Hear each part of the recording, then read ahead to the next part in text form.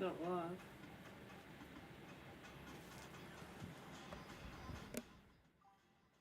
Should be. Oh yeah, it It's all good, Josh. It's done.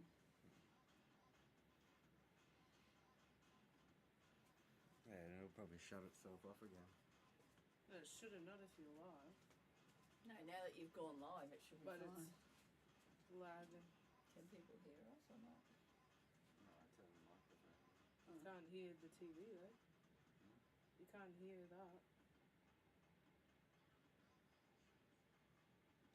I can hear us. What is that saying? It's us.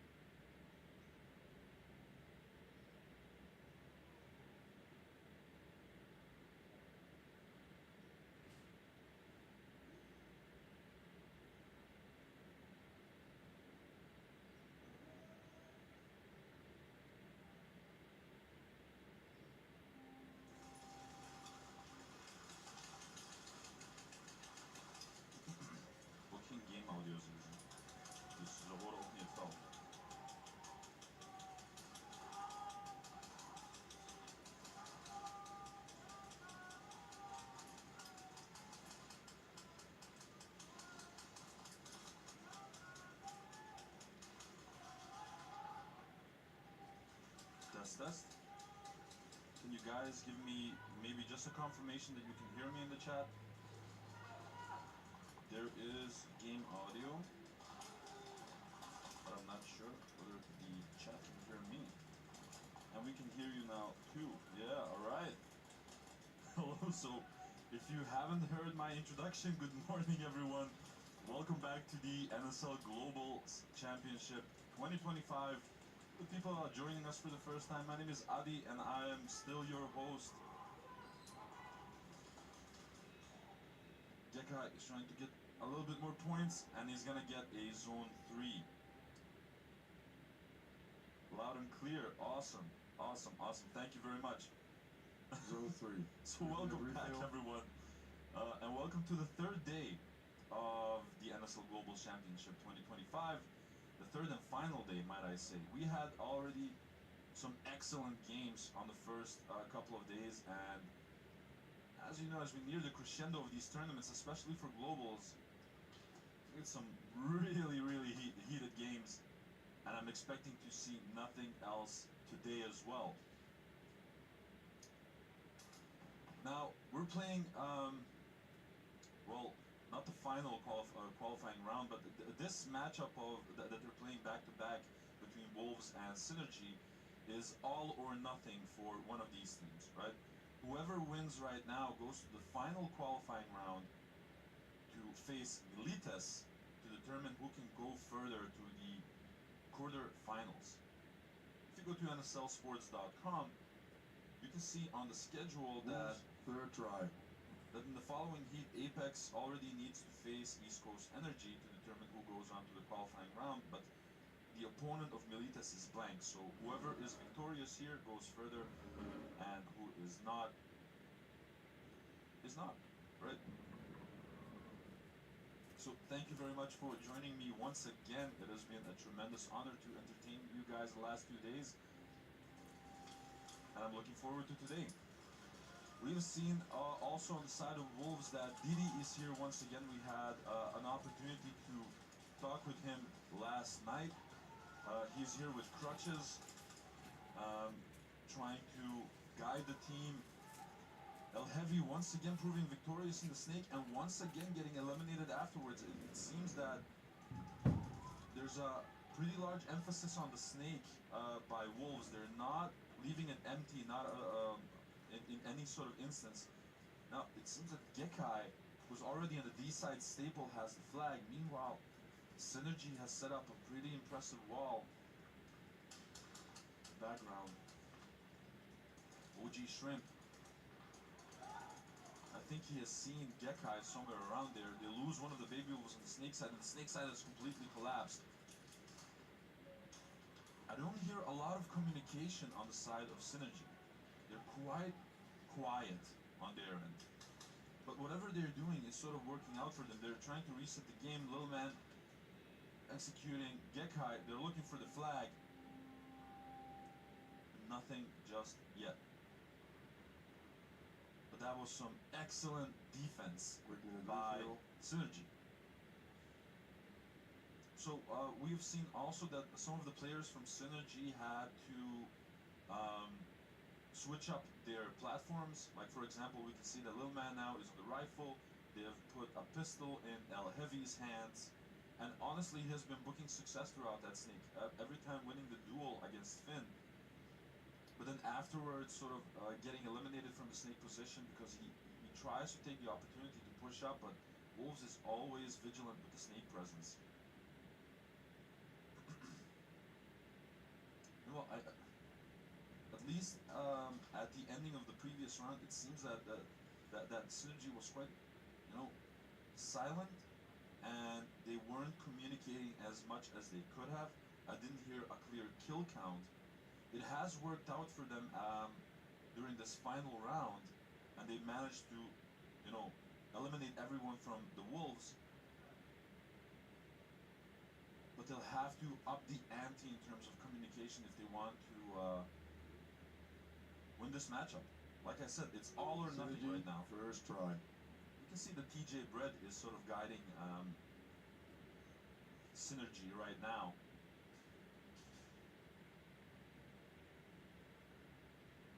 afternoon from Australia. Hello, hello.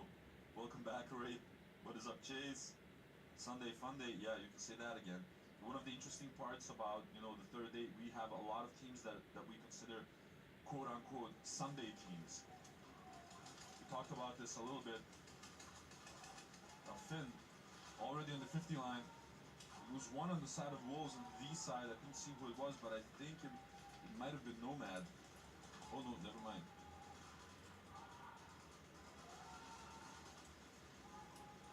Now Wolves that have been pushing really hard and fast on that D side, not managing to do so. They lose another Wolf on the Snake side. And like I said, it seems that Synergy is getting these eliminations. Lucky keeping the D side at bay. She has made some wonderful shots yesterday with that rifle, but it seems that she's back on the pistol again. And it has been working out on both platforms. She's been doing amazing. Well, it seems that OG Shrimp was a primary communicator. Shout out Lucky as well. Lil Man also getting eliminated, and now Wolves are getting these picks. Nomad pushing up on the D side. They lose Finn on the Snake side. It seems that Finn always gets into a position, in a dominant position. Aki pushing up, trading it off with Toxic, and because of the pull on El Heavy, the round is ended. And that was a nice little back and forth between Synergy and Wolves. Synergy initially starting off strong, getting 2 eliminations on the side of Wolves, and then Wolves, they were just patient with it and got the eliminations in return. Shame though that because of the final kill, so to speak, being Synergy, player 8, second degree penalty, hit during his dive. Can't do nothing about that. So second degree penalty for Synergy, which means that they will starting with 4 players next round. Quick 1 minute refill. Have you had your daily dose of Vegemite? Honestly, no, not today. I put my timer, well, my alarm clock, to get the most amount of sleep that I could get. You know, after 2 days of, you know, socially interacting with everyone, my social battery, you know, it needs to recharge, and I just sleep like a koala bear.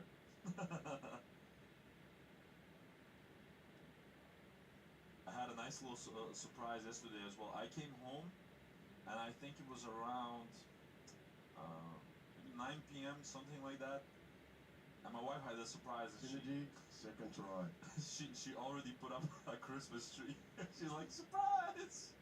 Like, alright, it's the middle of November, but alright.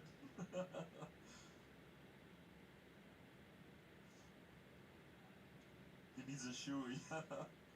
Speaking my language, Chase. You guys are bad for me. Now, let's see if Wolves can punish that second degree penalty.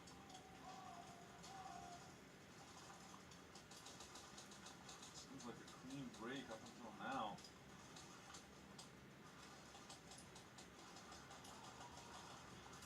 I think this is Lucky, I think, on Lazy on the D2. Nomad tried to push up to the D3, getting eliminated by Lil Man. I think this is Lazy. It's one of the baby wolves on the 50 line on the Who's Next bunker, but oh, and he got eliminated. He trades it off with Lil Man actually. Now it's up to Toxic, Finn, and Rargo to do the communication. Rargo getting eliminated. Oki and OG Shrimp trying to hold the line in the back. Seems that Finn is trying to get a pick onto OG Shrimp. Smart thinking by OG Shrimp, going from that home 1 position to the snake side corner on the Steve's outdoor supplies bunker to sort of keep their overview as large as they can. And now this is quite an awkward position because Wolves they don't need to do anything necessarily, right? They're in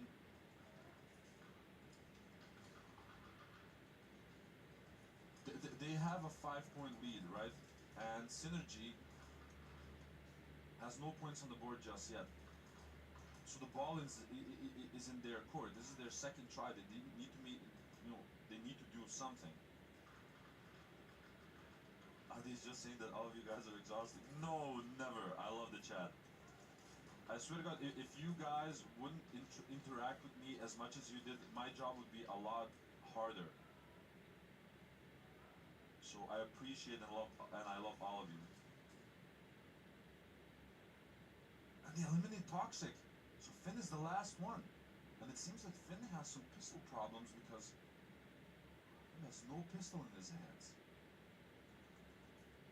He now decides to do the sacrificial run. And I think that OG Shrimp, no, it's actually OG Shrimp who was the last one left. And I think that was a zone 1. We be saying, so she was the package under the tree to unpack. Yes, sir. Oh, no score. So refill. He didn't get in time in that zone 1, so no points. Kristen Hudson giving some love to Synergy. What is up, Papa Finchi? Welcome back. Great. Why are you trying to stir the pot, man? Why are you being such a troublemaker? I was giving you all of those compliments while you were playing, and you treat me like this in the chat? Come on, bro. Next time you're playing today, I'm gonna say, look at this. Somebody come look at this. Look at this. Look at this dude.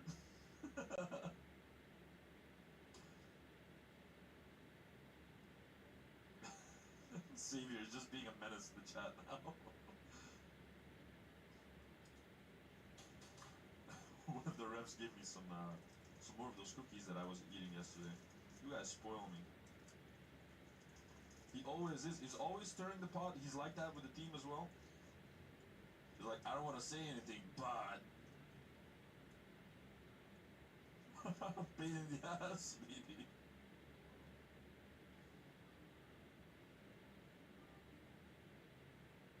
Devin saying this is a perfect layout for a little man.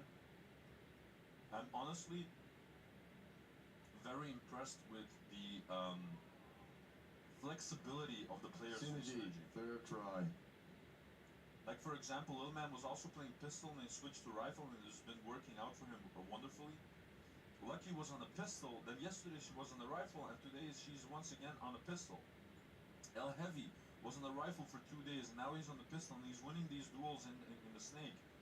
So I'm very impressed with that flexibility of Synergy. It's like they don't care what they have in their hands, like they'll do the job. I still think that their primary concern is communication. They're very quiet.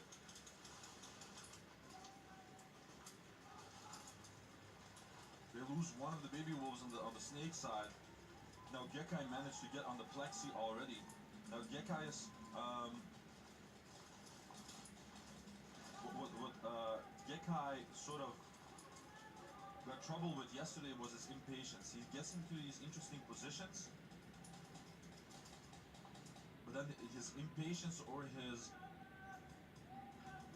decision to constantly move gets him in more trouble than he needs to be. Little Man has an angle on him, so if Gekai makes one unnecessary move, he will get clipped. And that exactly happened. Little Man gets a pick onto Gekai. Now it's up to Toxic, and I believe I cannot see from my position who's in the Snake side staple.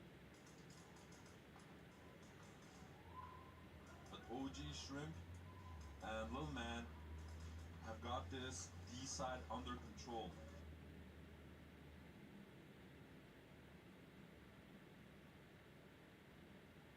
Lucky getting picked from the Snake side staple, some good shooting over there.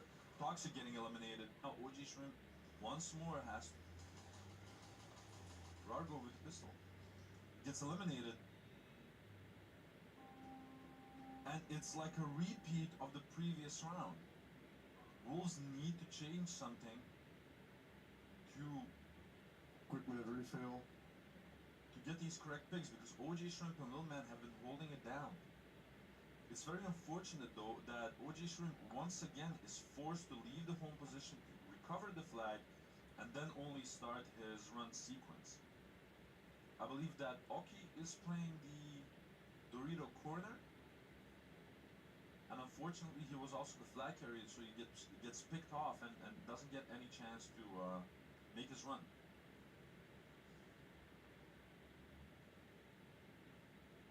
Caveman, what is up, my dude? I'm doing good. Third day, very excited. It's a very gray day in Belgium and the Netherlands. A lot of rain in Belgium specifically. The moment that I crossed the border, it was a little bit more dry.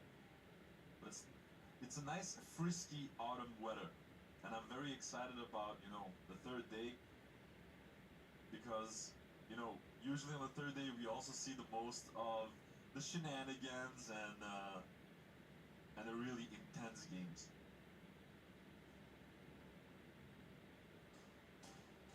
We're all great people, says Ray. Yes, you are. Chasing safety meeting. Puffco time. What is up, Mudcat? How you doing, bro? I'm really missing tacos right now. Wolves, first try.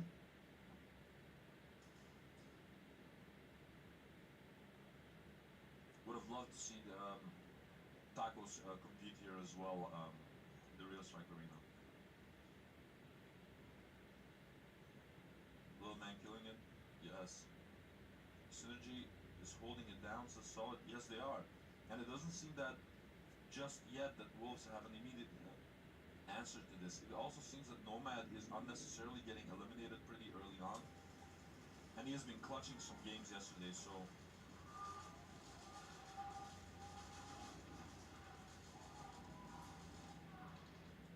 they lose Finn from the snake. Now Rargo has to sort of go in the snake himself. Makes a trade with El Heavy, and once again El Heavy taking two people with him.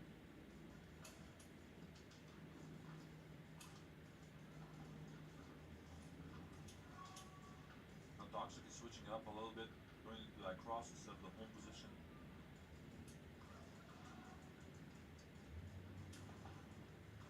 And again, Nomad being eliminated from that move from the Dorito corner to the D1.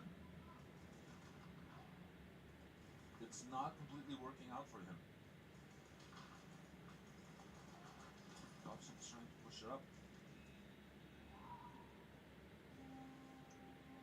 And now again, Synergy getting all of these eliminations this time around.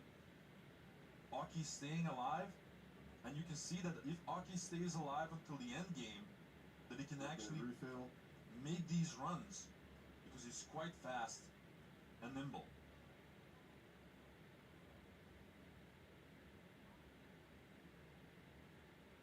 Solid saying, I'm really proud of them. Meaning Synergy probably, next gen incoming, keep it up. I completely agree with you. Gray again being a pain in the ass, saying, aw, cute. Raid saying, give the youth some training, and after a month, they're top competitors. It's nuts. Yeah, I mean, what did they say? The average age on Savage was like 16 or something like that. And they've been just killing it. They needed the first day to sort of get adjusted to the arena and get it together, sort of, to get adjusted to the competition. I mean, it is global. It's an S tier competition. But then after that, as they got more and more comfortable, it's nuts what they've been doing. Wolves, second try. Yeah, Mudcat, miss you, buddy. Aaron's saying, I think you're right, Avi Synergy playing so well, but comms are lacking. Yeah, exactly. I think if at least the kill counts, if the kill counts were a little bit more on point, we would see very different games from Synergy. That's it. But they're playing amazing right now. 5 minutes and 28 seconds left on the clock. They lose one off break, they lose Rargo on the side of Wolves. El Heavy losing the battle in Snake this time around by Finn. And I like this play by the Wolves because they've switched it up a little bit. Right now, Nomad is not on the D side, he's on the snake side, where we actually play the majority of time, like for example during both Pro 3 and Nations. So I think he's a little bit more comfortable on that snake side. This time around, they're booking more success on that snake side with this Finn and Nomad combination. They lose Toxic off the home position. Some good shooting by Oki. Lucky getting closer now to the D3. Oh, unfortunately getting eliminated by Finn, and Finn getting pulled actually. Now, OG Shrimp versus Nomad. Nomad has the flag. And he eliminates him. Good shooting by OG Shrimp. Oh! And is that going to be a snatch? That was excellent shooting by OG Shrimp. And a wonderful decision to sort of leave his starting bunker and start circling around.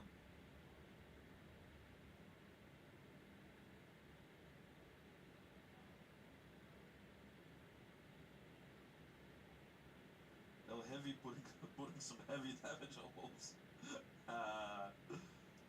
Wolves, player 24, second degree penalty, hit on the shoe. And a second degree penalty on Finn, as he got hit on the shoe while he was in that snake. Raid saying, Adi, in Australia we have kids as young as 7 play the sport with us, 20 to 30 year olds, or 20 to 30 year olds, and they can all play us all just about. That's absolutely nuts. Well, you know, there is a, and that's a snatch as well for Synergy. Holy guacamole.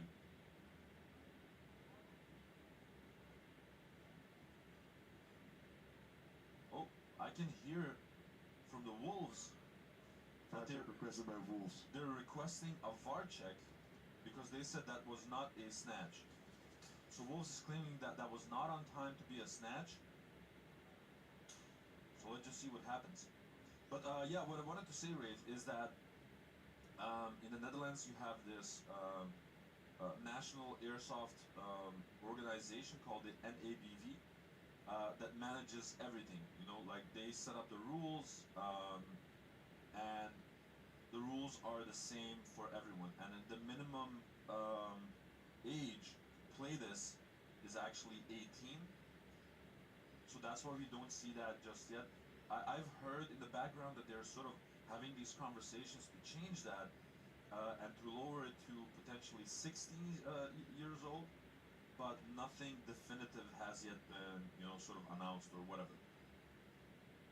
But I think if they start young, that they'll, you know, get an appetite early on for the sport, and that will, you know, help in a tremendous way to grow everything. VAR check successful, no snatch. VAR check successful, so Wolves, very smart VAR check, that was not a snatch. So that must have been one close flag grab by OG Shrimp. Still, a wonderful performance by him, but no snatch.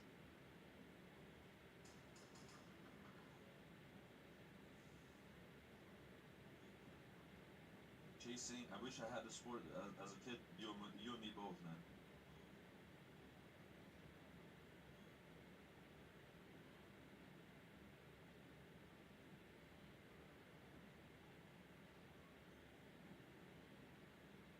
Airsoft League South Africa saying, Wolves, third try. is the entire reason Airsoft League South Africa exists and Team South Africa even exists today is because of my son. We started when he was 6, and now he's 12, and top 1v1 player for 2025. That is absolutely cool. Gracing, still a nice attempt from OG Shrimp, definitely. And it's not like OG Shrimp has been one of the top performers for Synergy. Like, the entire team is doing great and their growth is just nuts. But OG Shrimp has been doing a wonderful job.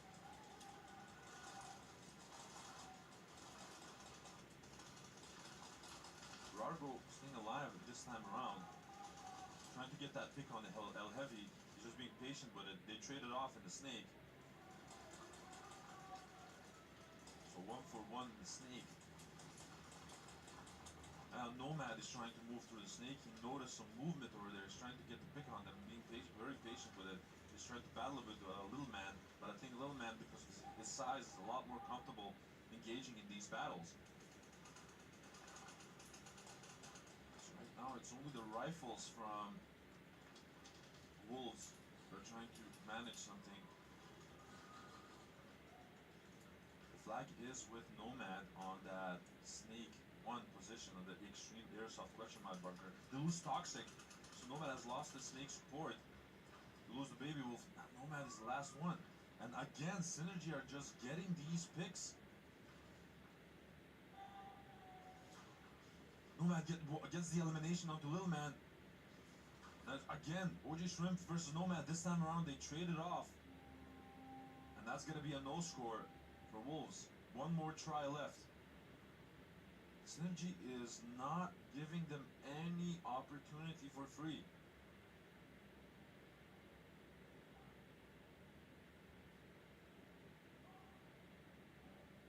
Some love for Synergy in the chat as well.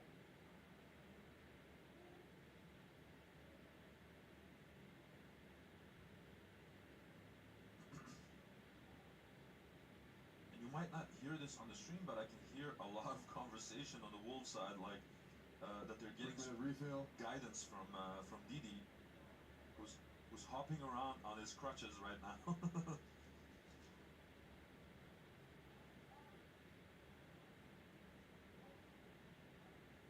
Like I said, Synergy are getting these picks, and it seems that in the game of patience, Synergy is winning, but they're losing time. Oh, never mind, that was try number 3 for Wolves. So now the roles have reversed, and Synergy has 3 minutes and 3 seconds to get some points on the board themselves. And now that point that I've been trying to make early on, Synergy, first try.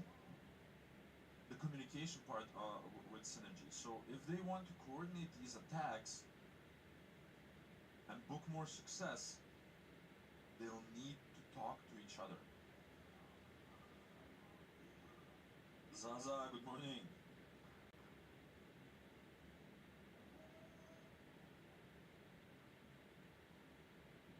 Mike Costa saying Shrimp and Little Man elite combo. They've been doing amazing together.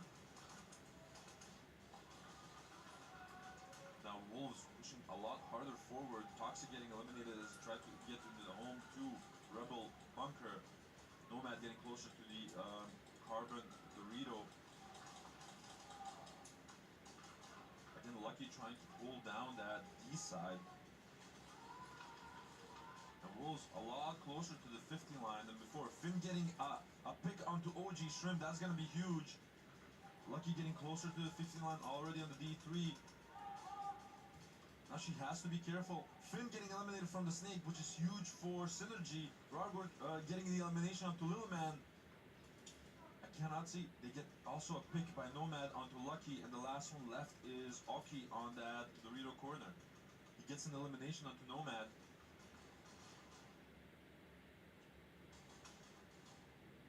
Rargo picks him off, trying to find the flag. Oh no, El Heavy was still in that plus. I could not see him from here.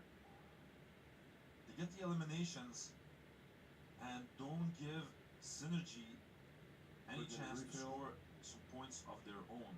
1 minute and 58 seconds left for Synergy to get some points on the board. Wolves still has a lead of 5 points, whereas Synergy still needs to orchestrate a successful attack. Well, yeah, Josh was trying to Get some figure points it of their out. own. But we didn't know what the fuck was going on with it. Yeah, just down the bottom. Speaker where? Down on the right corner of the bottom jelly on the. Oh, like a computer. Yeah, Josh turned that up.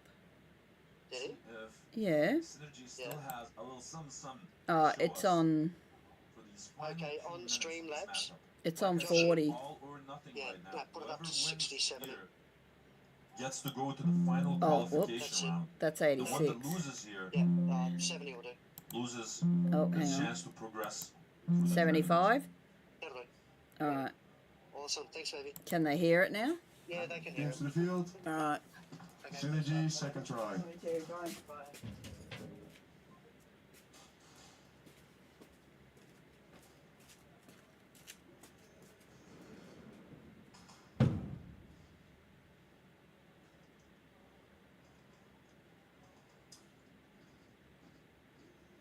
and we've seen a lot more aggression from the Wolves as well. The previous round, and it worked.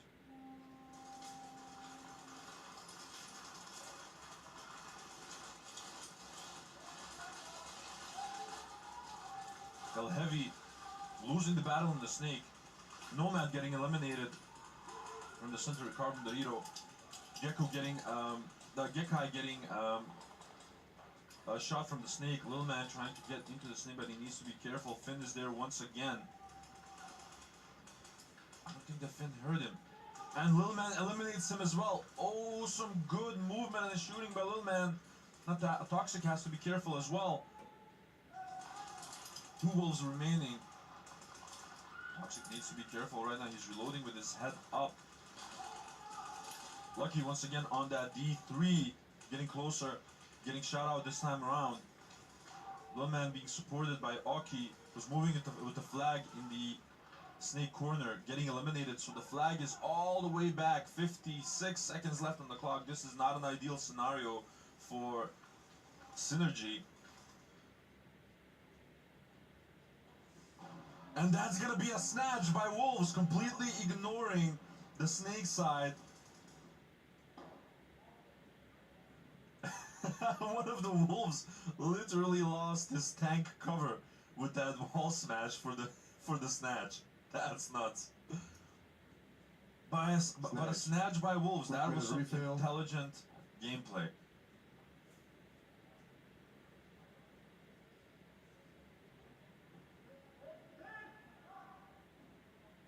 .47 seconds left on the clock, and Wolves has flag possession. We might assume that this game has slipped from the hands of Synergy.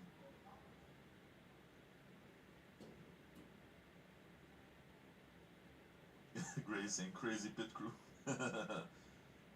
Yo, Riot, how are you doing, man?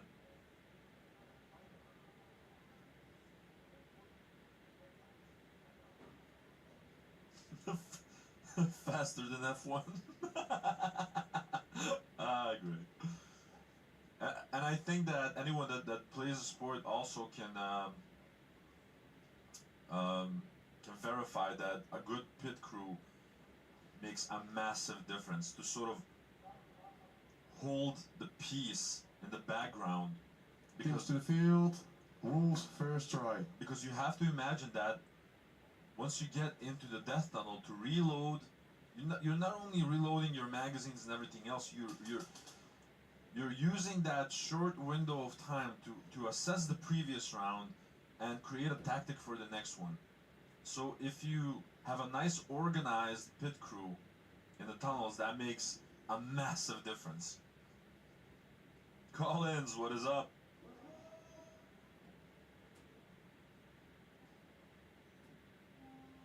Rough.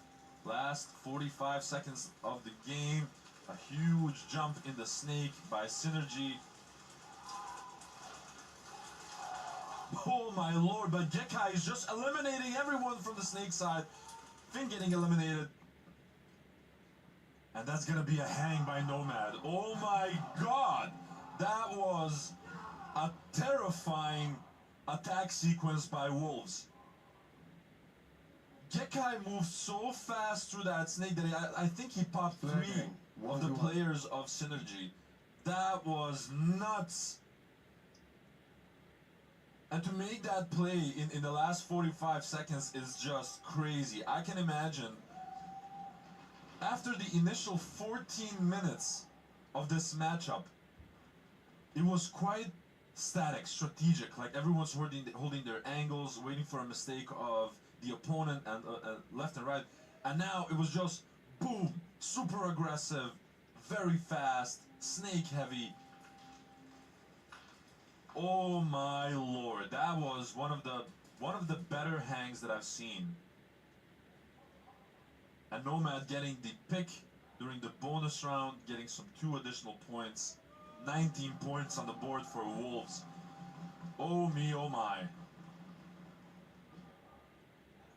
That was just nuts. I'm just flabbergasted. I was trying to read the situation, but Quick refill. whew, that was one hell of a strategy. God damn. What else is there to say? Like, well played. Like, my God.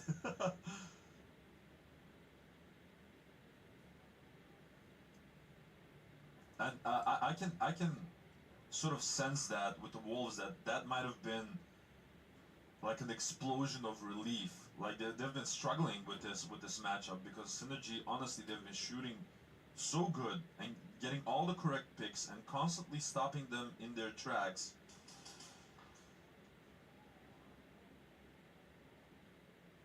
That it might have been very frustrating Teams to the field. to play for Wolves for the initial 14 minutes. Synergy first try.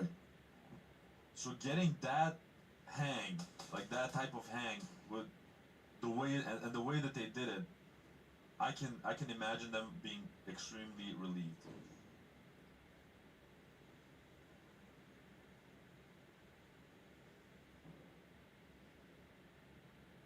So now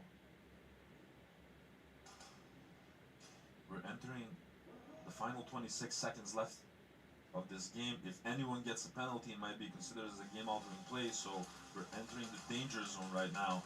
Aki getting shot off break, Lucky getting shot off break. El Heavy also taking a hike. Oh, and Synergy's defenses are completely crumbling.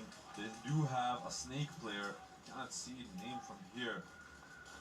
On the Snake 50, Nomad getting shot out. Oh, some good shooting by that Snake. That was actually Shrimp with a pistol. And that's going to be endgame. Whoa. Congratulations to Wolves on a marvelous victory. Wolves, Synergy, please send one person to the interview room. And I want to take just 1 minute to Blind also man. congratulate Synergy on an amazing performance on their first ever tournament in the Real Strike Arena. We got a quick 15-minute break. I think then we'll be back with the next matches. I think a lot of Please people don't forget to send a person from Wolves and Synergy to the interview booth. I think a lot of people aspire to do what Synergy has been doing throughout this tournament. They have evolved, and I'm 100% sure the next time that we see them, they'll be a completely different team. So congratulations on a marvelous performance, and congratulations for to Wolves for entering the final qualification round. They'll have to face Militas in the next matchup. But before that, we're gonna do a quick interview round and a 15-minute break. So we'll see you guys in approximately 15 minutes with Militas versus Wolves and Apex versus East Coast Energy. See you in a minute. Thank you.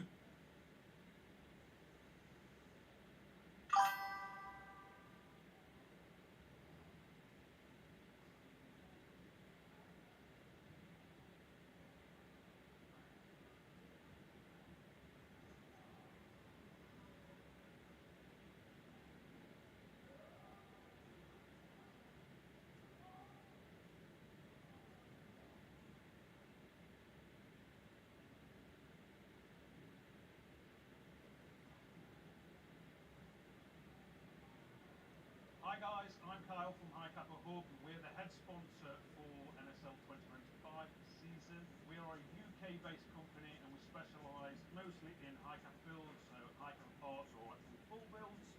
But we do also do M4s. This is a monk one, and we also do everything that goes in it, from your gorilla boards to your engines to your triggers to regs, everything like that. If you do need a slide for a The camera, yellow lines. plenty of those in. So I'm gonna do 3, 2, 1, and we're gonna do a quick sequence. Nothing special, nothing crazy. We'll keep it light, and that's pretty much it. And we're gonna do one quick shout out for you guys because it was your final game. So think about who you want to give a shout out to, and that's pretty much it, right? Yeah. Right. So 3, 2, 1, go. Hello everyone, and welcome to the first post-game interview of the NSL Globals 2025. We wanted to keep all of the interviews for the final day. I'm accompanied here by Oki from Synergy, and of course, Tom, the Divant Hookah. I had to do that every time because it's quite catchy, you know. I love it. First, I want to start maybe with you, Tom. Yeah. This tournament has been quite an emotional roller coaster for the Wolves. You know, starting with actually quite a fantastic beginning. The first matchup with a hang and everything, and then the injury of Didi. Shout out to Didi. Can you tell us a little bit what you guys went through the first 2 days of the tournament? Emotionally, it was hell because Oda's sick. Didi injured himself, and for the past 3 pros, he injured himself. You okay? Come on, man. You'll be fine. You're doing amazing. Yeah, you guys played great. You want to take a minute? Yeah, no, it's fine. It's gonna be my last tournament, Really? That's Yeah. hefty, guys. and I wanted to play it with all the guys, and of course we're all here, so it's still a great time. It's still fun, but for me it's special. So this win means a lot, even though we have so many injuries, so much sickness. But I know they're going to be better, and Wolves isn't dead, and we're going to be back, maybe. We'll see. But for now, this is going to be our last tournament as Wolves, and That's really heavy to hear. yeah, for us this is a special one. So it's it's quite emotional. So forgive me if I start crying because I'm quite the emotional You're all guy. the right to. You've been doing amazing. Now, Aki, to come back to you, first tournament ever in the Real Strike Arena. S-tier event immediately with like the top of the competition. Tell us what the analogy was from you guys. What was the original goal coming into here? So the original goal is that we need to go with a bang. So as Synergy, this is our first actual NSL season. So we came into 2025 season. I played last year with ECE. I've came here for Pro 1 and Pro 3. And I was just trying to prepare our teammates and stuff. We only came with 6 people this tournament. So it was a bit sketchy, but we had a lot of fun, you know. We had a bunch of rifle players in the snake with the pistol, with the kappa, and they loved it. So we had a lot of fun, and it's an honor to play you guys into your last tournament. I remember coming here, actually in Extreme before I joined ECE, watching you guys play in ECE, and I was like, wow, these guys are good. I want to play them. Yeah. And then 24 season came along. We played each other. It was fantastic. I had a blast. This is awesome. I know my teammates are very excited. This was the goal. The goal was to get to Real Strike in any way possible, either through Nations Cup, through Globals, so I feel like we got our mission accomplished here. You absolutely did. That is awesome to hear. Tom, maybe like a personal question for you as well. A lot of people that have been watching the Wolves play throughout the years always considered you as, you know, Didi's right-hand guy, you know what I mean? It's like always the dynamic duo. And I'm always saying, like, you know, all the Wolves play like, as a cohesive unit. But all the people also see on the field that it's you and Didi that are always like sort of working together and orchestrating all of the defenses and the attacks, and you're like perfectly in sync every time.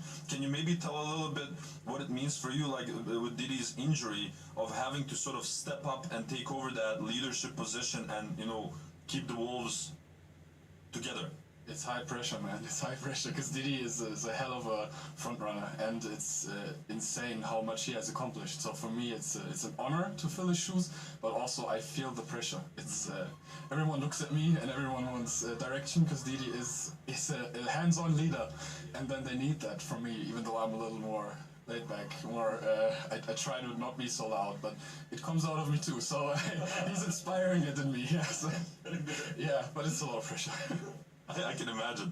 Hey, I wanted to also ask you guys about the platform switches. So we've seen a couple of the players of Synergy suddenly like changing their platforms, and it's been working out. Like, for example, in these last couple of games, El Heavy is making those eliminations, and then Lucky was switching platforms, and then OG Shrimp as well. Like, Yes. do you train for that, or is it something that you guys feel like, you know what, just put anything in my hands and I'll do the job? To be honest, Soph or Lucky has played one time with Pistol.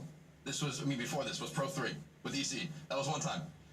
And today we're like, you know what? We're just gonna, or this weekend actually, we're just gonna try anything and anything possible. So This thing doesn't work. We're like, all right, cool. Crumble it up, trash can, something new. And we just keep Risk it like a biscuit. Exactly. We got to go full out. There's no limitations today.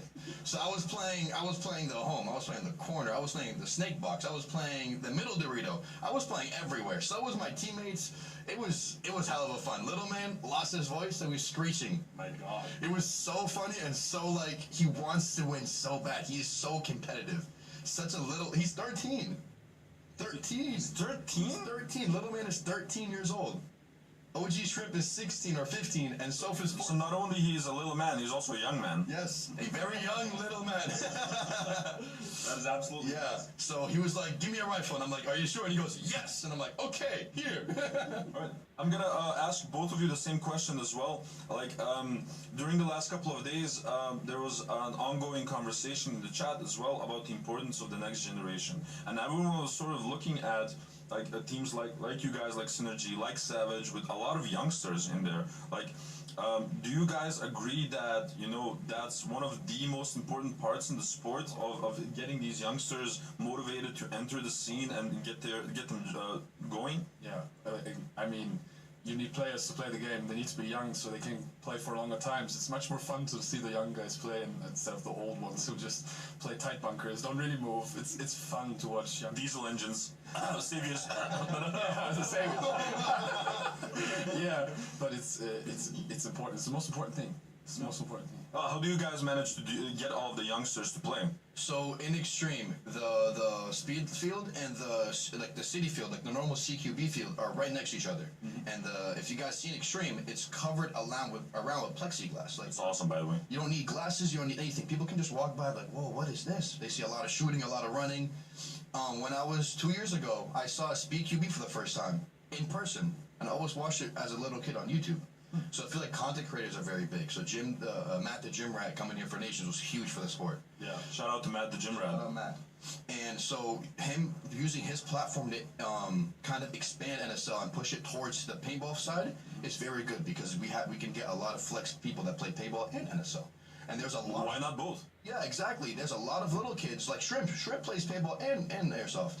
For real? Yeah, he plays in Matt's backyard or something in Connecticut, Rhode Island. So yeah, like there's a lot of coherence both between them. So I feel like having little kids on your team, even as backups, even as mag boys, like I know DSD has this 13-year-old too, who's helping them in the pit. So him being here, like, Shout out Brandon. Shout out Brandon, yes. I met him a couple times. He was jealous from Little Man, but we love him. So yeah, having like little kids around and actually experiencing this hands-on is very nice because he goes back to school. He's like, "Hey guys, look at what I did. Look at the stream. I was here. I was there." So it kind of pushes it, It's all about influence and how people perceive it at the end of the day. That is awesome to hear. Now, Tom, I want to say that it has been a pleasure to see you guys sort of rally throughout the tournament up until now, and I'm really excited to see you guys push it as far as you can throughout the tournament. Any shout-outs that you want to do? This is not going to be probably the last time that I've talked to you. Obviously, you have the following round, but anything you want to say before the final qualification round? Just be ready, militants. And now, this being your final game of the tournament, it was a huge pleasure to see you guys play and to see you guys grow. I'm gonna give you just a quick second to give any sort of shout out that you want. Take it away. I just want to shout out Extreme Airsoft. We love you, Lenny and Danielle, the owners of Extreme. We love you so much. You guys do so much for us. Shout out HK as well. I know you said one person, but 2 people, it's okay. It was a pleasure, guys. That was absolutely amazing. Good luck towards the future, and I cannot see you guys play again. Thank you, guys. Of course. Cheers. That's perfect. All right, before you... Hey, this is Walker with Carbon Paintball here to talk to you about our SC custom jerseys. To start your team's design, head over to crbnpaintball.com, fill in some team information, including what colors, what template you want to base your jersey off of, upload your main team logo and any sponsors, enter your name and your number, or we're going to kick you back a 3D image of your jersey. The custom jersey is built on a 5-panel design that's all customizable. The jersey features a DWR coating all throughout the jersey, so it is water resistant. It also is stain proof, and it has side mesh venting. The jersey is also very fitted, so it has a compact neck collar, and it also features elastic thumb loops to keep the sleeves in place while you're sliding or running. To start your team design, head over to crbnpaintball.com. There's a time when the operation of the machine becomes so odious, makes you so sick at heart that you can't take part. You can't even passively take part. And you've got to put your bodies upon the...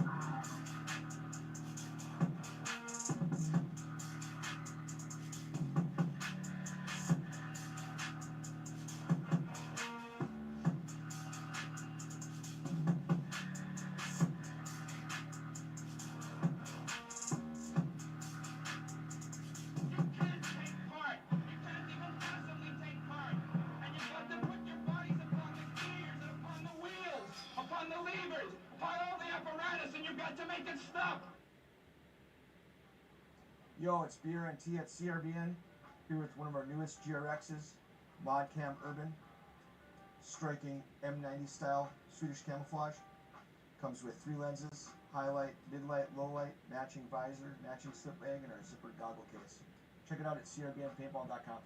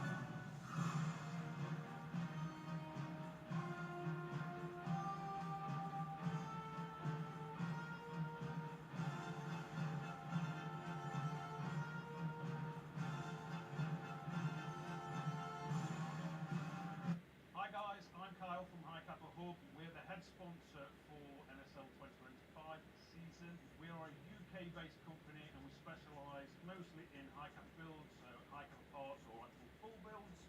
But we do also do M4s. This is a month one, and we also do everything that goes in it, from your gorilla boards to your engines, to your triggers, to regs, everything like that. If you do need a slide for a capper, we've got plenty of those in 4351, and as well as grips if you want a grip.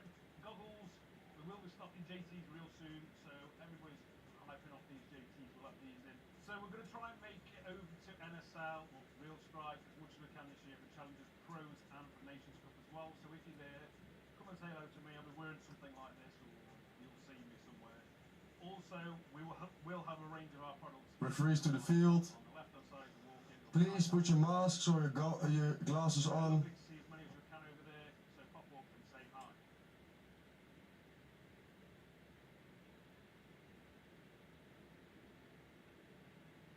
I started playing airsoft at a young age, just like many of you. The thrill, the strategy, the community, I fell in love with it.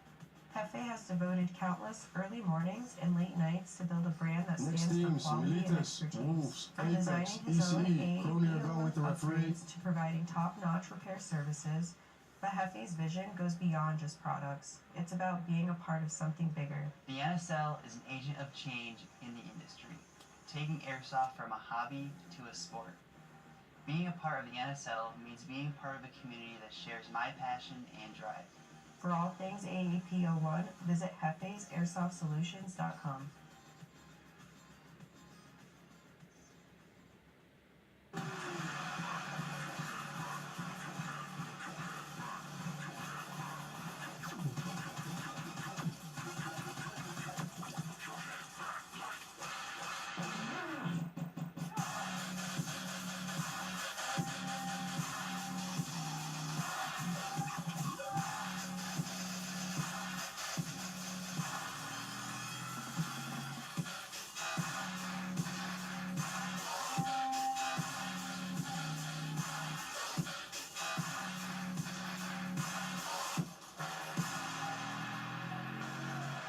Militas, Wolves, Apex, ECE, please come to the field. Kroninger going with the referee.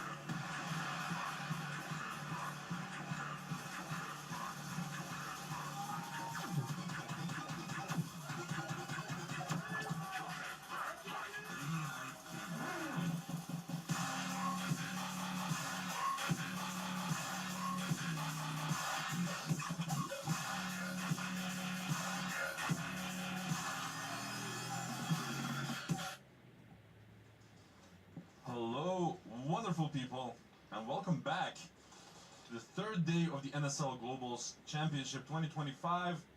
For the people just joining us, my name is Adi. I'm still your host, and we're about to start with the final qualification rounds of the tournament. So whoever actually proves to be victorious with these matchups goes on to the quarterfinals. So we'll have Militas versus Wolves and Apex versus ECE. But before we start, I have a special guest here with me. You want to introduce yourself Next teams, real fast? Militas, Wolves, come to the header for the coin toss. I'm OG Shrimp. I'm number 5 for Rhode Island Synergy. Welcome. Thank you for having me. I want to say really quick that I'm incredibly impressed with how you played OG Shrimp. Maybe people want to know your real name as well. It's Keegan, right? So it's nice to meet you as well, Keegan. Maybe you can tell the people Militas, how first your try. first experience was in the Real Strike Arena. It was a really great experience. All the people were great. You know, the field was awesome. It was great to play against people that were better than me, and it was a great learning experience, and I hope that I can come back next year. Yeah, the general consensus is that you guys, whenever you return, you will be a completely different team. So we're really looking forward to that one. Now, what do you think about this matchup of Militas versus Wolves? Wolves is nice and warmed up now, right? Yeah. But will it be a difference against a pretty strong Militas? Let's just wait and see. Luna de Vlam saying go Militas in the chat, and we're off.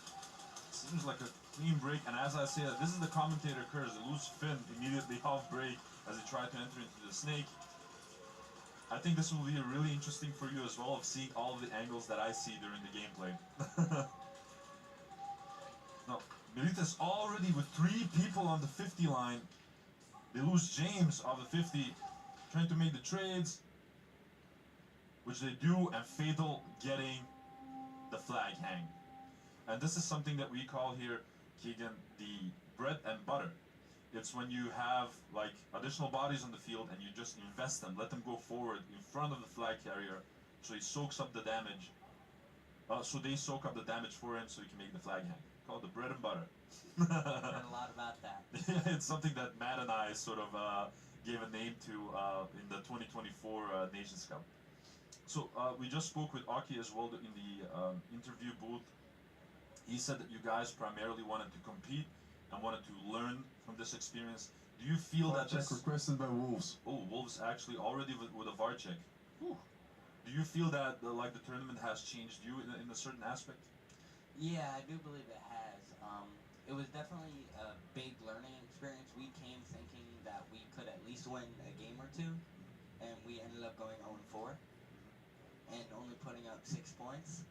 So it wasn't great for us scoring wise. Our defense was pretty good, but until it wasn't. Yeah. So do you think that has to do with either communication, or maybe that has to do with the fact that the format needs to be played, or what do you think that the primary working point is for Synergy afterwards? I definitely think it's hit management and the penalties. The penalties costed us really big. Oh yeah. And we ended up starting down a good amount of the time, and we only came with 6 people. Yeah, exactly. I just wanted to ask you actually about that, because I don't think that a lot of people realize how difficult it is to play a tournament of this tier with only 6 people. It really is difficult, because if you get a stacked penalty on someone, which we did, we had 2 stacked at once, it really impacted us, and we started out with 3 players on the wall for a whole game. Yeah, I think that one really stung. That stung as hell. But I think that's mainly the reason. So some people have this assumption that you have like 10 players or 12 players in the team because of things like injuries or whatever, but it's not about that. It's about fatigue is a huge aspect, because you know you can be in shape as much as you want, but even people like Gray, for example, who's like a professional athlete, still say that, you know, when you give it your all, you just get gassed as hell, dude. It's true. It really is true. But it's mainly because of that. Penalties, stacks, stuff like that. You need to be able to, you say like that you have to work on hit management, but you know, there's certain things that you cannot really control. Things like, you know, getting hit on the tank, on the back of your belt, shoe hits that we've seen like in the previous round with Wolves. There's certain aspects that you cannot control, right? I don't think that you guys. I'm gonna say it like very crudely, cheated or anything. We haven't seen any freaking major penalties or anything like that from you guys. So I think that you still did a wonderful job. But stack penalties just suck. It really do. It just sucks. Maybe can you can tell the people like what the biggest difference is between playing on turf and playing on concrete. Maybe like the pros and cons on both sides. I'd say the pros and the cons for the turf is you don't slide as far, so you can't really overslide things unless the turf is really wet in spots. Like in the snake, it was you go. Commit to the dive, you go. Damn. And on VAR check successful. Militis, player 21, second degree penalty, got hit on the belt during his run, so it's a game altering play, automatic snatch for Wolves. Oh Lord. And that is not what you want. What a zone 2. What a complete change of scenario. So instead of getting a hang within the first 30 seconds, Militis actually got a second It's a degree stack penalty for player 21 of Militis. Next teams, Apex, Oh. ECE, come to the headref for the coin toss. And that's one additional thing that they did not want to hear. So number 21 got a stacked penalty, and I believe that was also the flag carrier, which is fatal. It's fatal 21. I have to actually check that out afterwards. So he's out for this game and the following one. If there is a following one, they have to win the game. It's going to be a zone 2, and since he was a flag carrier, it was a game-altering play, which means that Wolves gets the snatch. That is not what you want at the first round of the game. Now, this game specifically interests me in a huge way. So, obviously, we have 2 very experienced teams here. Apex is a team that qualified through the Challenger Series First try. to get into pros, right? So they have tons of experience themselves. Obviously, ECE, reigning global champs, and generally speaking, also a team that is known for being a Sunday team. I think we'll see a lot of action this game. What does your gut feeling tell you? I can imagine that you're vouching for, you know, obviously ECE, but what does your gut feeling tell you? I feel like EC could win it if they stop with the penalties, definitely. I believe they got their 2 stacked penalties they had off when they were playing against us. True.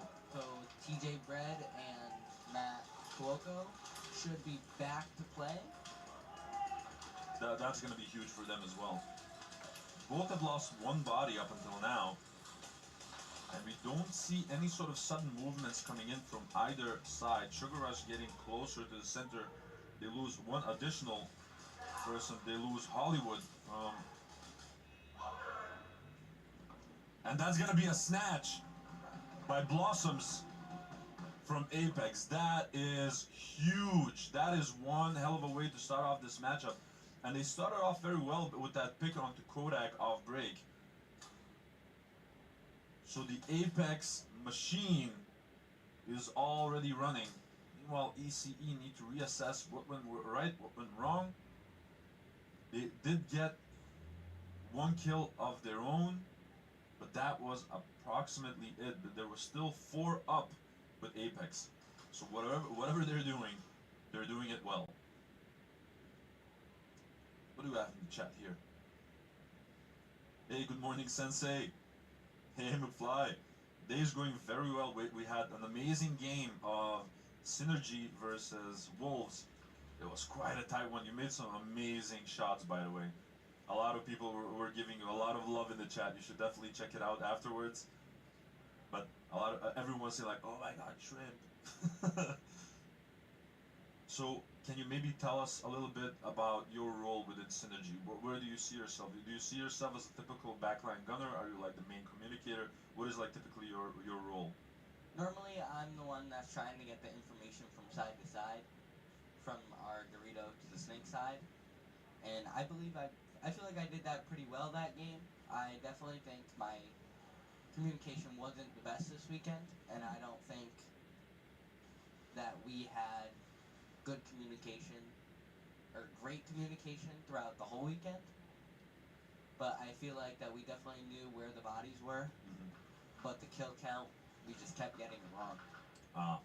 And that's a huge important aspect. Like a correct kill count, especially when you're attacking, makes a difference between, you know, a zone 3 and a flag hang. You know what I mean? But one thing is for sure, you guys can definitely shoot. So Fao asking, hey, what is up, Fao, by the way? What happened with Militas? So they had a wonderful push in the first 30 seconds, and Fatal was a flag carrier. He got hit on his belt in his run, but he didn't feel it, obviously, so he kept running. He got the flag hang. Wolves requested a VAR check, and it was verified in the VAR that he got hit on the belt. So that was a game-altering play and a second degree, which means that Wolves got a snatch, and that was also a stacked penalty for Fatal, which means he's out for this game and the next, if there's going to be a next, because they have to win this matchup versus Wolves. This is the final qualification round of the tournament, guys. Yes, Jak Trekag Militas did get the game altering because Fatal was the flag carrier. He got the flag hang by not taking that hit on the belt. W Shrimp, Riker in the chat. What is up, Riker? Fly is saying he's at Spec Ops with Zaza and Rico and Strobel training. Nice. The guys in Australia never stop training. No. Have you ever tried Vegemite? I have not. You should. You should. So how are you liking Europe, generally speaking? Is it your first time here? Yes, it's my first time ever getting on a plane. Well, wow, even on the plane, that's crazy. So what was like the biggest culture clash? I can imagine you already entering like a supermarket locally, Yes. right? So So what did you think? It was definitely different. It was definitely different, yeah. Google Translate worked wonders. True. God bless technology, right? But what was like the biggest culture clash? What do you think like was the biggest difference? Because there was someone I think from ECE that told me like even the Coca-Cola is like different here compared to the US. Yeah. Did you feel that way? Like did you try? Maybe you didn't even try it. Yeah, I tried it. It's everything. The Fanta is definitely really different. It tastes like a real orange, not the soda. It doesn't taste like a candy orange. A candy orange. So what is your favorite snack up until now? Gotta say the white chocolate covered Oreos. The white chocolate covered Oreos.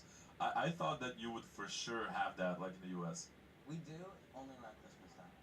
Oh, so they keep it exclusive. Oh, that's nuts. Yak Tekak saying, damn, big penalty still with 4 though. Well, yeah. I mean, it's only a second degree, which mainly it sucks for Militas right now because it means that Foul cannot participate on with this matchup and the next one, which will be like a punch in the gut because Foul, what am I saying? Foul, Fatal. Fatal's breakout shots were really great throughout the entire tournament. He's like one of the main gunners of Militas, so they'll definitely feel that one. And that also gave some breathing room for Pena to play the pistol and be more of that frontline guy for the team instead of the backline. And I think now, like, I'm not sure, obviously, but I can imagine maybe Pena once again having to, yeah, as I said, is that Pena? I can imagine Pena like deciding to get on the rifle again, so I'm not completely sure.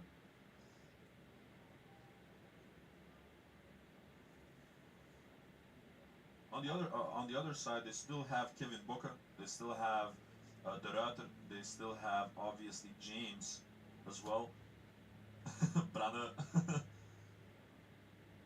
So it depends on how they sort of strategically tackle this one. Sort of hard to say. So what do you think that your hardest matchup was of this tournament? The one that you had the most difficulty with? I would say the Saviors.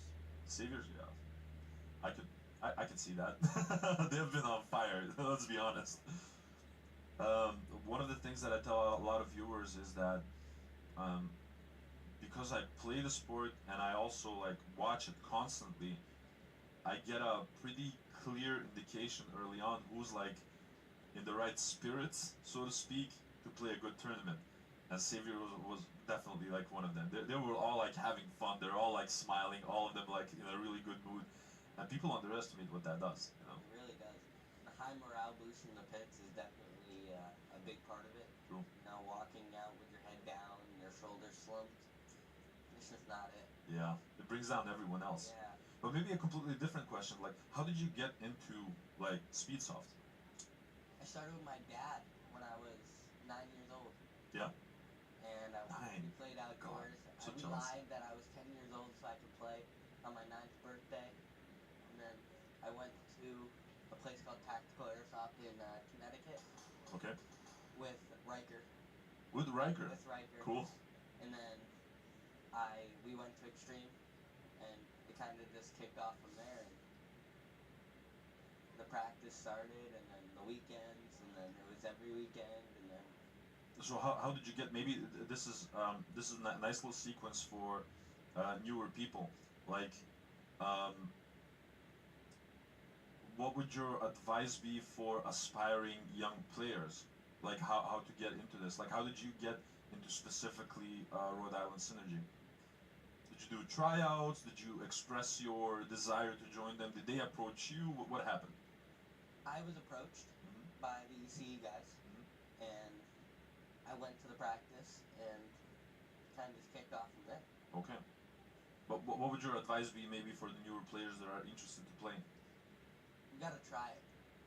You really gotta go and try it.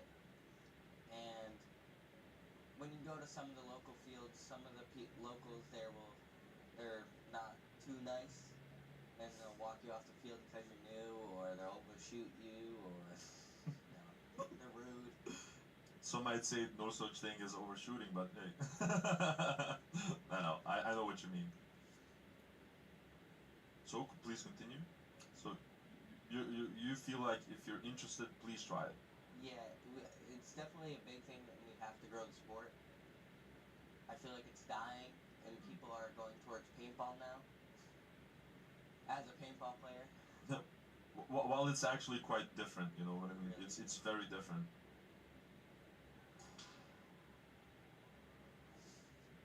Any idea what they are reviewing? Unfortunately, not. But seeing Pene with the referees, it might. No, it cannot be from the previous rounds because the rule is with the VAR checks, the VAR request needs to be made before the next matchup starts. So I'm not completely sure. But the fact that they're reviewing it for such a long time, it might be something crucial. Last time that they checked something for this long, it was a major penalty. A headshot, no call. Yo, Connor. Wolves, first try. Oh, never mind. Alright, so Wolves first try. No additional penalties, no shenanigans, no shindigs.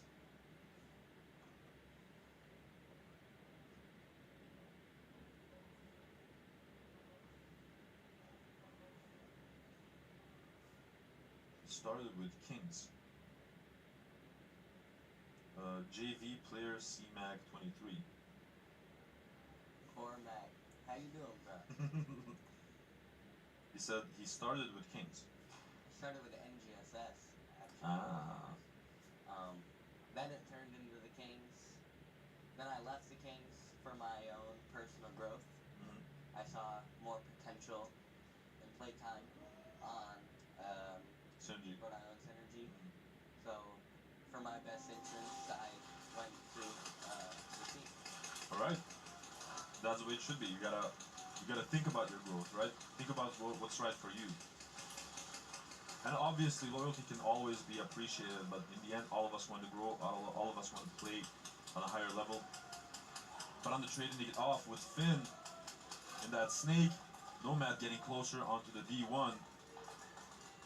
Gekai already on that plexi. So right now we'll have to see if Gekai proves to be a little bit more patient because Dante getting shot out of the snake. James now taking over that home position from Fatal. Now James trying to do a sacrificial run. Nomad running for it. And that's gonna be a hang.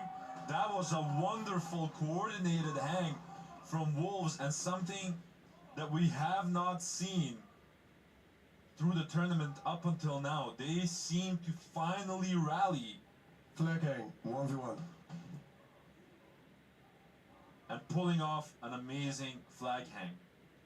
And also at the same time punishing that second degree penalty from Militas. They completely utilized the fact that they only started with 4. And you have to imagine for the VAR people check that are... requested by Militas. And now Militas is requesting a VAR check. Alright. It's gonna be a long one. Yeah, probably. Well, usually people in any sort of tournament, they keep their VAR checks until the end. I haven't seen you guys use any of your VAR checks. Where am I? Used one. You used one? And it was unsuccessful.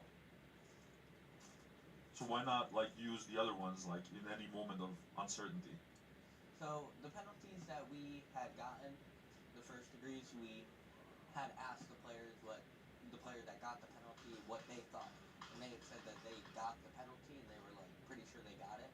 So we were waiting for a penalty that they were like sure they didn't get shot or didn't do something. Mm-hmm.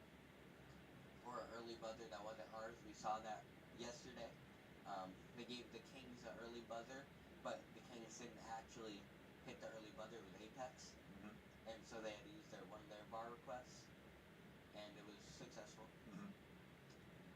So we've seen this trend, of course, as well from a lot of teams using the VAR checks defensively instead of offensively. Initially, at the beginning of the season, when the new rule was introduced of only 3 VARs per tournament, everyone was using it like offensively initially. Like, please check it because I'm sure that I hit that guy, but you're never 100% sure unless you see like the BB bounce or something like that. But I think in the moment you see things and it might not actually be true, but just like the adrenaline rush of being out there playing and getting shot at, you might not feel something, and so you get pulled, or you think you shoot somebody, but you didn't.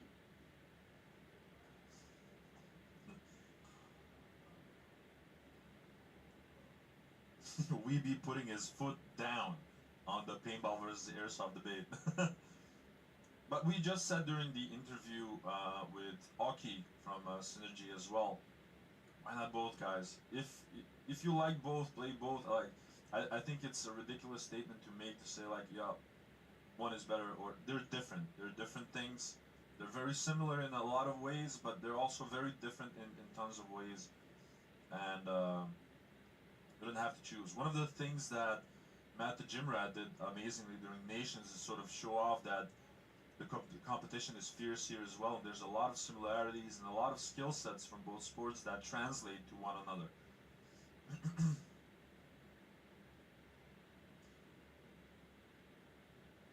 Gray saying now every VAR check will get used. Well, you know, we're at the final qualifying round. Anyone that loses right now, you know, their story ends in the tournament. So I can imagine them, you know, using any tool that they have. So grab your popcorn, says Gray. Hey, by the way, I saw you play with a pistol for a couple of rounds as well. Which one do you enjoy more? Rifle. Really, rifle? That's your thing? I started as a snake player long time ago, and I just kind of grew out of it. And we got a early buzzer, and I had to go on a rifle, and then it kind of just kicked off. Now I made a play, and then I made another play, and then that is it. That is awesome. I think, honestly, that everyone should try both of the formats. Not both of the formats, both of the platforms when they start off, and then sort of figure out what they are the best in. You know what I mean? I think you should have a pistol and a rifle and be able to play both. Well, you know, that's the ideal world, but you know, despite the fact that there are a couple of players that they say like, I'm a true hybrid, I can do both. I feel personally that you're always better with one of them. Yeah. So why not, like, you know, invest your time fully to one platform? You know what I mean? Yeah. My dad always used to say you can't sit on your ass on 2 chairs at the same time. You know, that's pretty much the reason. But I think especially in the beginning that people should try out both. Maybe you always had this affinity or love for pistols because you like always skirmed with a pistol, played CQB with a pistol. But then you grab that rifle on the field and you feel like, what, this is kind of nice. I'm feeling this. You know what I mean? You might discover something about yourself. You know.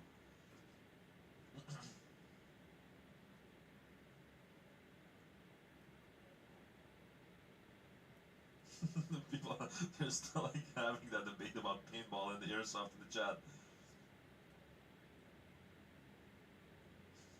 Well, he's gonna be our pistol for the 3v3. VAR check unsuccessful.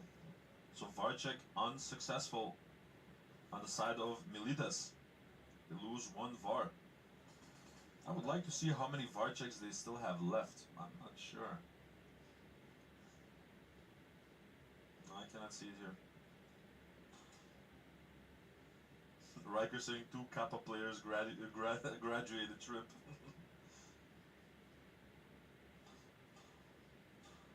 One v one. Aaron from South Africa saying, listen to this youngster say long time ago. How dare you? How dare you, Keegan? Chase saying hybrid gang. Gray saying pistol is life. Remy saying who's captain. Come on. No. It's gonna be Nomad. I think for the additional points against the Ruiter. proving successful for a couple of these bonus rounds. Meanwhile, the Ruiter is also formidable gunfighter.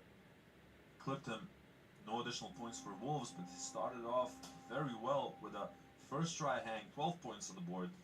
And now we have to see if Militas can clap back. Who do you, Next teams, Apex first try. Who do you think is gonna take the EC Apex game? Hard to say. Like if ECE pops off like last year, like EC will get it. If Apex plays like they started off the tournament and keep their heads cool and stop with the mistakes, because I think they had 2 early buzzers. I'm not sure, but I think so. Then they will take it. Like it depends. So like it depends on the drive of ECE and like the mistake control of Apex. They lose Hollywood, I think. Is that Hollywood? That was TJ Bread. Oh, that's Bread. And Matsuoko from the Snake. Lost Abstract as well. They lost Granger on the side of Apex. So the Snake side has collapsed on the side of Apex. Now Kodak is trying to get a snipe on the Snake side once again. Cannot see where the flag is just yet. Now they have reached an impasse, so it seems. And that's Hollywood trying to support Kodak. And they have pulled this off so often. Hollywood and Kodak, they're an amazing duo. And meanwhile, Disco is trying to coordinate the same thing together with Sugar Rush, who has the flag in his hands.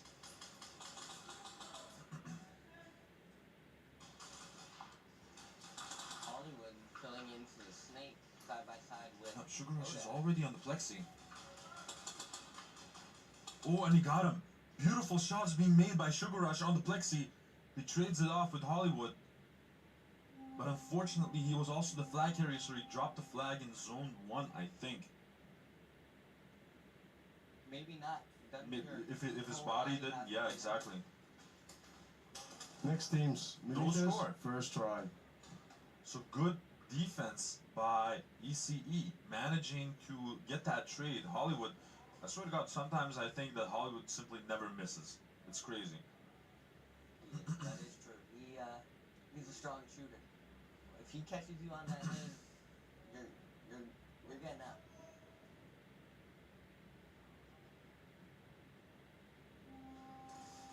Still kind of with the same conversation. Oh, and a pulling coming onto Militas on Pene, I believe. Oh, that's gotta suck. They lose Nomad, they lose Rargo. And Militas has actually wiped them away from the field. James running for it, and that's gonna be a hang. Whoa, that was next to perfect shooting by Militas, getting a flag hang in less than 30 seconds, and they clap back.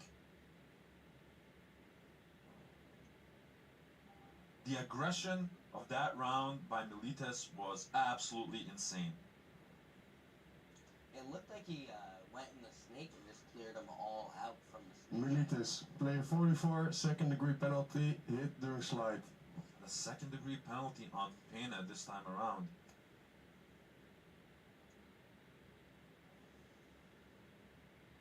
Flag hang, 1v1.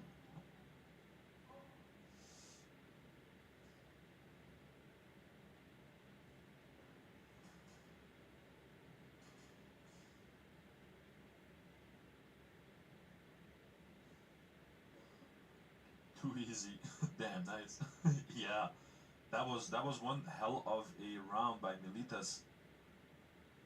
They sort of identified that specific round that they had those picks early on, and what Militas usually manages to do, what a lot of teams don't manage to do, is they keep the kill count tight in the early stage of the round. So it's quite chaotic at the beginning during the breakout, but even if they get kills off break, they still count those. And they emphasized on that and got that beautiful flag hang.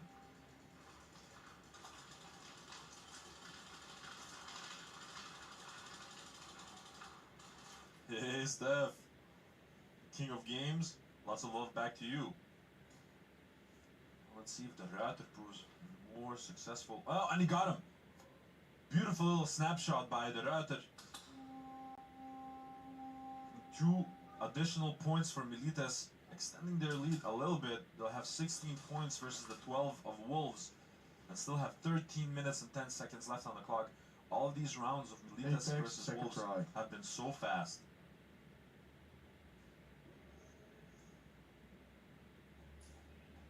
Try 2 for Apex. Let's see if they prove more successful this time around. They've been having issues on that snake side that's been collapsing pretty early on.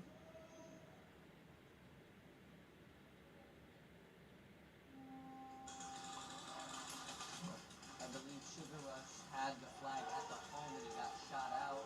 Oh, that is not what you want. Blossom's also losing the snake battle. So right now, they have complete control of the snake on the side of ECE. Kodak pushing hard onto the 50 line already. Coco trading it off with Granger. And now TJ Bread trading it off with Disco. The pathway seems clear. Kodak is already running for it. And that's going to be a nice snatch. ECE finally showing up.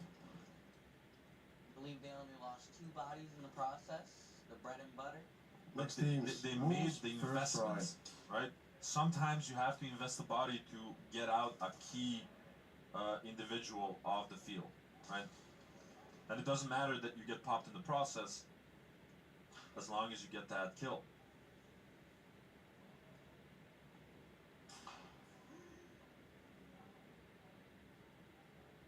Adi, please send some love to the media crew for me, Dex and Jaco. I will even hug them for you.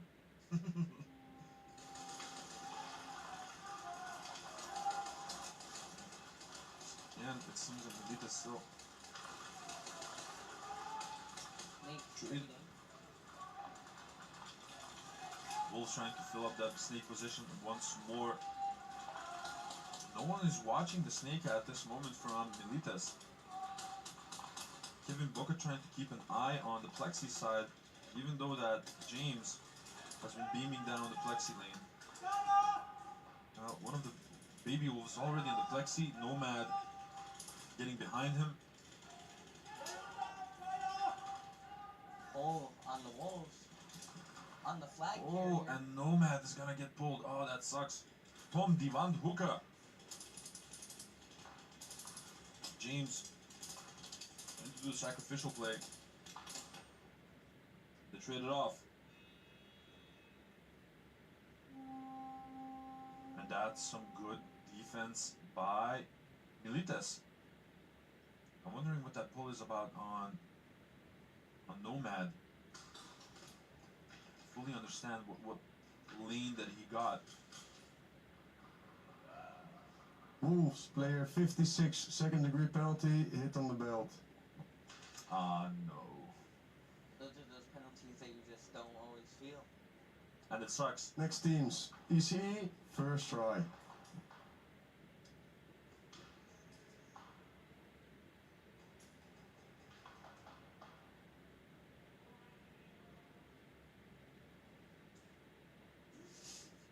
Conversation. Both teams were ref on the home shooting. After that interview with Wolves and Synergy, I want Wolves to win. Hooker nearly made me cry. Yeah. We don't talk about that, alright, Aaron? Oh, nice little snap. Oh. And game already. End game. Why is it end game? The game got stopped, guys. Trying to understand why.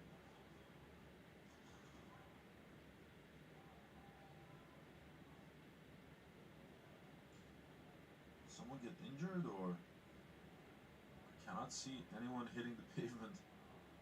But that was a sudden stop of the game. Maybe they were playing on the wrong time for the other game.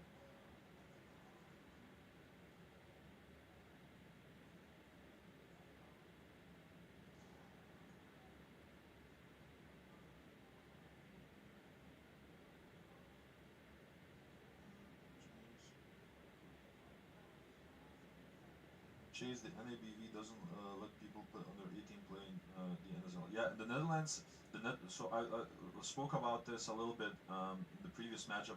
In the Netherlands, you have this huge organization called the NABV, and it's like the party that decides all the rules in airsoft in the entire country. They're like an official organization of the government, and they manage everything, right? And you're not allowed at this moment to play under 18 in the Netherlands, right? So we don't have a lot of youngsters playing airsoft. That really holds the sport back. I agree, but they're working Nobody on picked something. up the flag, so it's automatic snatch. Oh Lord! No one picked up the flag on the side of ECE. They left it at the breakout. Second try. That is not a mistake that you want to make, so it's an automatic snatch for Apex. Oh, that's going to be a huge hit in morale on the side of ECE. So yeah, they're working on something from the NABV now, as I've heard, of lowering the threshold, so like younger people from 16 can play. But that's pretty much what we can get, you know. We can't justify anything younger to the parents, pretty much. They're strict with that.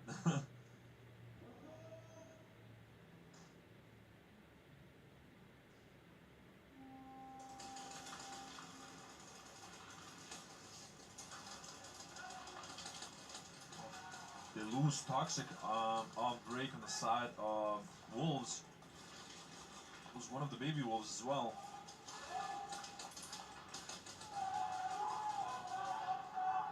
Kevin Booker getting closer, trying to get an angle onto Finn, and Finn trading it off with Dante and the Snake. Snake side has completely been ruined. But after getting closer, James trading it off. They're looking for the flag.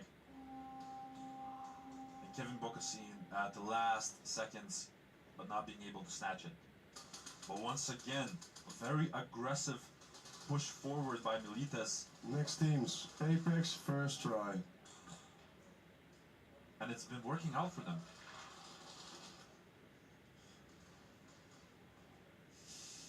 Gutierrez saying, repping the youngsters. Aaron saying, what a rookie mistake. Yeah, the flag just got dropped on the floor by EC. No one picked it up. Suck. And now they have to serve. Is that a penalty? Is that an admin penalty? Blossom's getting eliminated in the Snake by Coco. And Coco will have to fight it out with, I believe that is Sky on the Snake side. Coco's being very patient with it. Oh, and he gets one elimination and a second one.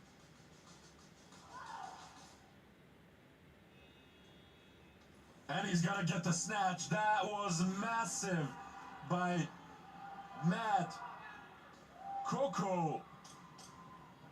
That was huge. He was super patient while Sky was actually shooting at him in that Snake. Stood up, got that, got the second one on the Dorito corner, and got the final one onto Sugar Rush on the D2, and getting the snatch in the process. That is the cherry of the best pie, on top of the best pie you've ever eaten. Well done, Coco. That was absolutely huge.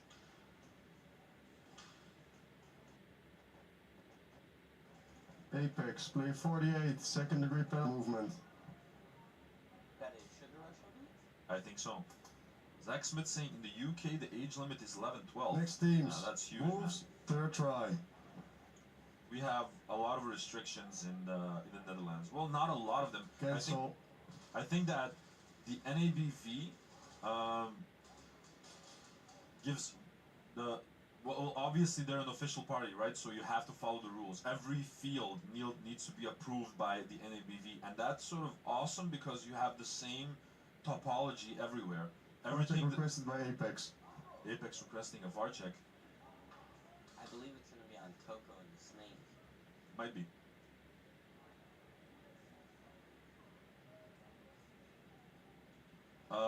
But one of the nicest things on the NABV is that, you know, they provide the same rule set for everyone.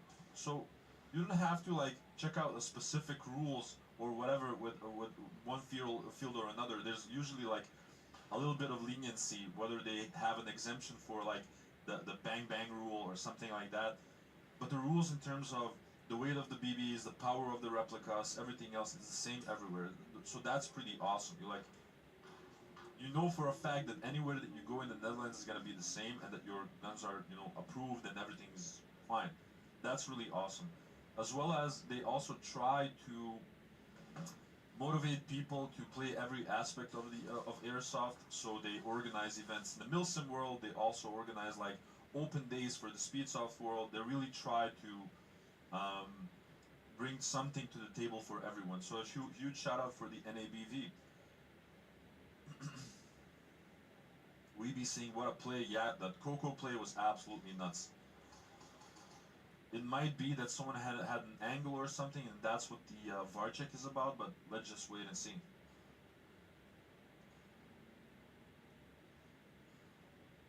Morning Cashew Nut. Mike Costa saying, holy snake run by Coco. Connor saying, imagine the Coco and Chase combo, that would be pretty sick.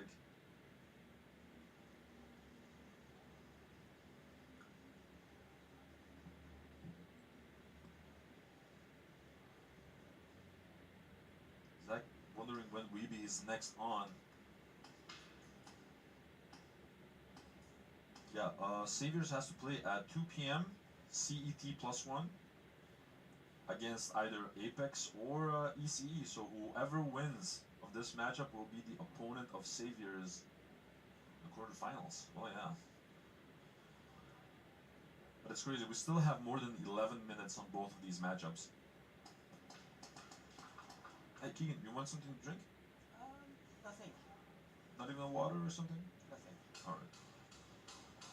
Want a cookie? These are like typical cookies that come over during the like the Christmas period, the holiday season. So try them. If you dare.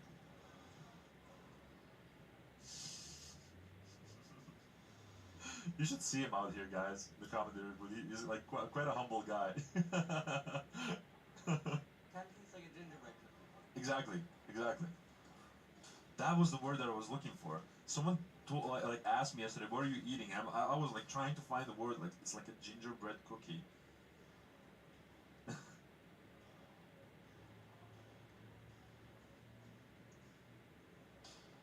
If everything goes as planned. VAR check unsuccessful. Unsuccessful VAR check. So a legit run Next by teams. Coco, getting the snatch, saying like, listen, we weren't yet done with the flag. After we're done playing with it, you guys can have a shot. Blackout saying, I'm hyped for 2026, boys. 4 tournaments, both for Challenger and for Pro Series, is gonna be absolutely crazy. How's Team Savage doing? We'll see. They still have to play today. Savage needs to play at 11:30 a.m. So after these heats, it's Savage versus Delta Speed Division. Coco's mom saying, "We see you, Coco." I see him as well. A lot cleaner of a breakout on both of these teams. Finn once again having a battle in the snake versus Dante.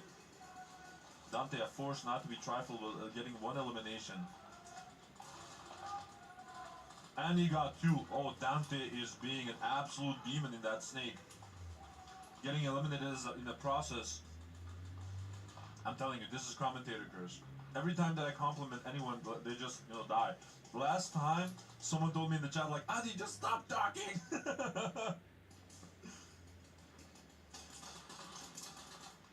The Router and Nomad trading it off. That might be a snatch.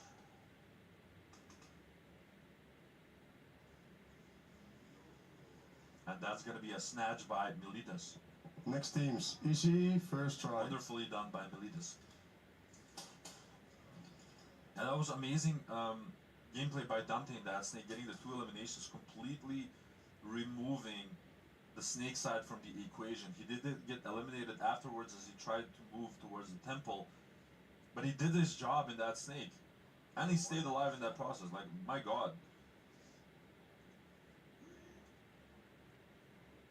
Colin's asking, so did you get an overshooting penalty in your last game, Weeby? Everyone's expecting it, Weeby. We're waiting for the overshooting penalty, alright? Every tournament, man, gets one. So, for your last tournament, Weeby, we're expecting it. Some good communication coming from both of these teams. Now, Blossoms has laid down a trap in the snake. Oh, and they circle around each other. Coco getting shot in the process. That was amazing. Apex's snake player got pulled. Oh, Lord. Now the snake is getting filled in by TJ Brett. Kodak using the moment to get closer to the 15 line, getting in a position to score. Abstract making a move on the D side. Disco needs to be extra careful. Meanwhile, Granger's trying to keep the snake under control. He manages to do so. Got the clip onto TJ Brett. It's going to be Abstract and Kodak. Granger making the sacrificial run. Kodak is running for it. And that's going to be a zone 3. And ECE getting some points on the board.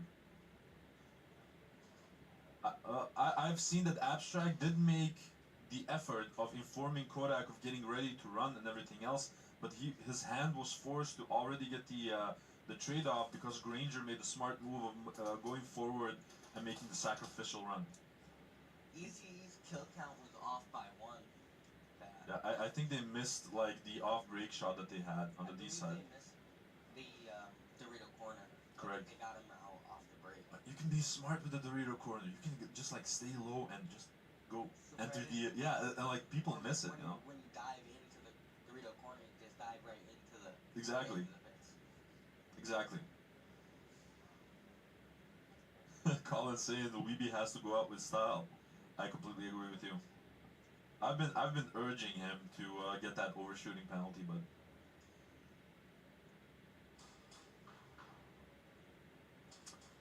didn't Sugar Rush get an overshooting penalty in the 1v1 with Remy? He did, yeah.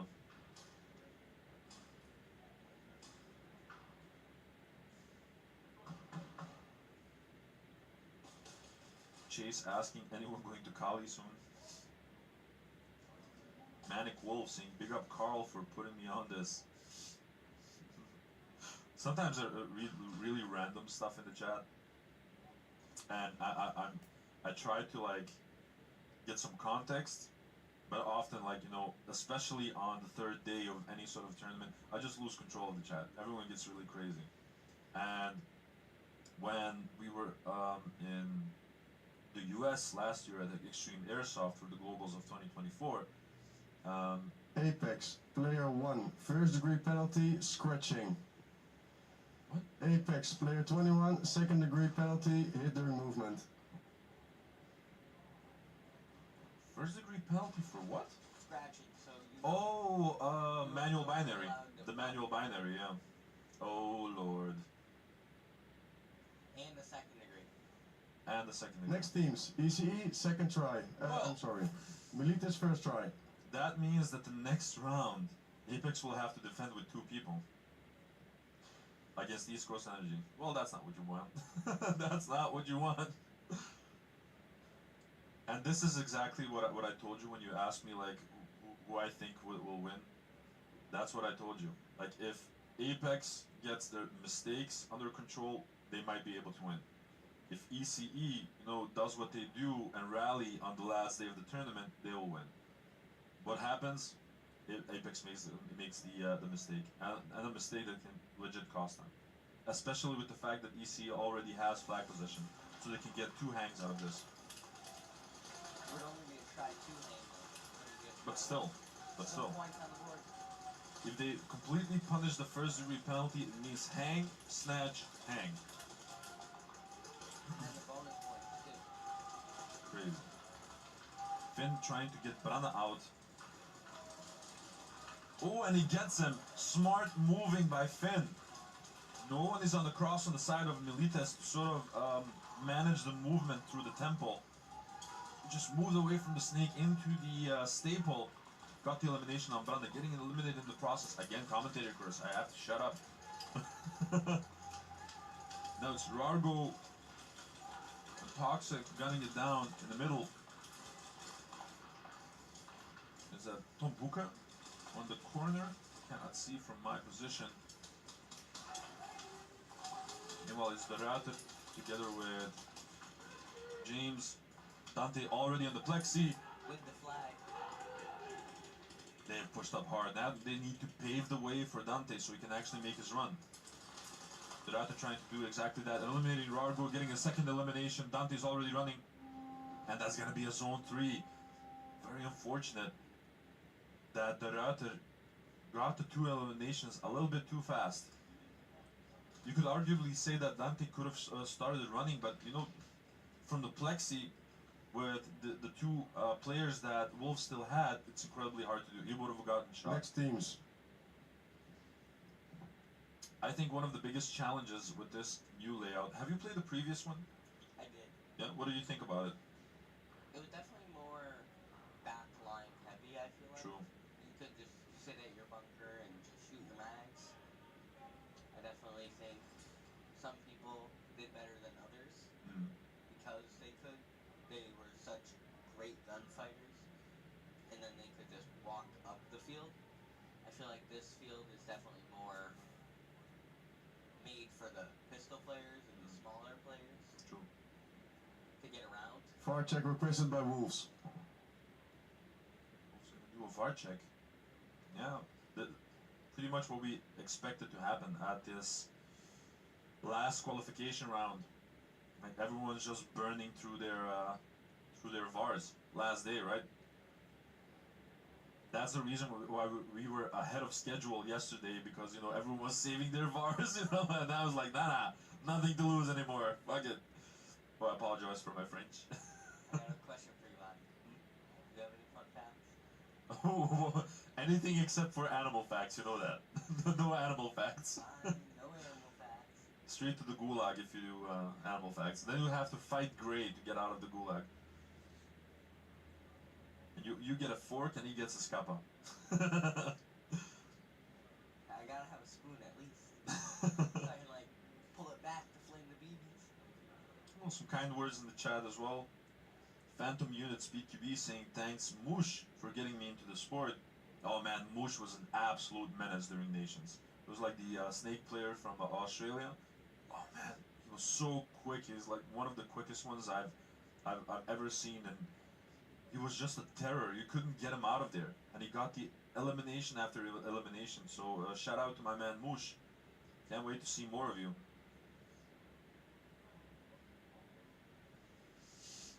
Yeah, to the cock saying, "Are you not entertained?"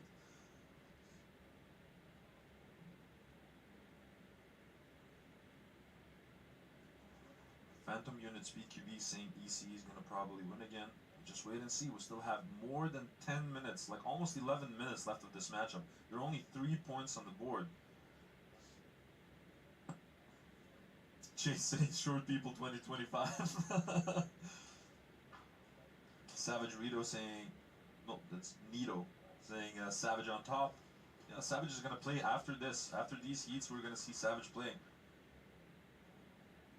No poll, no animal facts. Phantom Units BQB, straight to the gulag with you. Cringe saying, screw fun facts, let's do conspiracy theories.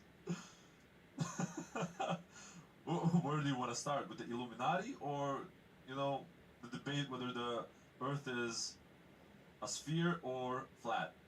Where do you want to start?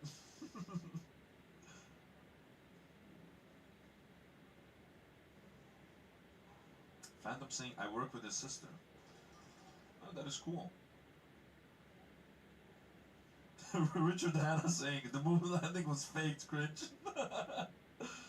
Oh god, is this the new thing? Are we not gonna have any fun facts anymore? We're gonna do conspiracy theories. What is that? There's like a book. Like it's this huge, thick book. And it's called like the Book of Conspiracies or something like that. And it has like everything in there. Like everything from A to Z, like with illustrations and stuff. Gotta get that one. Let's grab our tin-foiled hats. Jaeger saying the earth is a bowl.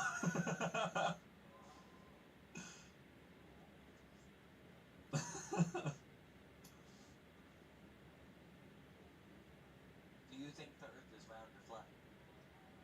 I think Galileo Galilei died proving that the earth was round. I agree.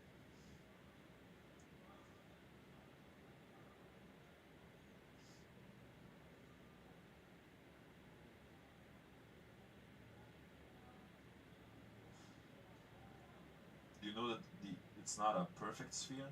So apparently, like, the rotation of the Fire earth... check unsuccessful. Unsuccessful.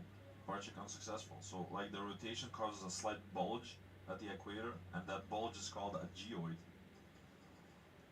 ECE, second try. Kinda cool. Some teams getting multiple champs in that book. Savior's being a menace to the chat.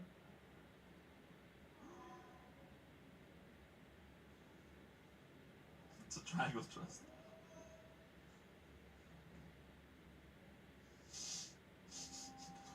We're off 2 players off break, unfortunately, for Apex, and let's see if ECE punishes that quickly and efficiently.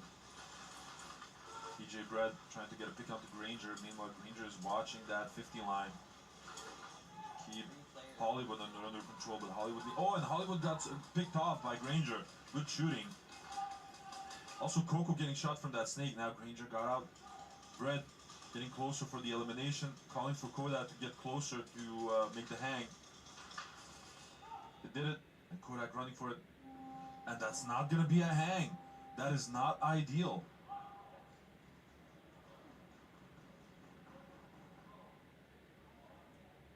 So still a zone 3, but like I said, ideally to punish this mistake, they wanted to get that hang, and a snatch, and then another hang. And now they're sort of, Milites, second try. now they're sort of forced to get a hang and then a snatch. And that's, you know, the only way you can punish it. Apex gets to start with 3 next round. Mike saying, Adi the physics professor. Yes, this is one of my many titles.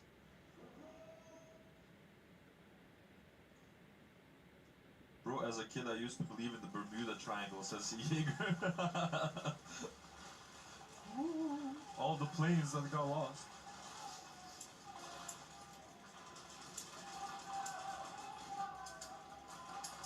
Skipper saying you guys need more TVs. Now, once again, Piranha trying to get into that snake, getting eliminated, and meanwhile Wolves don't lose a single body in the snake, which is huge. They lose Nomad on the D side. Lose Gekai in the snake. That's only Finn and Toxic trying to keep everything under control. Dante's already in the Plexi once more. He's gonna ignore Finn completely, and he's gotta get the hang. Smart movement by Dante. Doing what he must to get the hangs. Incredibly smart. And hang, 1v1. It seems that the situation sort of reversed on the side of Wolves, that initially they couldn't get control of the snake side, and now they have full control of the snake side, and they cannot get the D side under control. There's something missing. Either it's like firepower or something else, but it's not completely working out on the D side.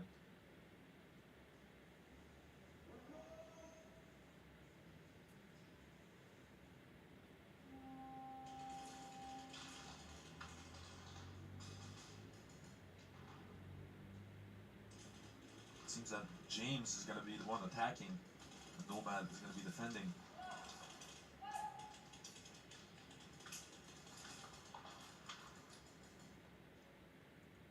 And that's going to be excellent defense by Tom, Divan, Hooker.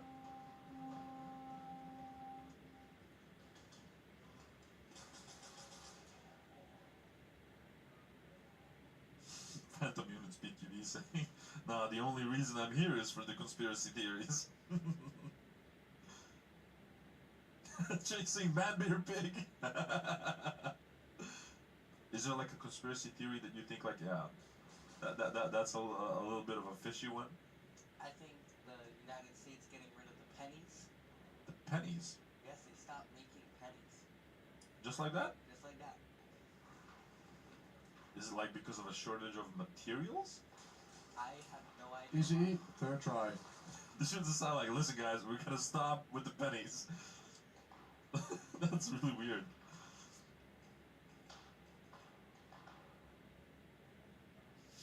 Savage Nito saying go Savage, let's effing go. But Savage is not playing it, my dude. They play after this one.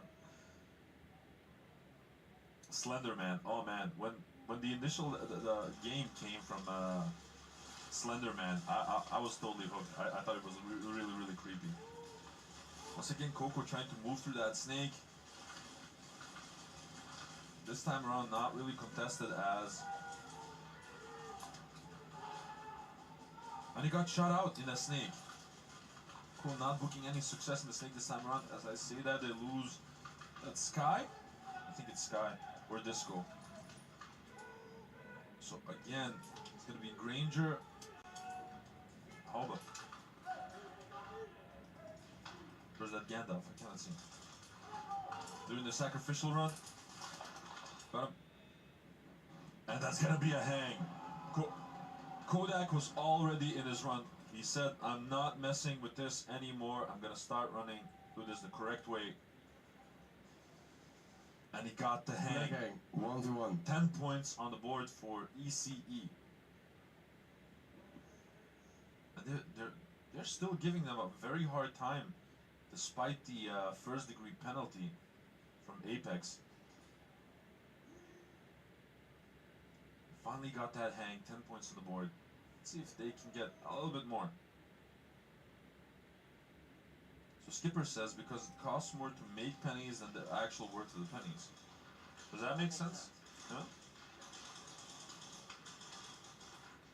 It's gonna be abstract, trying to get some points added.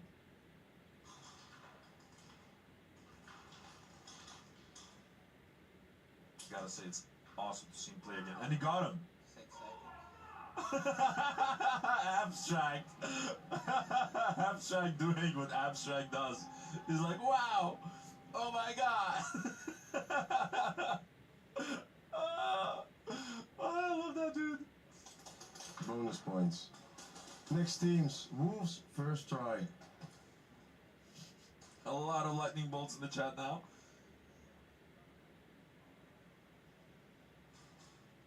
Kodak is as fast as lightning. It's crazy. It's really funny. The last time I spoke with Kodak during Pro 2, I believe. No, it was during Nations. And I asked him like, hey, like, does it ever get old getting these hangs and these snatches? And he's like, with a huge smile on his face, never.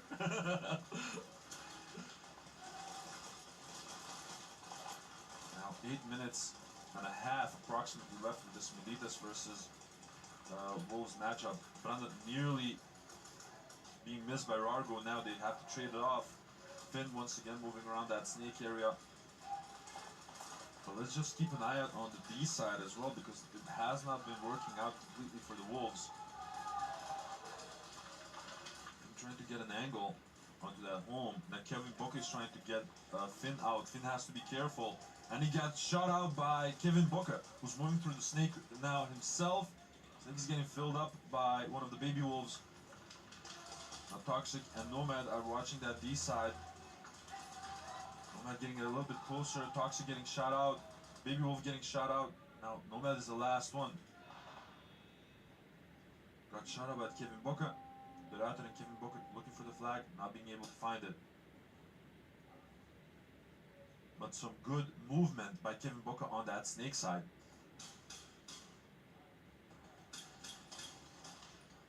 Next teams, Apex, first try.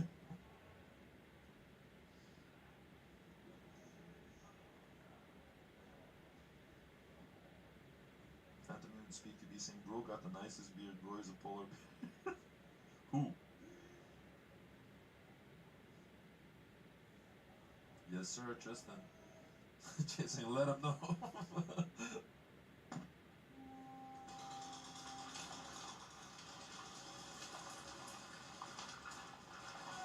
lose one off break on the side of Apex. Still serving that first degree penalty. Granger doing whatever he can from that cross to keep them down, but only so much that one person can do, obviously. They also lose Disco, and Granger, last one left. He's got to get executed by Coco from the Snake. They're looking for the flag. They're yelling wall, touch the wall. No one's touching the wall, but Kodak still got the flag. They were yelling at Coco to touch the wall because the first 30 seconds have not yet passed. For the people that are watching, Next teams, Wolves, second try. but don't actively participate, in the first 30 seconds of every round, you cannot press the buzzer. So if you manage to do what ECE just did, to wipe them from the floor, you know, like in the first 30 seconds, you can just touch the enemy wall and you'll get a snatch. Oh, thank you, Phantom. Thank you very much.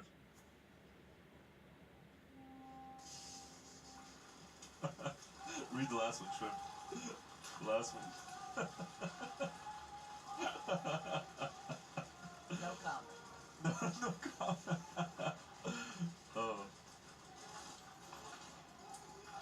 Brande getting shot out of the Snake. So a lot more aggression by the Wolves. Kevin Booker getting shot out as well. And now the defenses are collapsing from Litas.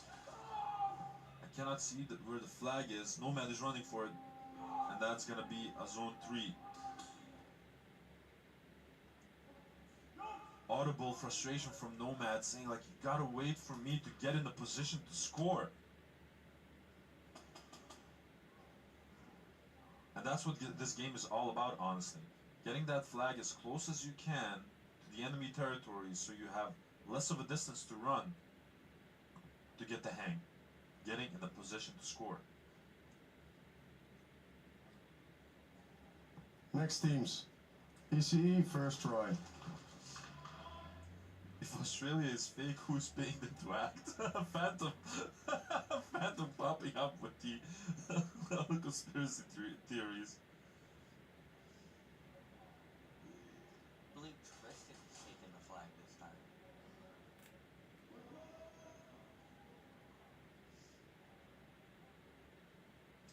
Do you think? Oh. Sugar Rush trying to hold down Coco from advancing to that Snake from the center carbon Dorito. Coco needs to be extra careful this time around. Oh, Kodak is just waiting for his moment. Sky really is in the danger zone. He's got eliminated by Coco. I cannot understand how the information did not get relayed from Sugar Rush to Coco. And Coco eliminating him as well. Oh, Coco is being an absolute menace in that Snake.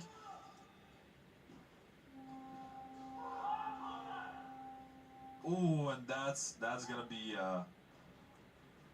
maddening for Tristan.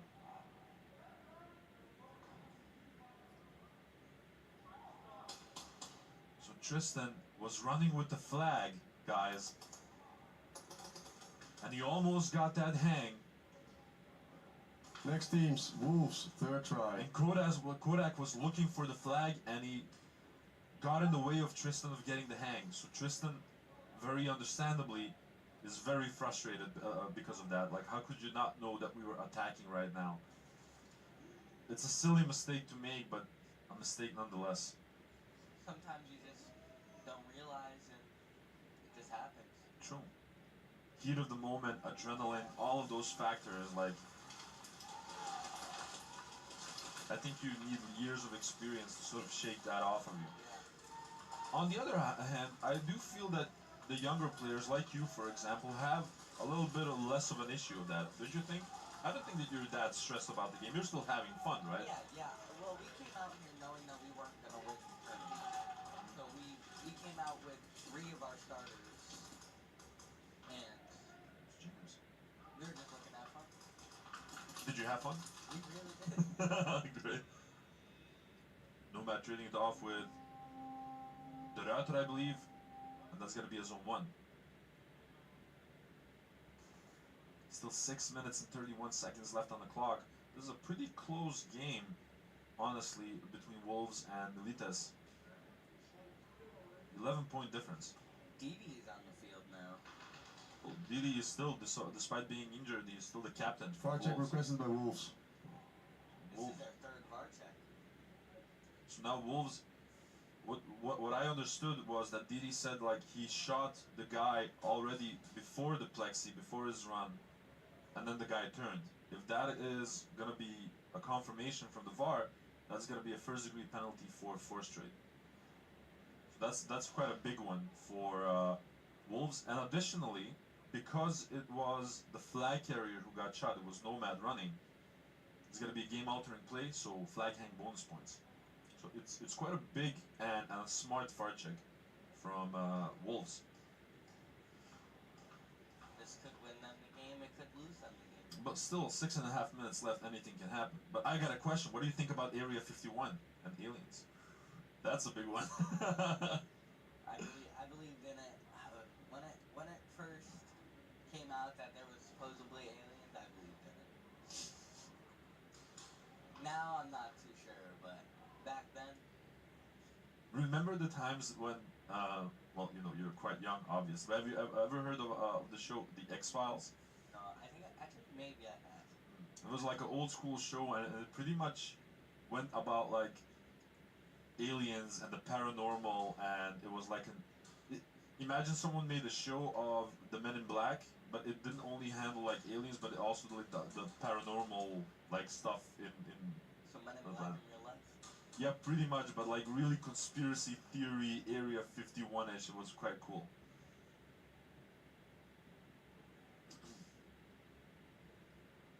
The Martians pay Australia to act.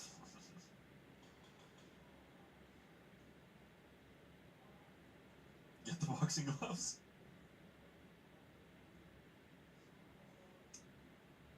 What is up, Nico? Great show. Yes. I'm telling you, this game also of Apex versus ECE, 8 minutes and 10 seconds left on the clock. When you have that much time left on the clock, it almost doesn't matter what the score is because anything can happen. And it doesn't seem that Apex is slowing down, so ECE needs to keep up the heat to reel this one in.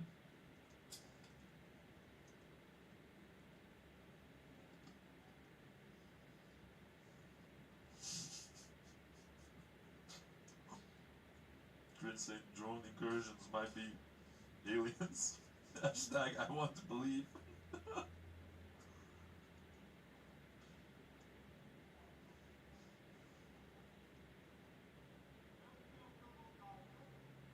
Maniac saying, how do you lock in, boo? How am I not locked in, bro? Come and say that to my face in the arena. No. Let's get it, Troy. Troy, am I gonna see you next week on the pickups? Kirsten Hudson, now all I hear is the X-Files music replaying.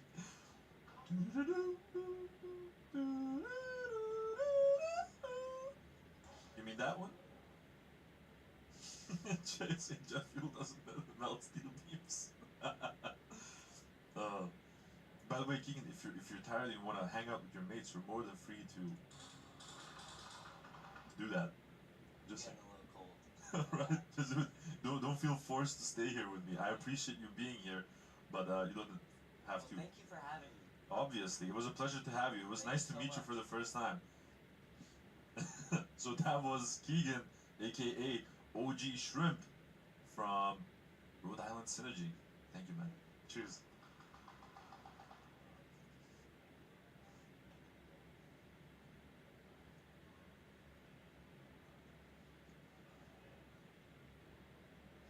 The world leaders are robots and commentators are aliens. Did you know they're playing in Area 51?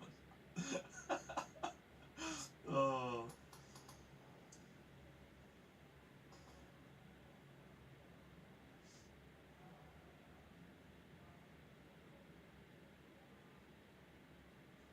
VAR check unsuccessful. VAR check unsuccessful.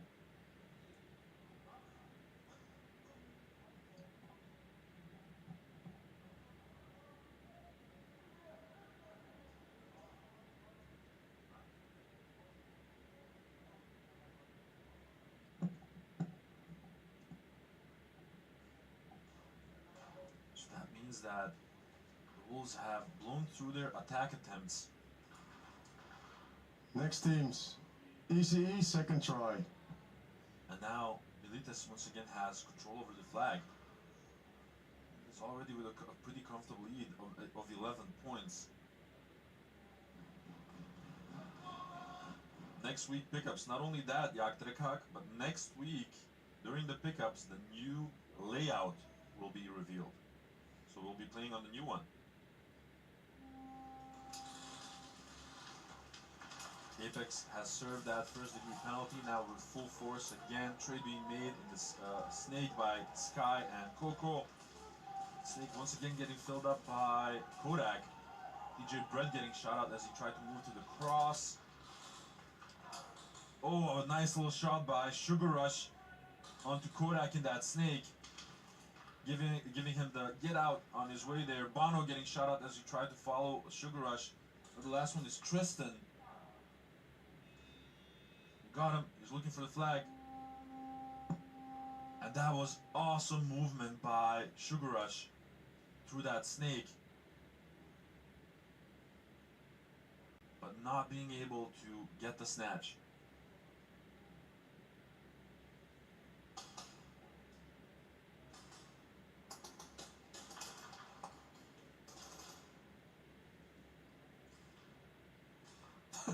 Ever seen Adi and an alien in the same room? I think not.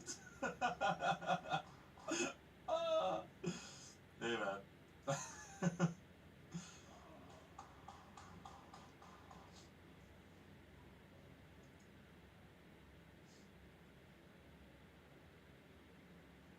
Next teams, Milites first try.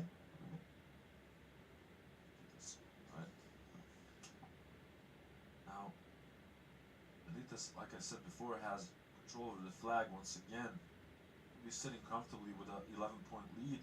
So they don't have to do anything drastic, but at the same time, if they do not keep up the same pressure as they did before, with the aggressive 50-line move, Wolves will definitely get the pigs that they need.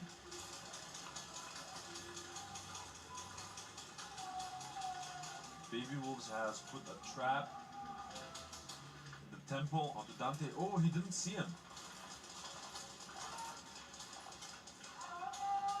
Dante got executed by one of the Baby Wolves, but Baby Wolf unfortunately got eliminated himself. Now Gekai, number 77, are trying to do some work from that 50 line. Being supported by Toxic from the Snake.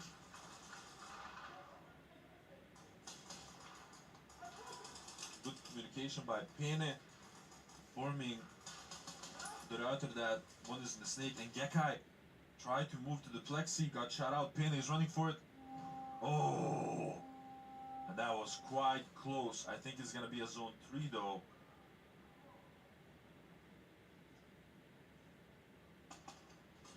Next teams, ECE third try. Waiting for the scoreboard. Yeah, this is gonna be a zone 3. By a wonderful attempt by Pene, getting the last elimination, and it was thanks to him that the Router sort of changed his focus to the Snake, because Pene realized the Toxic was still there. He eliminated Gekai as he tried to go towards the Plexi. The Router eliminating Toxic as he tried to make the sacrificial move. Started running like a madman. Got a zone 3 for his efforts.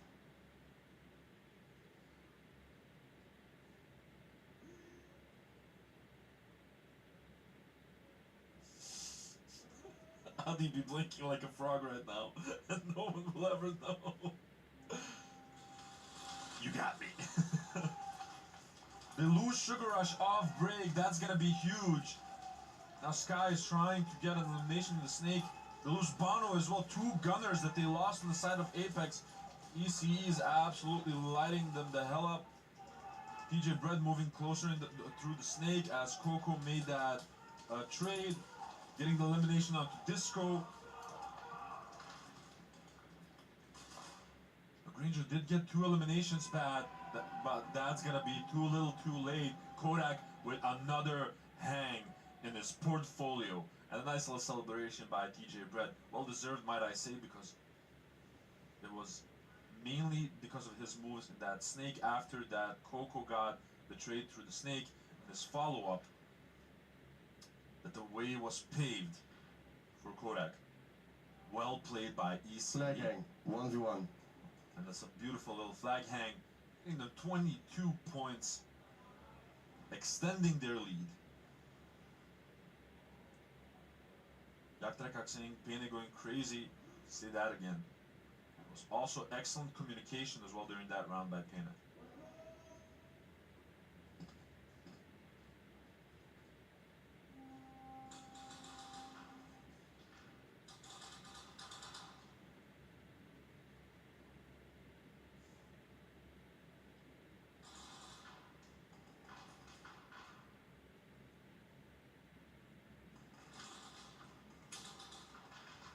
Abstract trying to get some additional points for Sugar Rush.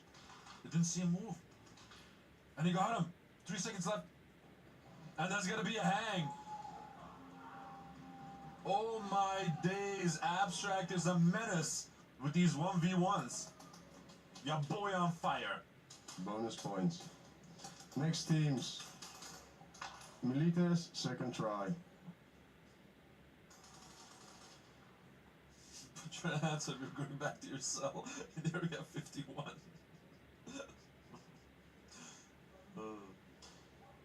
Oh my lord. And ECE, you know, everyone was saying in the chat yesterday, like, yeah, but the group stage of ECE, yada yada yada, it can go good, it can go bad. That's a Sunday team anyway.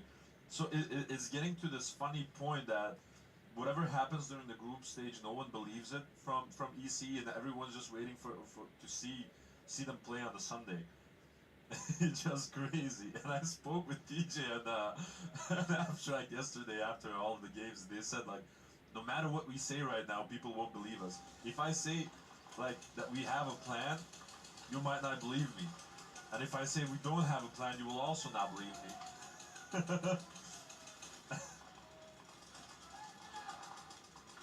Gekai on the D2 right now, trying to get closer, getting shot out. Good shooting by James from the home 1 position, switching it up a little bit, going to the cross. Some lateral movement, keeping the game nice and wide. Now Pene once again on that plexi has a flag in his hands. They lose Toxic as well. The last one is on the D corner. Pene needs to run. And that's gonna be a zone 3 once again.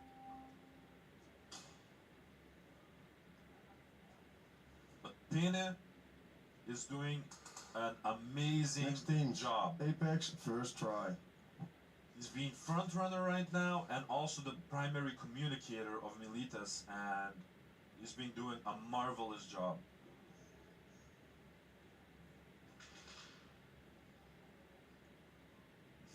A lot of love for EC in the chat. Love to see it. Papa Kodak. The black hearts and the lightning bolts and the fire. Woo! Apex needs to pull something out of their sleeve to get back in this game. They lose Gandalf, Snake. They lose both of their snakes, so both TJ Brett and Coco got eliminated from the snake. Granger getting eliminated himself.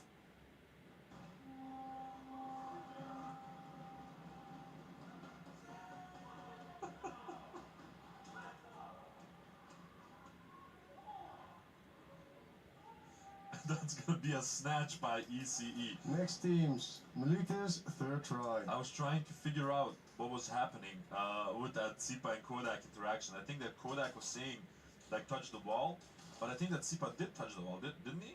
I have to rewatch the stream. Did Sipa touch the wall already or not?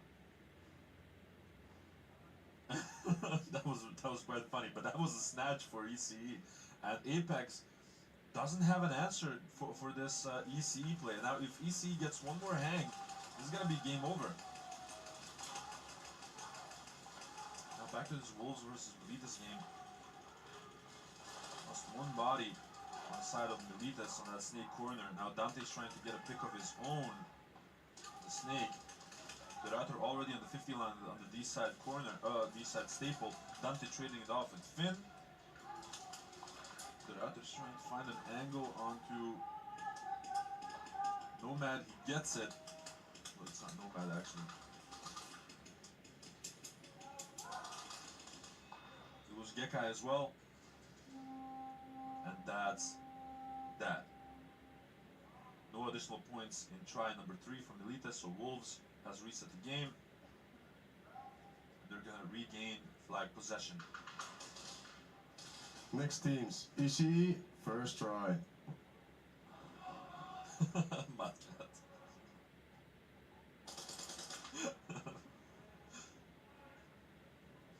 ECE boys are adrenaline junkies.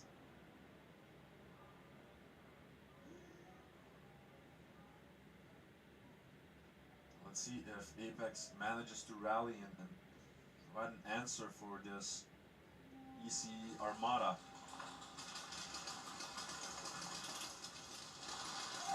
Oh, a nice little clip onto Blossoms in the snake by ECE.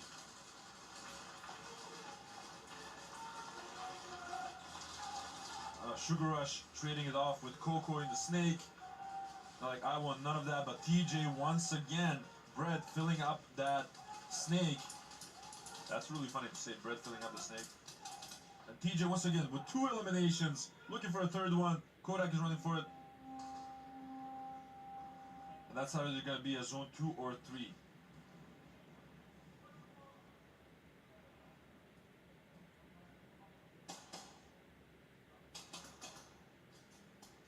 And again, it doesn't seem that Apex has an answer for these ECE plays. Especially in the snake, it seems that ECE has put a large emphasis Next teams, Wolves, first try. on the snake plays, and I gotta say, Coco has been executing them. I think that he got the job of, like, you know, eliminating the first threats to pave the way for additional, you know, snake fills, and it's been working out. He hasn't failed once.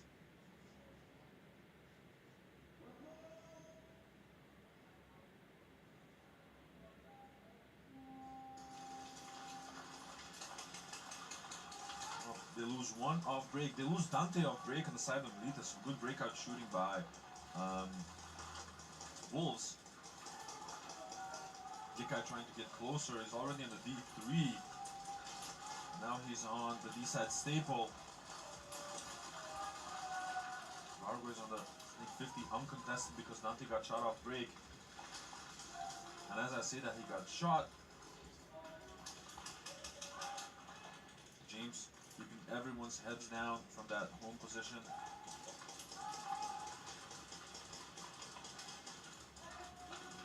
Gekai getting shot. Now Kevin Book is trying to fill up that snake. Just be careful. Oh, he trades it off with the baby wolf. Now Nomad is left to fend for his own, getting one elimination onto James.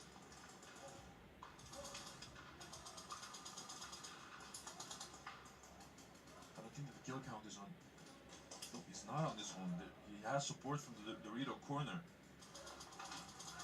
Another elimination. So the last one left is on the D2, which is the Router, I believe.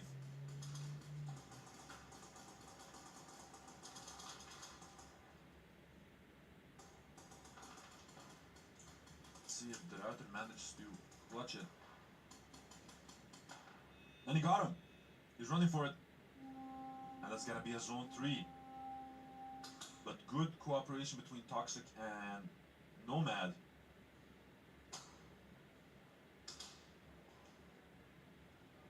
Wolves trying to close the gap. You have to realize there's still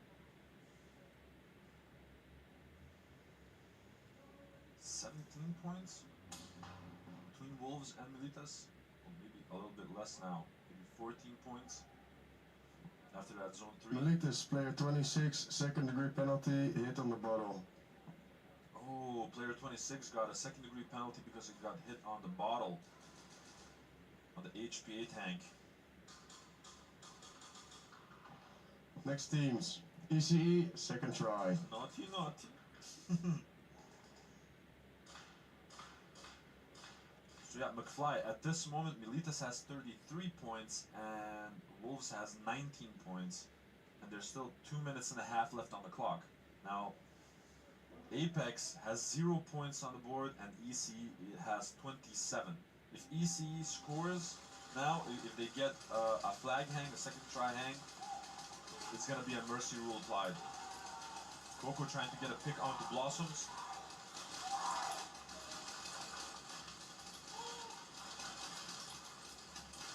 A lot of lanes being shot right now by both parties. They lose Tristan of the home position. Blossom's getting eliminated, so Coco has free reign in that snake, but he doesn't know. He also lost Sky. Sugar is trying to fill the void on the D side.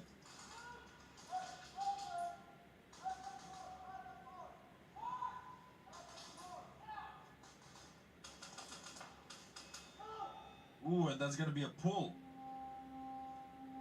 And I believe Hartmann from Apex, as he got shot from the snake.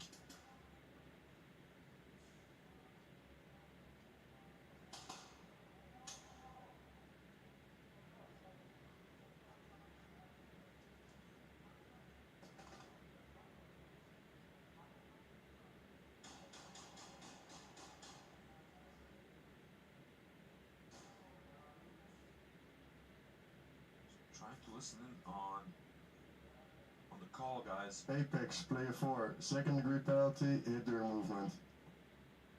So second degree penalty on Hartmann from Apex. Next teams, Wolves, second try. So ECE still has a third try left, which will mean if they get a third try hang, they will have 34 points. So not enough for a mercy, unless they get the bonus points, of course.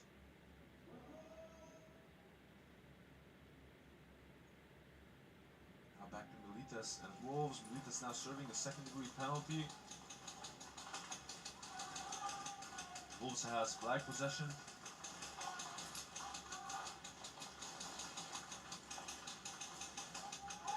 They lose Kevin Booker from the snake corner, so the snake doesn't have any support anymore. Now Brandon needs to be careful, trying to get a pick onto Rargo. And he gets it.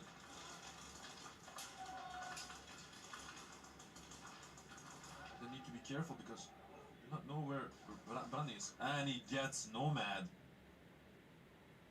Moving very patiently, systematically. It's Toxic versus Brana, I believe. Brandi gets him. That's going to be that. Second try for Wolves over. No additional points on the board, and this game is slipping from them. Next teams, ECE, third try.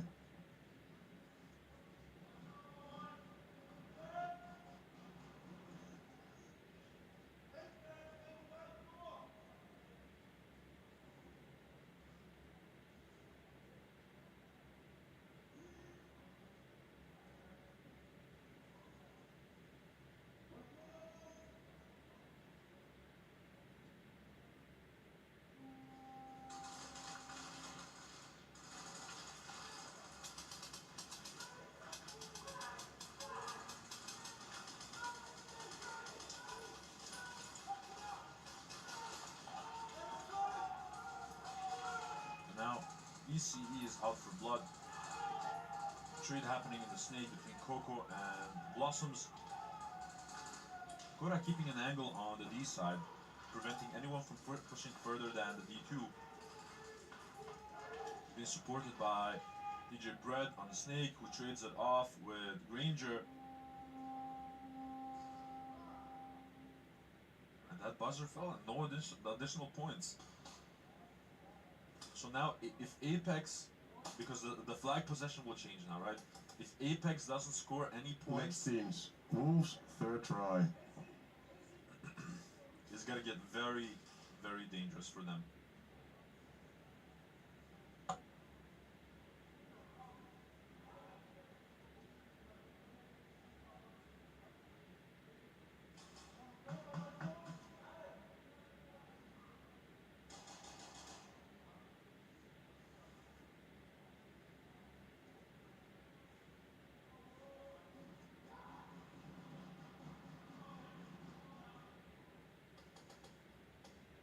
So it appears that the Wolves are requesting a VAR check for a play that happened in the Snake with Rargo. That's at least what I could take from it.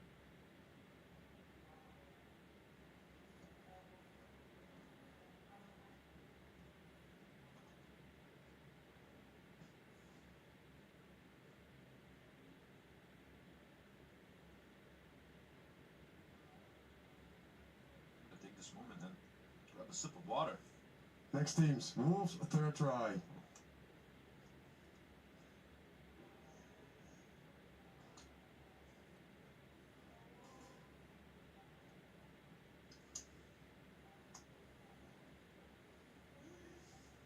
Dankjewel, Mel. Ja.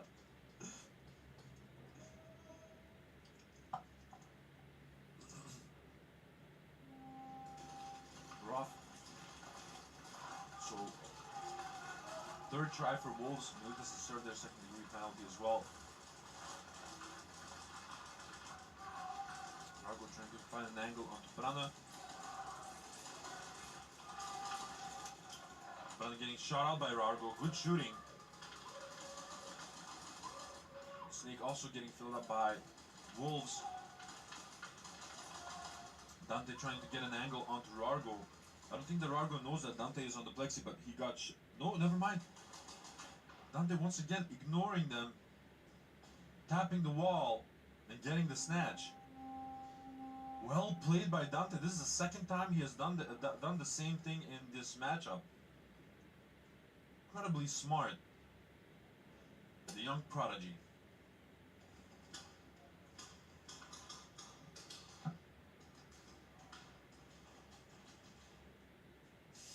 My cat saying, hurry up, I want to watch Savage, it's bedtime. Yo, Dinesh. Wolves play 42. Second degree penalty, hit on the gun. Yeah, that game of Savage versus Delta Speed Division is going to be crazy. Next teams. Apex, first try.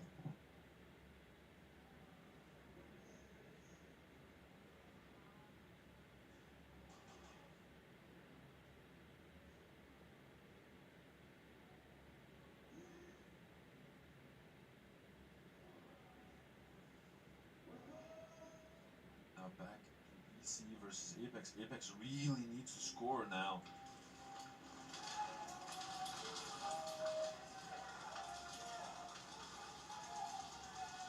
Lose one off break on the side of Apex, it seems. 4 minutes and 23 seconds left. They lose Bono as well.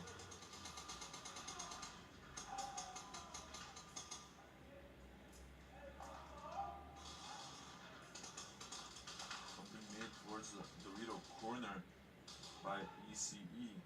Being a lot more systematic with it this time around on the side of ECE.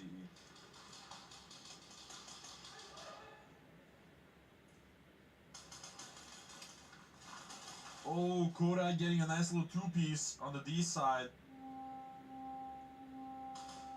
And the trade and the snake happening by Coco ends that round. Next teams. Milites, first try. Now Milites has, once again, possession of the flag. Now Mel, I know she doesn't like to be mentioned too much, but she's the best. She just brought me like, you know, like one of those Nutella cookies, donut and stuff. She's just the best.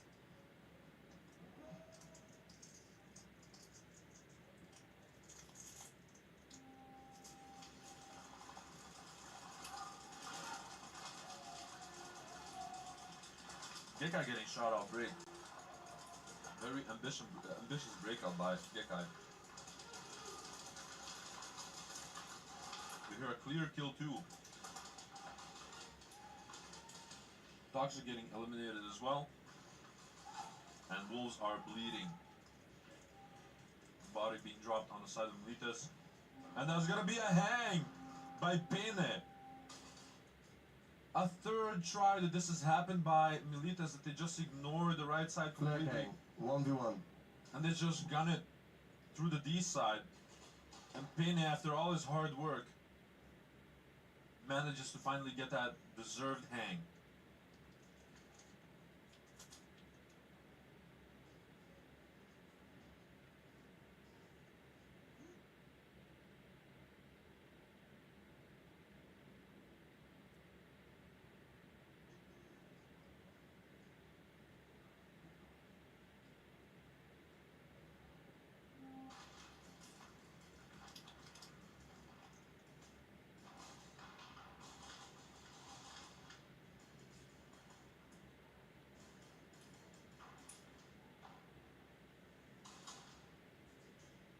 And Dante getting shot out.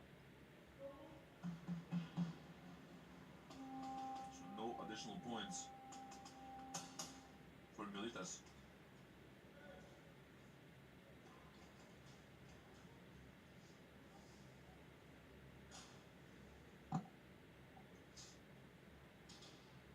Cashew not saying in the chat.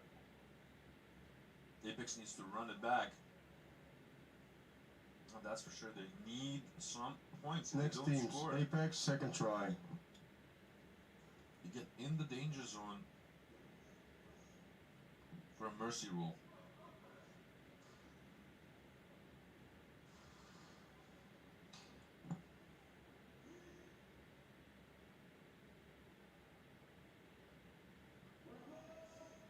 So just see what strategy they've devised for the next ones.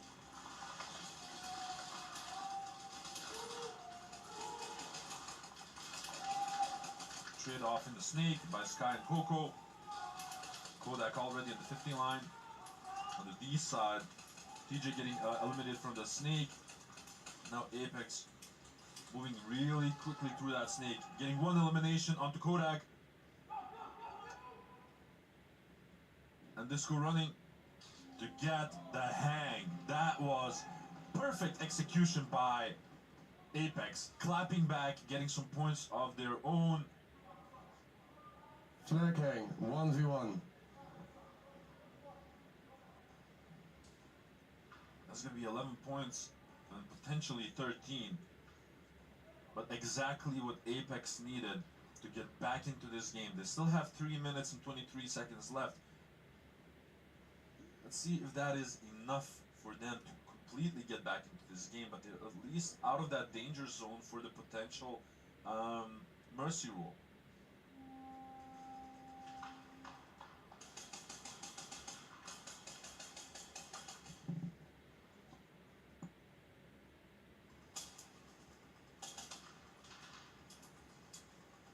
It's Sky who's doing the 1v1, and he got clipped on his pistol.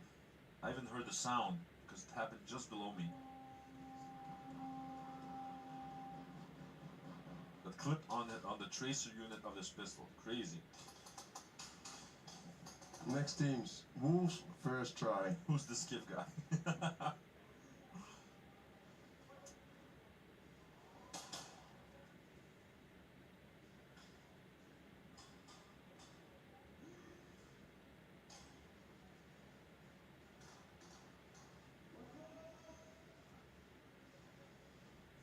See if Wolves managed to do anything in the last remaining 30 seconds of the game. I think we can officially congratulate Militas with the victory. Depending on the shenanigans that might happen. Geka getting shot out of that D side staple. And now Militas just being patient with it. Dizzy just waiting for it on the D3, holding their angles. 1 second. Oh, and a nice little shot by Nomad on Dante on that cross to finish it Endgame. off. And that's gonna be end game between Militas and Wolves. Congratulations to Militas for qualifying for the quarterfinals. And a big, big shout out to Wolves for their amazing Next teams. ECE, combative first try. spirit. With everything that has happened, you know, with Didi's injuries and Oda being sick and everything that they had to struggle through, they fought until the bitter end. And that's just amazing to me. So we still have our game of Apex versus ECE that's left.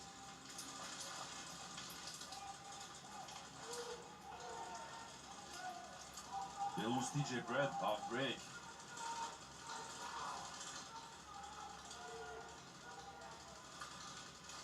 Lost Blossoms from the snake. Coco's doing some work from that snake. Getting ever closer. He's got to be careful because Granger has an angle on him.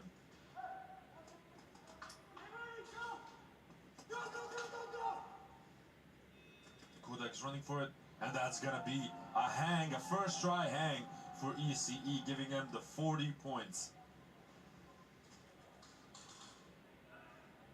But because of those 11 points that Apex scored, 1v1. they're no longer in the danger zone. But that was some amazing snake play by Coco. Once again, paving the way for them to get that hang.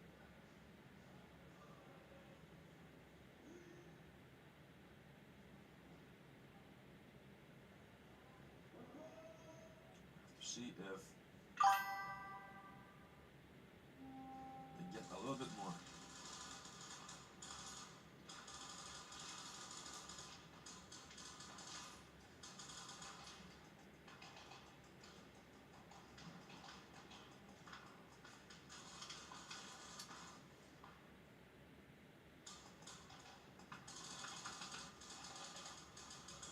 Look at Gandalf watching over the home. That's just crazy. And he got him. Oh, and that's just gonna be a little bit short. But once again,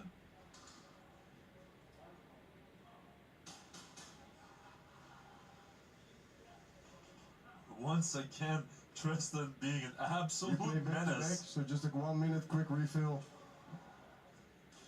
Absolute menace with the 1v1s. Abstract. He's so back, boys.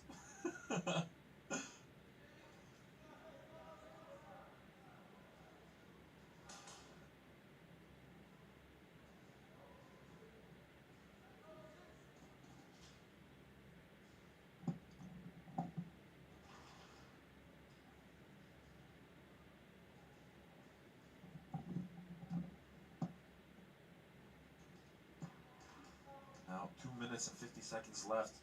And Teams to the field. once again, Apex first try. Apex getting dangerously close to a potential mercy. They need to score points with these tries.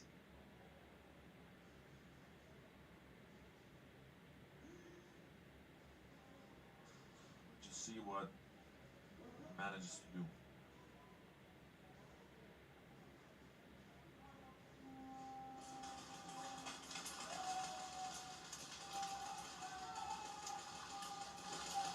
Oh, and a nice little trade in the snake. They also lose TJ and Coco.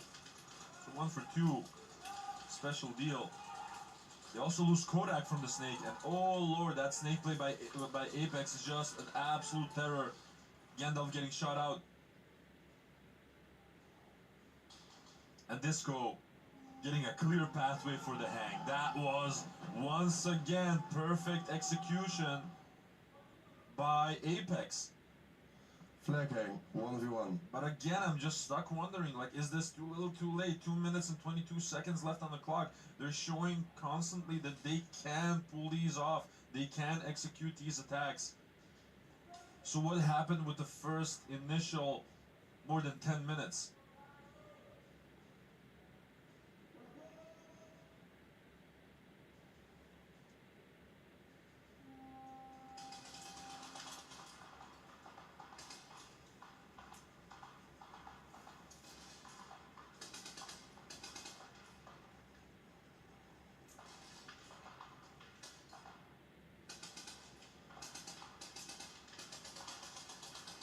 10 seconds left.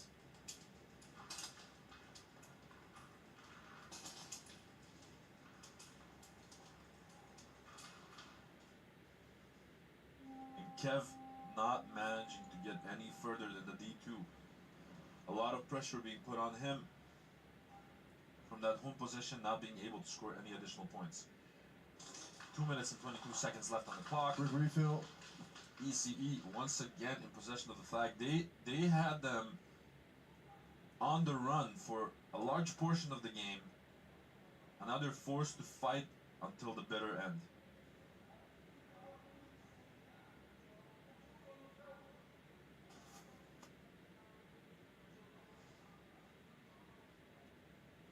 I'm loving the wholesomeness in the chat right now.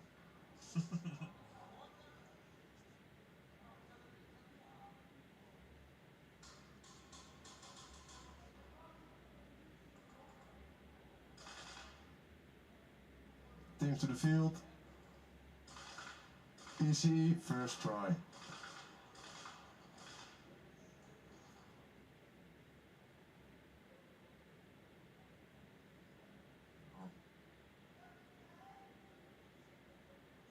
They're gonna be playing back to back, obviously, so 2 minutes and 22 seconds left.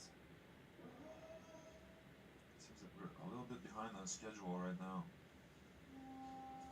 So for the people that want to see Savage play, they'll still have to wait for a little bit more. Blossoms making that try onto the snake, getting eliminated by Coco.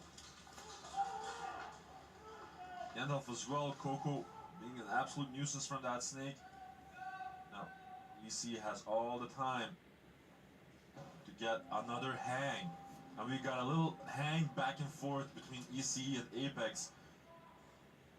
That's gonna be 52 points for ECE to the 23 points of Apex.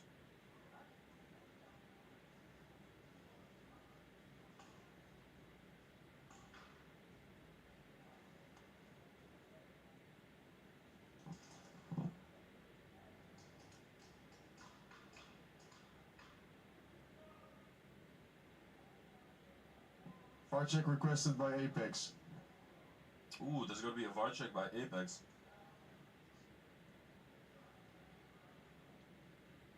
And it's Blossoms actually in the snake that's probably gonna make a claim onto a shot onto Coco.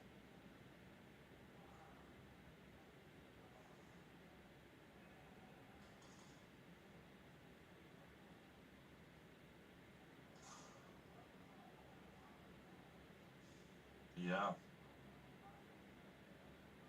Just rewatch the stream for a second, and that I know to what point he's referring to. So now it's all about the VAR, whether it can confirm it or not, to know that whether that was a hit or not. But I know the point that he's referring to. Yo, Moosh, how are you doing?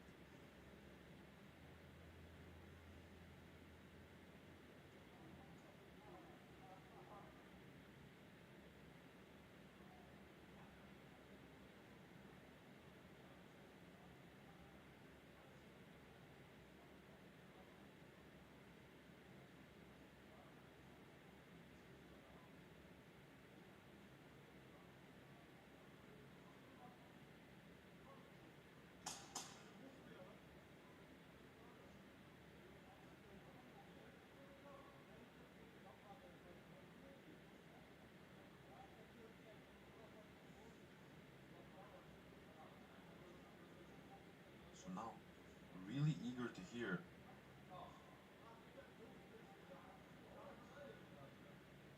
what exactly the decision will be.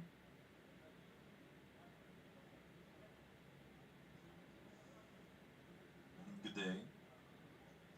How is it today? It's everything that you expect from the last day of the tournament. Intense, a lot of VAR checks being used because, you know, we're at the last qualifying round. It's all or nothing for most of these teams at this point.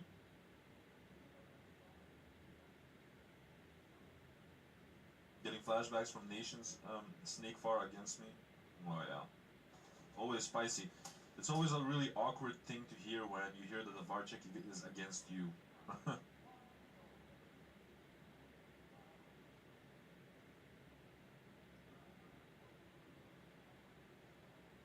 Like, even if you're 99.9% sure, like, nothing hit you, it's still a really awkward sort of feeling.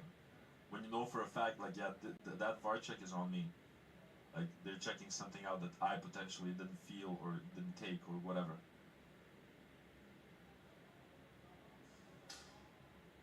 Really sort of an awkward, icky feeling.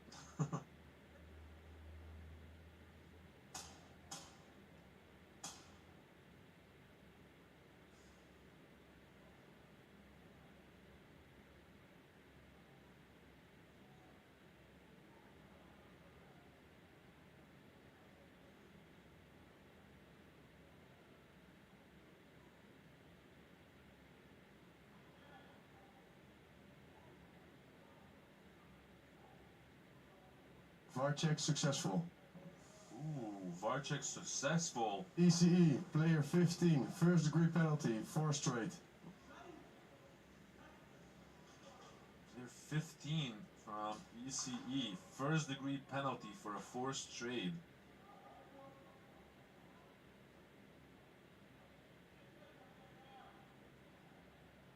So ECE will be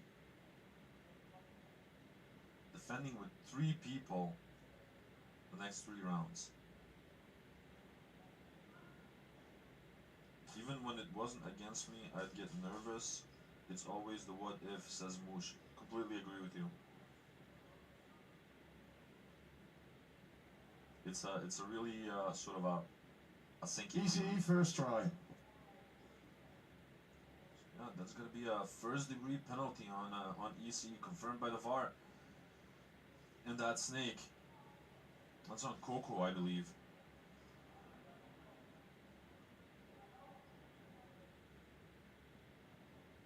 So Apex has 1v1, excuse me.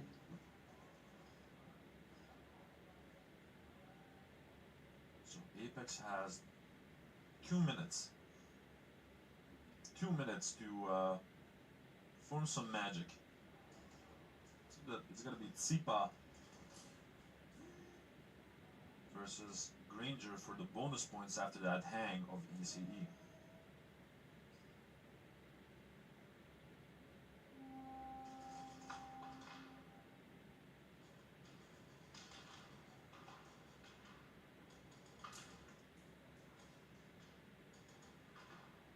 Tsipa moving around like a chameleon. And he got him. Good shooting by Granger.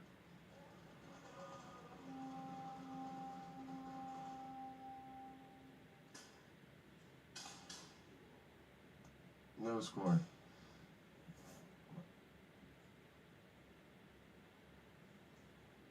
So 2 minutes.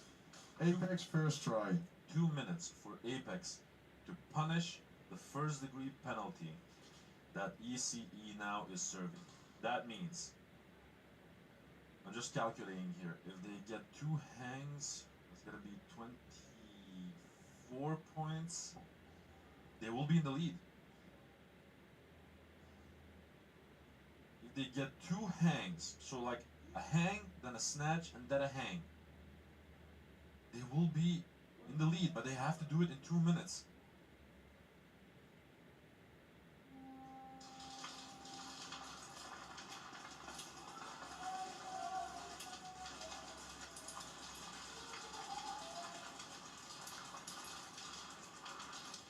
Minute 45.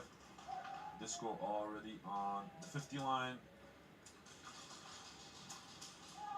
Trade being made between TJ and Sky.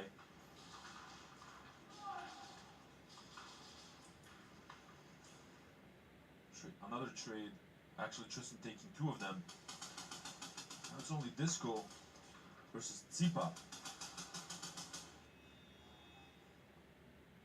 Disco already dropped the flag, and the dream is slowly dying. 1 1 minute and 16 seconds left.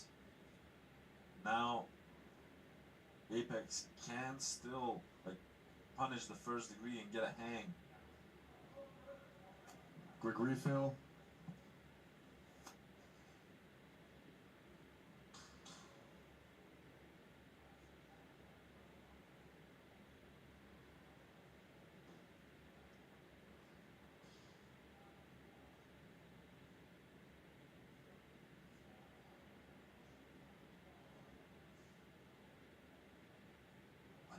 I think this game is slowly slipping from them.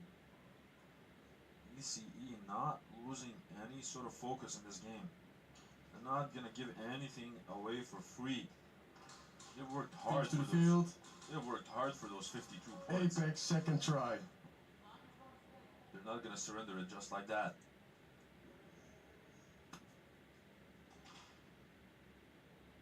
Apex is fighting nail and tooth to make it happen.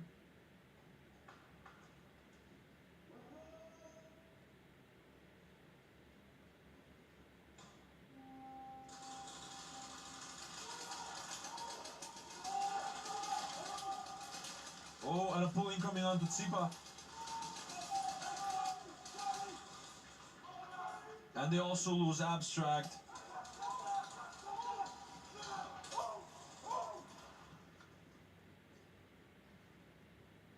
Ranger getting the hang. 51 seconds left. For Apex.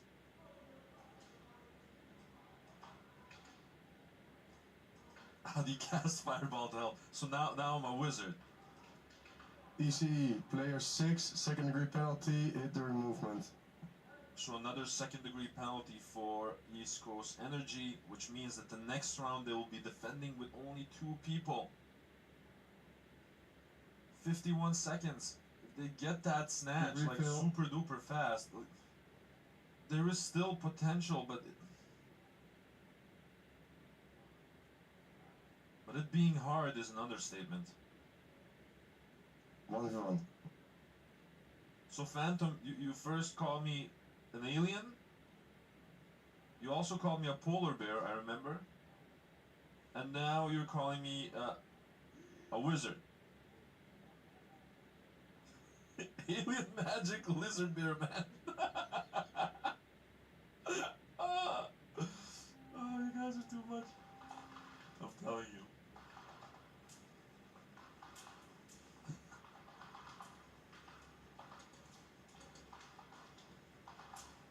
And this is such an interesting tactic. It happened in the last 1v1 as well. Like, sort of when he gets that angle and starts firing, you cannot get away from it. And exactly the same thing happened as in the previous round. Good shooting by Abstract.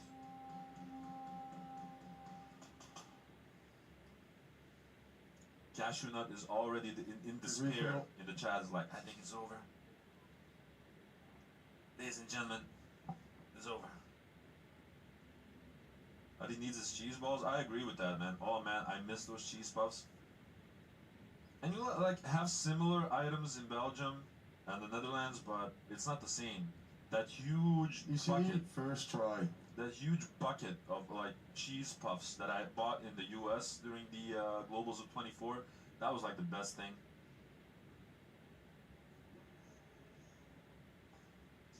Alien magic lizard bear man.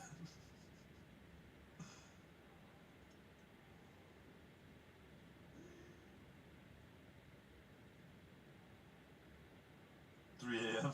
Podcat still waiting for Savage to play.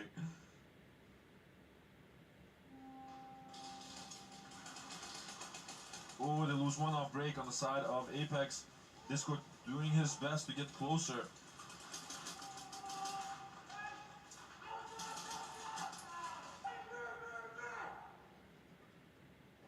And they get the snatch.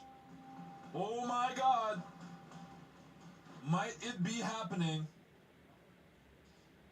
33 seconds left for Apex to get a hang. Quick refill. 33 seconds left. for Apex to get a first try hang.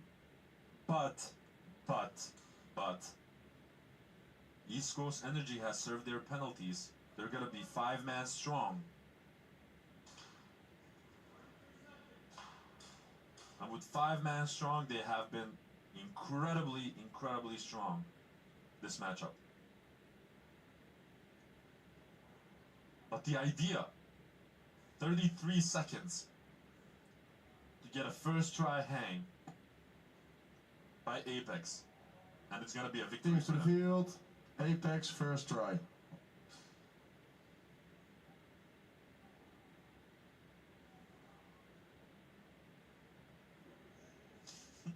Ethan missing Chocobell.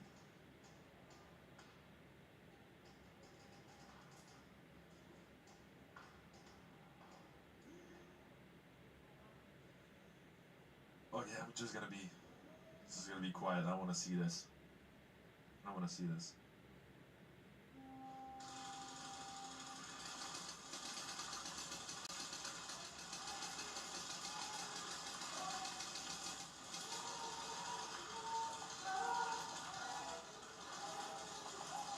And Gandalf is just lasering. 12 seconds. Oh, Gandalf, you beautiful giant, you.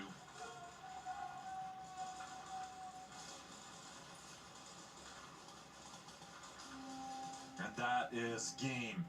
Whoa! So unfortunately, no success for Apex in the end. But Keep your masks on, keep your masks on, mask on. ECE proving victorious. Congratulations, East Coast Energy, for going into the quarterfinals. Apex has fought tooth and nail until the end. And, you know, I remember that scene from Lord of the Rings, them saying, like, there was never much hope to begin with, only a fool's hope.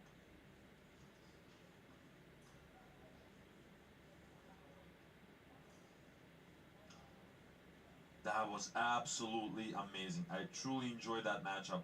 Once again, congratulations ECE, clapping back on a Sunday. Nothing we didn't expect.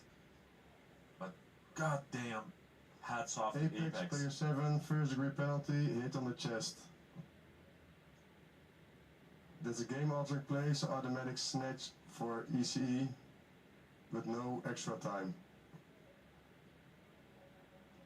End game. Please empty your guns. Mask off. Milites, Wolves, Apex, ECE, please send the person to the interview booth. Yeah, it was a penalty in the last 30 seconds, so it's got to be a snatch for ECE, cashew nut, but that's pretty much it. But we have a short break of 15 minutes, guys, and then we'll be back with the first matches of the quarterfinals. Let me look that up for you just in a quick minute. It's going to be Second to None versus Kings. Then it's going to be Delta Speed Division against Savage. So for all of the guys on the West Coast in the US waiting for Savage to play, we're almost there, baby. Thank you very much for joining me up until now. Hopefully you're enjoying the show, and let's talk in 15 minutes. Thank you. We got a quick 15-minute break. Please don't forget to send the persons to the interview booth. Thank you.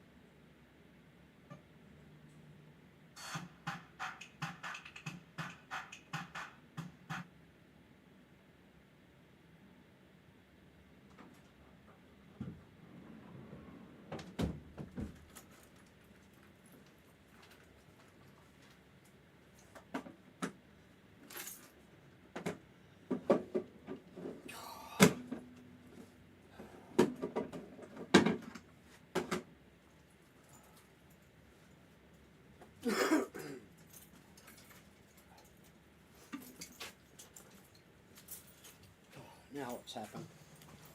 Hello everyone and welcome back to another post-game interview of the third day of the NSL Globals 2025. Oh yeah, I'm good. Two very well-known people here next to me. I got Roy, aka Sugar Rush, and Matt, aka Coco. Thank you guys for joining me. This is a special tournament because of various reasons. Obviously, one of those reasons being that it's the last one for our guy Sugar Rush. After how many years, Roy? 5. I think so. 5 years. 5 years. And you know, obviously, I know the background of your decision, and let's just say that he has private reasons, stuff at home, etc. All I can say is that is the most noble reason for anyone that I've ever heard to actually stop with the sport. Not saying that it's gonna be tough being here without you, because you know I also learned a lot from you. You've been here from the beginning, so just a simple question, man. How are you feeling? Yeah, it's a bit double feeling. One side, I'm really glad that this weekend's gonna be over, and on the other hand, it's waiting to win. really hard to Good on you, to Cole. try to keep my promise to stay away for a little while. But yeah, I probably won't touch the field for a year, at least. Maybe I'll come back to play some or train some, but for now, I'm just really glad I get this extra time to use how I want. That was an amazing game. Matt? You're right. Yeah. Obviously. Go. That was one hell of a game. A lot of those plays came from, you know, your actions throughout that snake. And first I want to say it's awesome to see you again, man. I missed you. I missed you. Now, what I wanted to ask was... Can you hear the live? A lot of people have this speculation, Nicole? right, that EC is a typical Sunday team, yeah. And so a lot of people are saying right now, like, well, if they're saying that they don't have a plan for Sunday, they're lying. But if they say they do have a plan, they're also lying. There's something up. So what is up? Is it like something like a self-fulfilling prophecy, or is it something that you conscientiously do, like that you don't pay too much attention to the group stages, just focus on the end game? So once we found out that everybody was making it to Sunday, we were going to be playing in elimination games, I mean, we were not going to 100%. We were still figuring things out. We were trying stuff that was new. Obviously, we don't have a lot of time on this field, so we kind of have to figure as we go. And I mean, we have the layout at our home field extreme, but it's actually different. Like, it's actually a lot different. Angles are different, bunker sizes are different. Everything is completely new to us. Not new because we've been here before, but after coming back, we were at Pro 2, it's been months since we've last been here, so it's still a learning process, but we figured it out. That definitely happened. Now, we're fighting tooth and nail until the very end. Did you sort of start to figure their game out, or what actually changed that you guys started popping off sort of for the last 5 minutes? No, I didn't figure out what they do because I already knew what they were doing. I think the guys finally started realizing as well what they were doing, and at the end, I just let it go. I was just like, okay, just try to have fun. And then it just started popping off. I was like, okay, let's go, let's roll, let's just do it. I just made 2 teams, just like two teams. I was just like, okay, you play, then you, and I think that really also changed it up for them, because we're like, okay, this round I played that guy and he's playing like this and that, and then the other. Nicole, I think you're the only one that's been on. Confusion, you know, and yeah, they did really good. They did really well. You and a kid. And we had a good call with the one VAR check that really helped us. That was that first degree helped us get a bit more gas back as well, and at least go out swinging and not like on the zero getting mercy. Just like we went with a bang. You really fought tooth and nail, and I respect the hell out of that. Yeah, true.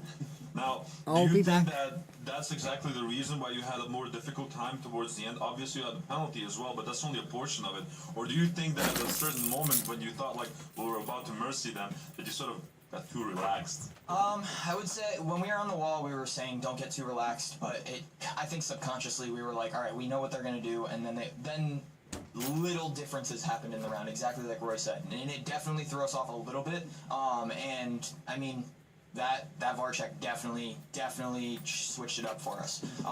That completely caught me by surprise. But it's part of the game, folks. Part of the game. And it was a great match. That was a really fun game. That was an awesome match. We had a great time playing you guys. Yeah, it was truly entertaining. Now, guys, thank you very much for joining me here in the interview booth. It'll probably not be the last time that I see you, Coco, but it might be the last time that I see you at the interview booth. So I'm gonna give you one moment, maybe, to give a final shout out to the people that have loved you for all these years, man. Oh wow. Yeah, I really want to have a shout out to for this year's sponsors. We're wearing loads of them. Especially shout out to Valiance, our designer for Global Jerseys. He really did an amazing job. This is what I always wanted, and all the guys in my team are always holding me back, like, no, we don't want all that flashy shit. And I really want to point out one big thing. That is a really big shout out. I maybe need to go a bit closer to let it read, but it says, "Thank you, Roy, we love you," and that really touched my heart. So now I'm gonna fuck this. You promised us someone wouldn't do it. Thank you, Roy. You're the man. I'll fucking miss you. I'll see you in the commentating booth. Get out of here. Now we got additional people here over with us. The man, the myth, the legend, the Alpha Wolf, and of course, my man James here as well. Do you want to maybe lean on me? Militas, thank you guys for joining me. That was one crazy ass game. It had an amazing back and forth. Maybe we can start off this tournament by addressing the matter at hand. Tell people what exactly happened, Didi. I tried to sort of explain, but maybe they want to hear it from the horse's mouth, as they say.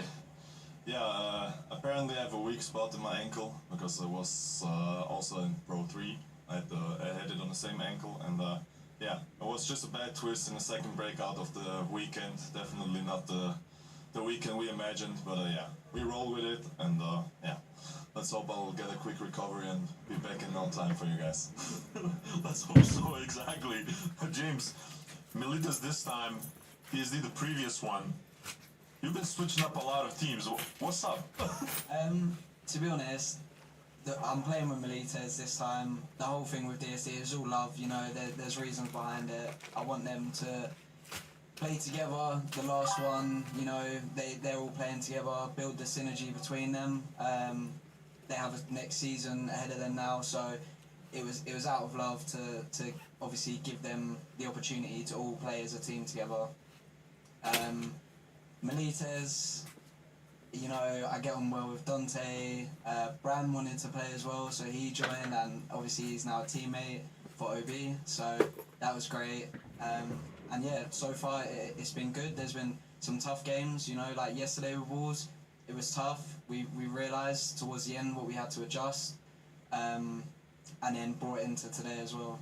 Yeah, but this one was a nice little back and forth sort of, and we saw from the Wolves, at least from my perspective as a spectator now, was like we had moments that they sort of held back, and other moments that they popped off, and it seemed that it was inconsistent, but it might only seem to me because they were doing something different on their end. What did you think happened at the moments that they sort of walked over them in 30 seconds and other moments that they had difficulties? Yeah, the 30 seconds round is when I scream in the pit now. Yeah, really scratches like a bang balls. Obviously, Militas is a proper opponent, and sometimes they shoot somebody off break, and or they just lock the guys down, and yeah, I think that's what happened. The game plan, of course, was especially to the end to have quick rounds because we needed a lot of points still, and yeah, didn't work out, but the guys did everything they could, and yeah, I'm super proud of them and happy how they played. Yeah, definitely. Now, maybe James, you can maybe also explain like how difficult it is for you as like a player that switched a couple of teams this year to create synergy with a new team, because we had this conversation during the stream as well that synergy and communication are two elements that are hardest to establish in any team, right? So how do you manage doing that when you guest for a team? I won't lie, it is hard. It's very hard. So it's been, for 5v5s, it's been High Kappa Hub, which is like basically an OB team. So we have our calls, and then it's DSD with different, and then now Malites, and also I played the last 5v5 with LSA. Oh, yeah. So now, where I've got all of these calls, I'm trying to really have to, I'm really having to try and think about what I'm saying. You know, there's been a couple of times where calls are the same, and I've given the wrong one, and then I've had to correct myself mid-point, but yeah, the synergy is great already, straight off the bat. Everyone is, you know, everyone is wanting the same thing, so that helps. So yeah, it's hard, but I feel like I've adjusted to it quite well now, so, you know, it's on to the next one. Yeah, got a little something for us as Militas for, you know, the end game of the tournament? Not really. I mean, we haven't played Saviours, obviously, in the groups or anything. We've been watching them. I played them at Pro 2 and 3, so I know what they like to do, and I know how they like to do it, but whether that's going to happen or we can counter it is a different story, but, you know, it's when you're on the field, anything can happen. Yeah. Now, you know, ask you, but I'm not sure whether you made any sort of official announcements yet. Can I ask you about it or not? So, the conversation that you and I had last night is that this might be the final tournament for the Wolves. Yeah, we decided under the circumstance right now that we're not participating in the next season. This is not so to say, not a final goodbye, hopefully, but at least for... See you soon? See you soon, hopefully. And yeah, just for next year, we will not compete in NSL. Maybe the wind pushes us some different directions, but for now, there's nothing in sight. And yeah, some of our players will pursue a different team in the next year. So yeah, the Wolves will still be around. But yeah, not as a pack for now, at least. Not as a pack. That really hurts me to hear. I think that Wolves has been a foundation of the sport since the very start, since the very beginning. You guys were always here. Maybe you want a second to give a thank you for everyone that has loved you all of these years. I know this was not the tournament you guys wanted to play as the last one, but you know, sometimes we get the cards that we're dealt, but I'm going to give you just a second here. Sure enough. Yeah, I want to thank all of our supporters, all of our fans. It's been amazing 5 years. It's been half a decade.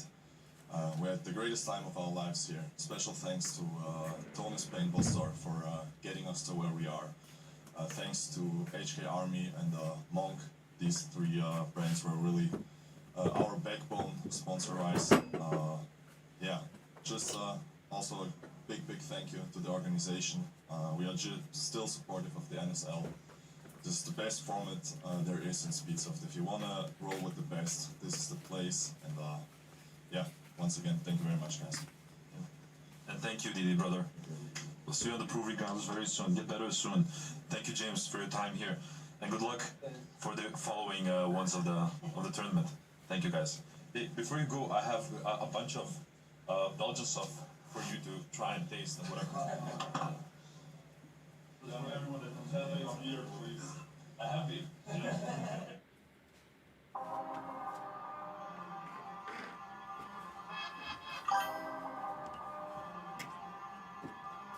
Now I am become death, the destroyer of worlds. This goes without saying. Unlike our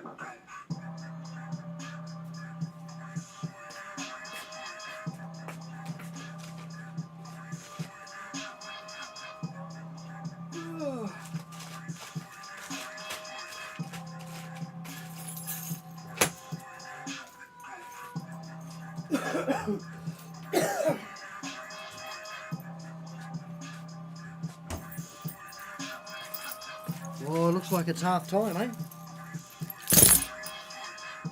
Who's on the chat now?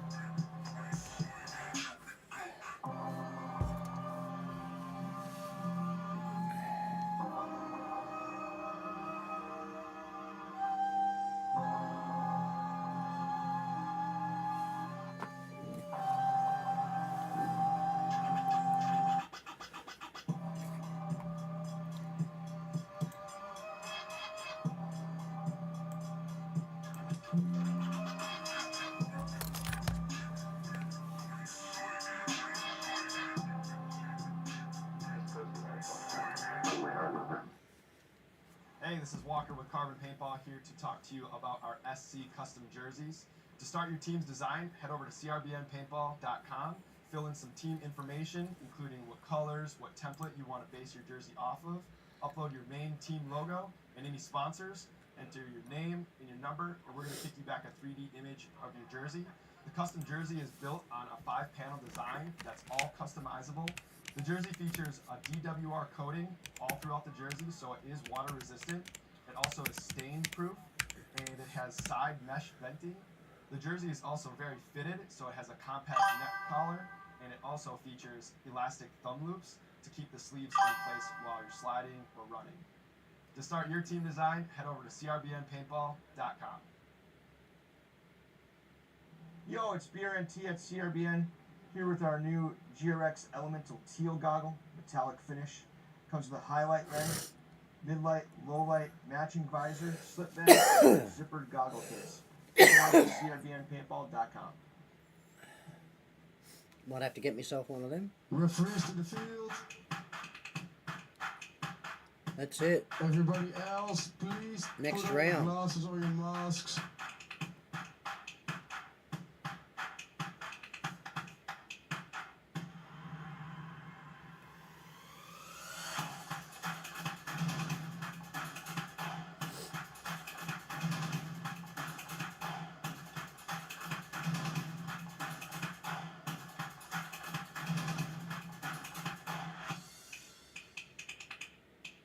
Okay, live field, live field. Yo, it's BRNT at CRBN, here with one of our Next newest teams, GRXs, second to none, Bodcam Kings, Urban. DSD, Savage, come to the field, according to your gun with the referee. Good luck, Comes SUN. with 3 lenses, highlight, mid-light, low-light, matching visor, matching slip bag, and our zippered goggle case. Check it out at crbnpaintball.com. You're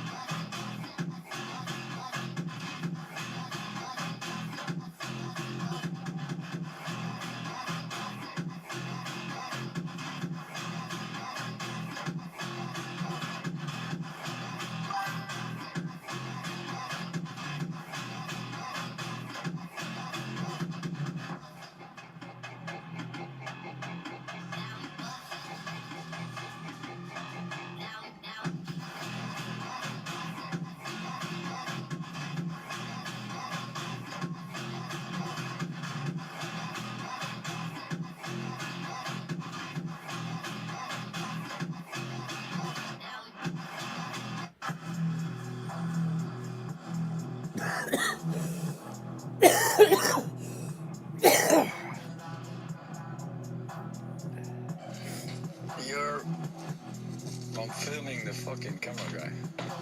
Cameraman.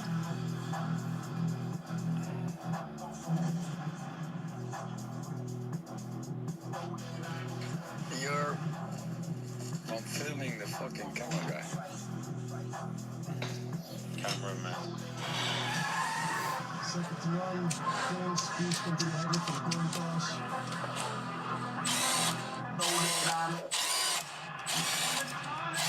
When the operation of the machine becomes so hard, makes you so sick at heart that you can't take part. You can't even possibly take part.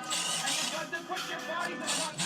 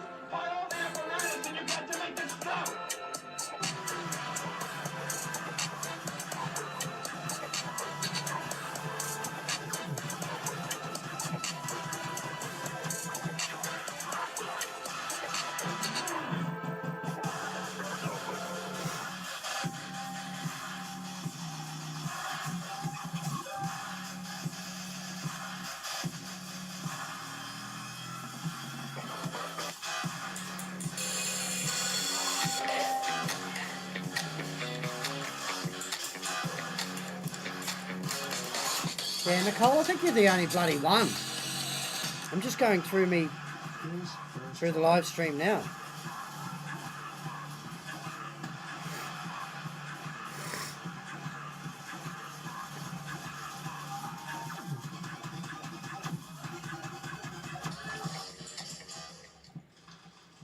Hello everyone and welcome back to the NSL Globals Championship 2025. My name is Adi for the people who are just joining us.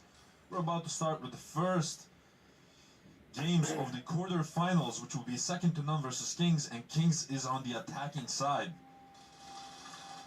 Just started, and second to none is still serving that first degree penalty that they had from the previous matchup. So let's see if Kings manages to punish that one. We had quite a emotional interview session. Yeah, always, eh? Always. It's gonna be tough seeing some of these teams / players stepping away, but that's how life is sometimes. As it went. Normally you are the last person standing too, aren't you? And that's gonna be either a zone 2 or a zone 3. You can see one of the zebras pointing at number 3. Zone 2. Next teams, DSD, Savage, come to the header for the coin toss. So Kings immediately getting some points on the board. Not half time yet. Not fully punishing that first degree penalty, but still. Howdy, welcome back, you wizard, frog, bear, fluff ball. And then a completely different statement, S1 is gonna win. Phantom, you're crazy. Kings has been consistently getting better and better throughout the tournament, but S2N is an absolute powerhouse. Savage, first try. And now for all the people of the West Coast of the US, it's gonna be Savage, once again playing versus a formidable looking DSD.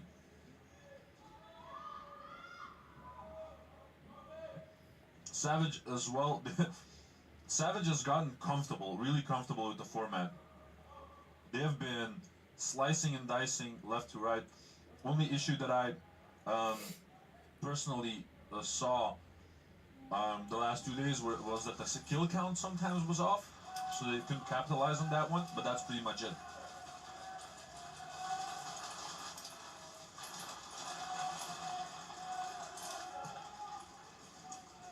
They lose their snake player, Apollo, not making any success. Kapers now has dominance over the snake. And it seems that DSD has bunkered most of these players from Savage. They lose Montana of the D1. Good shooting. They lose Big J from the home one on the side of Savage. And now they're just trading blows.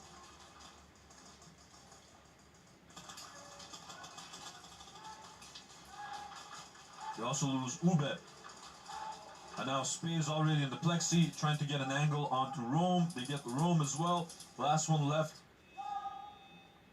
Looking for the flag. And I'm not sure whether Capers got the flag on time. Snatch. And that's a snatch by DSD. Some good set of eyes on Capers as he got the snatch from the center Polar Star Dorito. And one hell of a start for DSD. Let's Phantom go like Mudcat that. this passed out, I bet.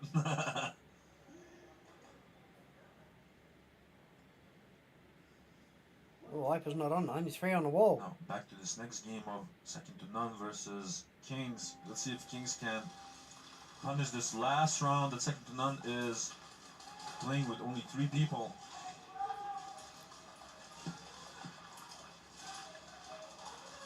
They lose Jayton from the snake. Good shooting by Hyper. Is that Hyper or is it? No. No, it's Jesse. That's actually Ivar the Boneless. Well done. As he got shot out. Honey Badger holding it down from the D3 Anthrax Dorito. We got shot out by Murasaki as he pushes up together with Jesse Hat. Go, Murasaki, go. Looking for the flag. Go. Snatch. Oh. Did they get it? He ran over it. I cannot see.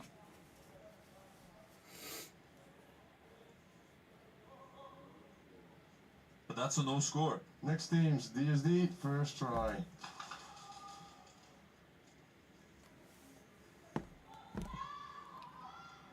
So no score, but also no snatch, and Kings gets another opportunity to score additional points, but it's gonna be against 5 people of S2N. And I'm joined here by the man, the myth, the legend, once again, Mr. Fives. How are you doing, Fives? Hello, welcome. How are you doing? Good. How about you? Oh man, it's the final day. Yes, I think that's why I thought I need to be here. I didn't see anyone else here. we have no boring games now. No. Everything is on the line for these teams now. And it's a quarterfinal, so It's gonna be a tough one. Now, I'm particularly excited for this game of Savage versus DSD, because Savage has been getting more and more comfortable with the Real Strike Arena as the tournament went on. But meanwhile, DSD has been looking formidable since the very start. You know what, Nicole? it really looks like the Congratulations, you just won it. They had through the season, they really fixed them so far. Definitely. Their growth throughout the year is insane. Yeah. So this is going to be a good one. But right now it feels like both teams are still holding back a little bit. No one wants to take too much risk, which I understand. Like, it's also their first game of day number 3, so maybe they need to warm up a little bit. Apollo making a trade with Yannick Kuipers in the Snake. And DSD with the refill in the bag of Snake. And it's interesting because traditionally these two teams have very different styles. Yeah. But they're keeping each other at bay, so neither of the team can actually express their true form, so to speak. Not yet, at least. And I haven't seen games this long, especially on the side of Savage. Usually they look to like execute it really fast. Catch you off guard. Fusenek is trying to support through the back snake, but it's just yet. LB3 at the moment in the favor of Savage, I believe. Don't see anyone else.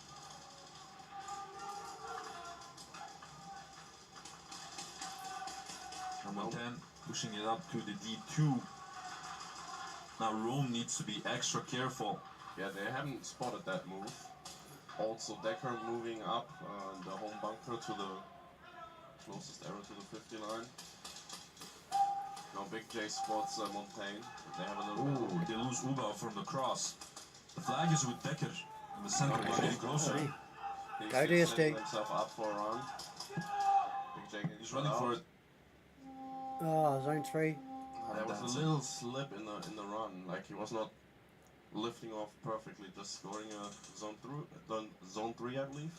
What I've been liking more and more lately is that more players are opting for like either middle top or high top shoes because of the ankle support. Like usually in the past, like they had these like low sneakers with the tops on it. The soccer boots. Kings, exactly. try. But that really sucks for like ankle support, and you know you've seen with Didi, for example, what can happen if you have poor ankle support. Yeah. So I like the fact that we're seeing that more and more, because it just means that the players are taking more care of their bodies as well, right? Yeah. I mean, it took so long to introduce the concept of warming up. Yeah. Like when I used to start, like we were warming up, and no one was doing that pretty much. Like, and it's crazy. Like all these Come on, steps Hyper. which you need to do at a Right in that snake. professional See ya. level. Go on. Yeah. Nice little trade between Jathan and Hyper J in that snake. I gotta say, I'm really impressed with the way that Jathan from Kings has been playing that snake. He's been getting either trades or kills consistently. Yep. It's been really hard to deal with by most of the teams. Catching Levi off guard, going there into the snake. And you cannot make that type Go of move Murasaki. against Ivan Augustin. Push. Ivan Augustin is a freaking pistol sniper. You call him an assassin, like from Assassin's Creed for a reason. Murasaki now pushing up, looking for the flag. Got it! I don't think he gets it, but it was try 3 Yeah, he got it. anyway, He so got it. They got the eliminations, yeah.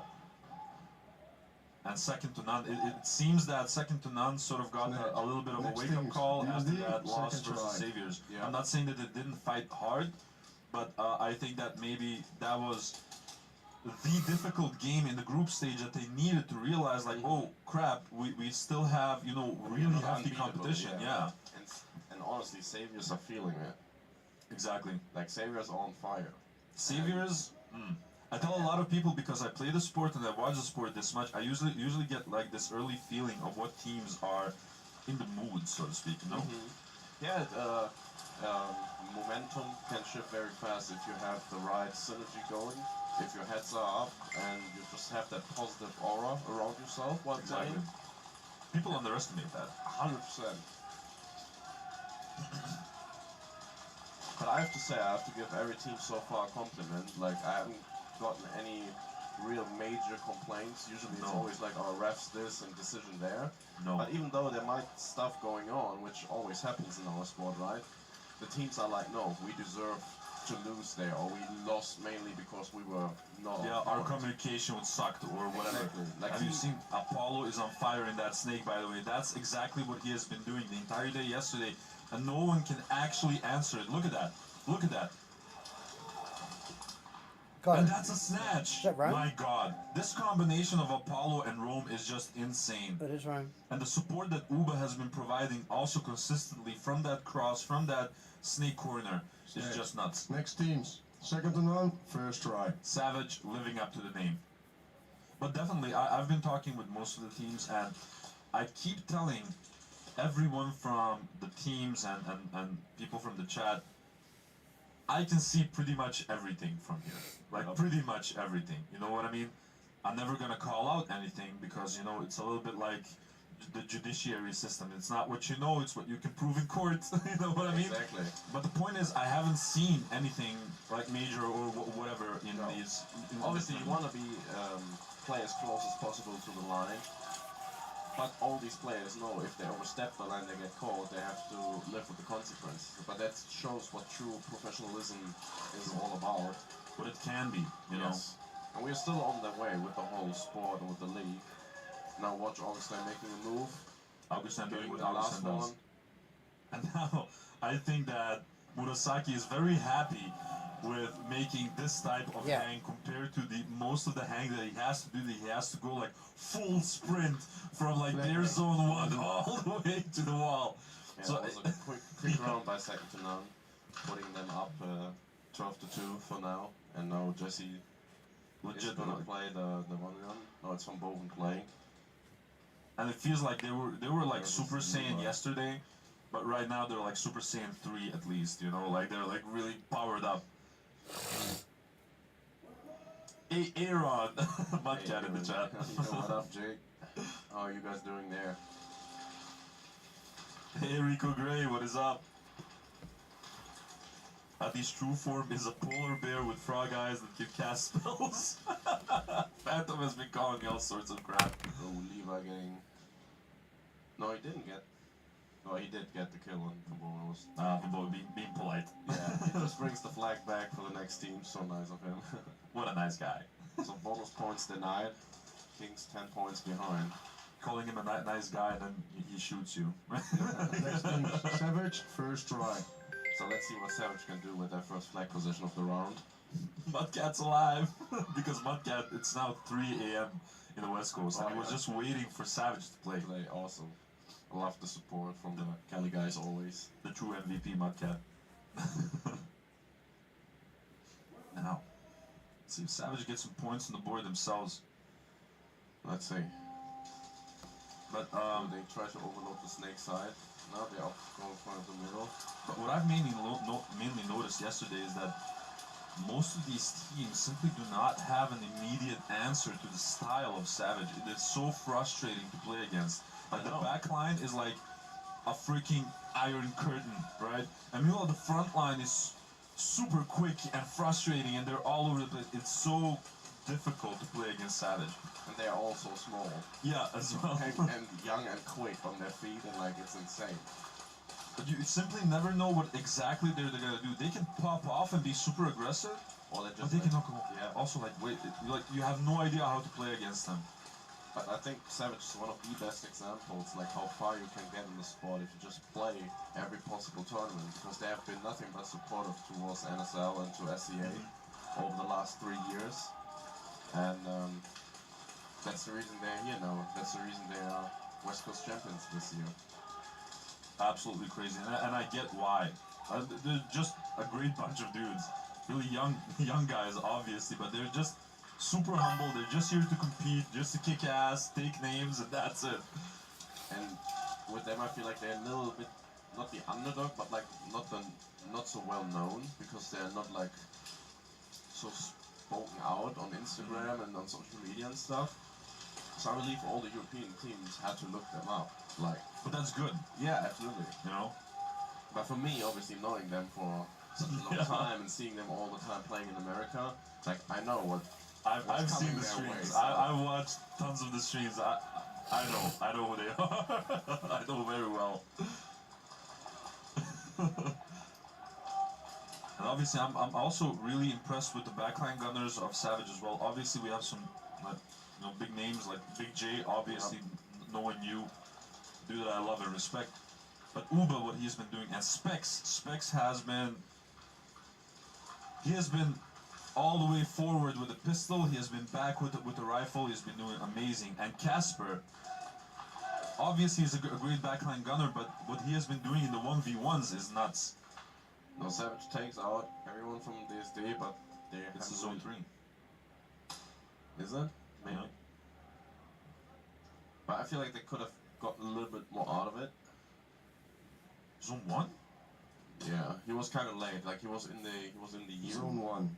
Yeah. Next teams. Kings, first try. I mean, it's when the buzzer cuts off, not when the buzzer still goes. Come on, SN. Get a snatch. But still, some points on the board at least. And they also shot everyone from DSD. It's nuts. No, back to second to none to Kings. Kings first try. Kings as well, man. Like the shots, I think arguably that Kings might be one of the best shooters like in this tournament. What Levi, Riker, You Are Mad have been doing with the rifles is just absolutely nuts. I already mentioned Jathan, of course, in the Snake. Honey Badger as well. Sometimes Honey Badger comes up to that plexi. I have no idea how he got there, how quickly he got there. It's just crazy. Oh, he likes the plexi. Like when we first met him, he was wearing like a Snake God headband, and he was always showing up at plexi. We were like, bro, you're on the wrong side of the field. Plexi God. Yeah. Look at him. See? Yeah, he's making those moves, and Even Augustine getting eliminated by Levi without getting the trade. They are not letting second to none play that Snake game. Oh, a beautiful shot. By Hilke van Boven onto Leviathan. No, that's Jesse Hat. It's a 2v2. Jesse on the move up now. Together with Stan de Gelder. They are now moving up and bunkering the Kings. Ooh, nice little shot onto Honey Badger by Jesse Hat. But Jesse gets taken out as well. And just a little too late for the snatch. But very well done from second to none. Maneuvering out of a situation which looked like Kings would have the upper hand. It started with that beautiful snipe by Jesse Hat onto Leviathan. Jace, how are you, mate? Savage, and we've seen this happen consistently. Jathan either takes over the Snake by an elimination, or he does the trade, and then Levi fills up the Snake position. Well, looks like Nicole's got a little bit of candidate, so to speak, in the little bit of competition now. And takes it over himself. Stay on the stream, mate. Consistently, getting blocked completely by second to none and Jesse Hat from that cross. Stay on the stream. Keep watching. Savage now with their second try. Half time, I'm going to draw this pistol, Breakout as usual. which I think is after this match. Ooh, they lose Decker off that home run position. That's lose Kuipers and the Snake as again. well. Apollo, I'm telling you, Apollo, what he does in that Snake. Trades it out. So Paddys dropping in favor of Savage. Now it's a matter of can they be on time. Now Rome's in that Dorito Rome hole. needs to be careful with that. Like Spey already on the plexi, but Rome's so small, keeping his head down on that Snake side staple. now communication is very important. If Oh, he he got runs too him. fast, as I said, then he gets shot out. Nice little snap by Nathan Montan. Haha. You got some competition there, Nicole. Says just 2 of you so far. Oh, got the snatch. That's huge. Got the snatch. Amazing. That's huge. Snatch. Next team. Not only that, the King, move second try. that Nathan Montan made from the D1 to the cross in his movement. So Jace, this he is a shot little bit Rome like while American he was on the NFL, if you snake put it side that way. donut. So you've got zone 1, zone 2, The zone flag was 3. there. Exactly. So they turn. Each team has around, three attempts of route attack around that with the was flag. looking like it's going to be a hang or at least So zones for Savage into the players snap. without the And flag, thanks to Spee being on the plexi, they're no one defenders, could actually, but they have to take their try and eyes work off of him, together so and get a Nathan snatch. Montan had a lot They more have to breathing try and room. get Jathan that, getting shot, Aubrey, get the no, flag that's off the Jathan, other team. So second to none with Oh. but there's a pull on second to none. Who? Hyper J getting pulled. No way. No, it's not Hyper J. It's Jesse Hag It's getting Jesse. pulled. Probably in his move towards the snake, leaving second to none with one player, Hyper J in the snake. Go Hyper. Now Come on, they're Hyper. applying a lot of pressure, always taking a walk. Oh my god! And you are mad running for it, and that's gonna be a hang! No, Hyper shot him. Hyper J was still in the snake. Sure, he got him. Levi giving him a little bit of yappa yappa yappa. Oh, the no, it banter. looks like your man is being on the ground. Oh, that happened to me as well. It's gonna hurt. But you have some protection, you know? Like he is. What protection? I crushed my ribs. I needed like 2 months to recover. But that just is. That just shows how dedicated these players are, how motivated they are to give it their Very all. good. Just put your thumbs up if you're okay. I think it's more like a short shock or something. Yeah, it can He's happen. standing now. But as a rifle, it can happen. Like usually, what Yeah. happened with me is like that the tank was between me and the wall. That's how Gutierrez from Sirius broke his collarbone. Like he slammed in the wall, but the tank was in the way. And the tank is stronger than the human body. No kidding. Four Gutierrez. Oh, yeah. Quote by Fives: the tank is stronger than the human body. Wow. What's Apollo's age? 24. No. Wait. Apollo was right. I think 20. He's just a really short guy. They have one guy over 20. I think the rest is all under Yeah, 20. but I think that's Apollo. And Rome is like super young. He's like I don't know. 16 or Flag 17. hang. Rome was like 15. But Kings getting the flag hanged, completely dismantling second to none, and taking the lead back from them. Phantom saying, "Don't worry, I look like a couch potato with burnt face. That's also a half decomposed." Come on. Let's go, Murasaki. Quote of the day: the tank is stronger than the human body. Aaron Schmidt, 2025. The book of quotes. Now let's see if Levi can put more points on the board. That's Murasaki that's actually defending. Yeah, Murasaki tracked him, so Ooh, a nice little shot by Murasaki. no bonus points. Feeling really confident about that one. How are they allowed to play under 18 in the NL? Next So team. when you are DSD, first try. when you are from a foreign country and it's allowed in your country, you're allowed to play as of in the Netherlands in competition only. So you can't skirm here, obviously. Hey, CSL in the chat, what is up? Good morning, what is the score of the Kings game? So right now, the Kings have 13 points, and second to none has 12 points. So Kings are in the lead right now. Come on, King. Let's see what Delta does with their first try. Tank facts. No, they say Apollo is like 14, Rome is like 16. Oh, alright. I know that Big J is like 19, right? Still super young. Yeah, he's 19. Oh, nice little snipe by Apollo onto Capers. I'm telling you, Rome once again getting closer to that 50 line, being suppressed by Fusenek this time around, but Fusenek needs to be careful that Apollo once again doesn't get the best of him. Spey getting closer to the plexi. Oh, and he got shot out this time around by Big J. Apollo getting shot out by Fusenek, not letting him destroy that snake side once more. This is a very good match. It's very tactical, very patient on both ends. This is the type of matchup that I enjoy the most. Yeah, when it's like chess. Yeah, exactly. I do agree. Now can DSD, with their 3 remaining players, pull something off? Or can Savage get the snatch? Montaigne making a move to the Plexi Dorito. Use the flag with... Now Savage needs to be careful, they haven't spotted him really. Flag with Deckers? Yeah, and they get punished for it. Oh, However, and they Deckers shoot drops the Deckers flag. out going forward. Now that leaves up the opportunity for a snatch. That little hop by Uba. Casper now trying to get Montaigne. Montaigne getting Uba. 2v1. Casper just getting eliminated. But that's not going to be any points for these days. He did get Montaigne here on the D2. He got him, yeah.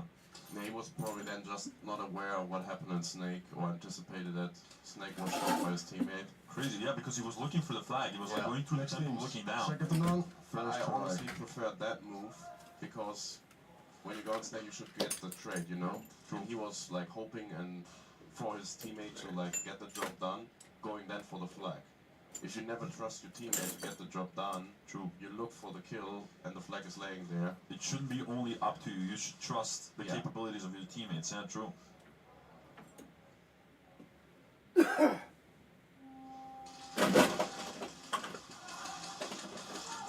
Ooh, 2-off break for Kings. Oh me, oh my. Hyper. An overview of the snake, but they've lost their snake side completely on the side of Kings now. Second to none completely overloading the snake side. 4 players in the left half of the field. They're trying to yin and yang them. Yep.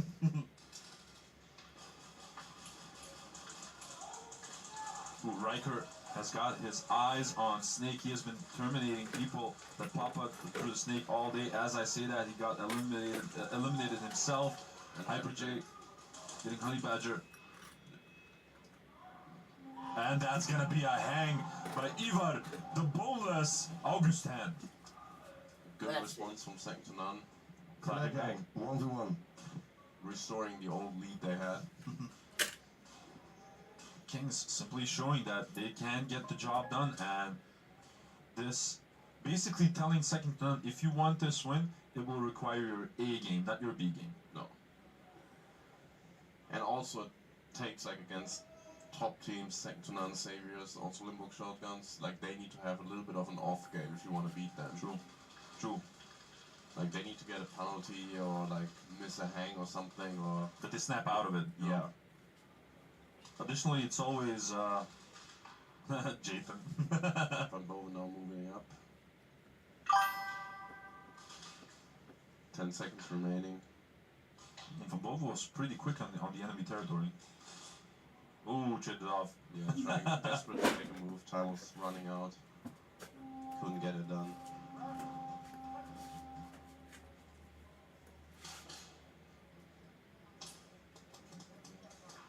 So now back to DSD's second try.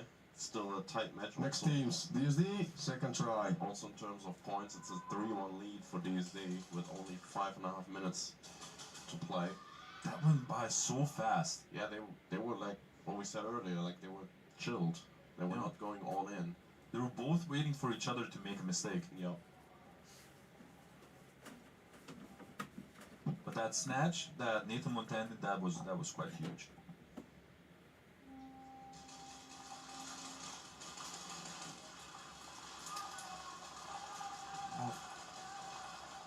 A very similar breakout by both teams. Same, at least on the snake side.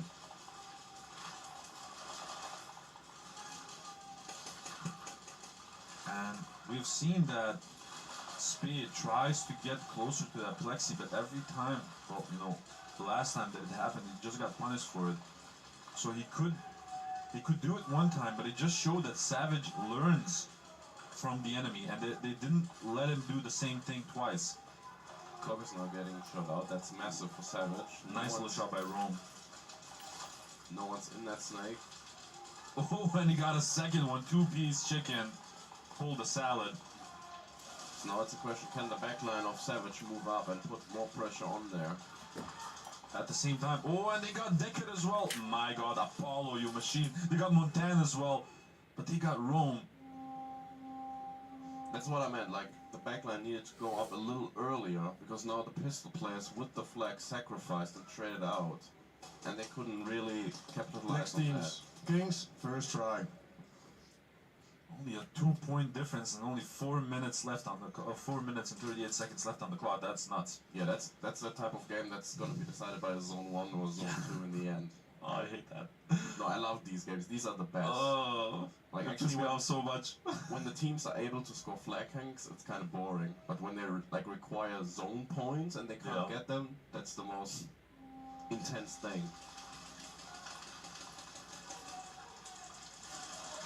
Chicken getting into the snake, trying to get some information first. Oh, nice little trade. But they have lost their snake backline. Kings is down to 2. Yeah, snake has collapsed on both sides. Murasaki trying to slowly refill snake. At the same time, they're keeping up the pressure.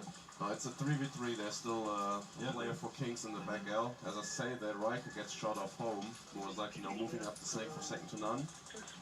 Being spotted though. But they cannot move on the other side because the Gilder is already on the plexi. Yeah, they have a very good. Yep. Oh, 2-piece for the Gilder. Looking for the flag. Got no cigar. Nope. Enjoying the hell out of this matchup as well. Second to none Kings. Next teams. DSD, third try. But both Kings and second to none are very punishing. So like if second to none makes a mistake on the snake side, they will get punished for it. And the other way around as well. Like now they lost their back snake on the side of Kings. And second to none just totally abused that. 4 minutes and 35 seconds left on the clock. 2-point difference. DSD would ideally love. Yeah, they kind of need a hang. They need the points.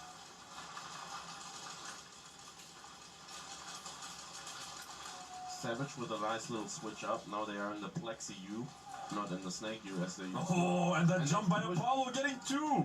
And he's still there. He's still there. He can't get more. He literally like dove like it was in the freaking Matrix into that snake and got 2 people in the slide. That was still nuts. haven't figured him out. He's in the plus. Deckard is now And in now the he's danger playing zone. it. He's playing it good with patience. Getting Deckard, that's a 3-piece. Oh, as I say that. Too eager. Yeah, he just got on. I was just giving him a compliment. That's a commentator curse, man. Yeah. I'm sorry, Savage. Last time, every time I would give someone a compliment during Pro 3, someone died. And people in the chat were like, Adi, shut the hell up. But that is the thing they need to work on. They had 4 players up, all of them on their own Next half. teams. Kings, second try. And you can score points or snatch from there.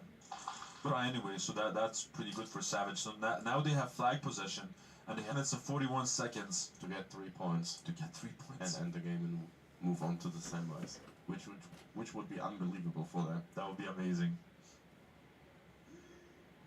Phantom asking, Adi, do you play Call of Duty? No, man, I'm a man. I play Battlefield. But I'm just kidding. I do prefer Battlefield, especially, well, you know, the last one.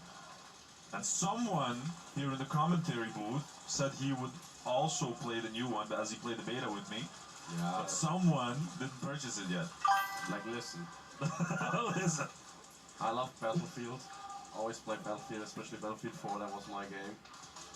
But the new one is too arcadey. Come on, man.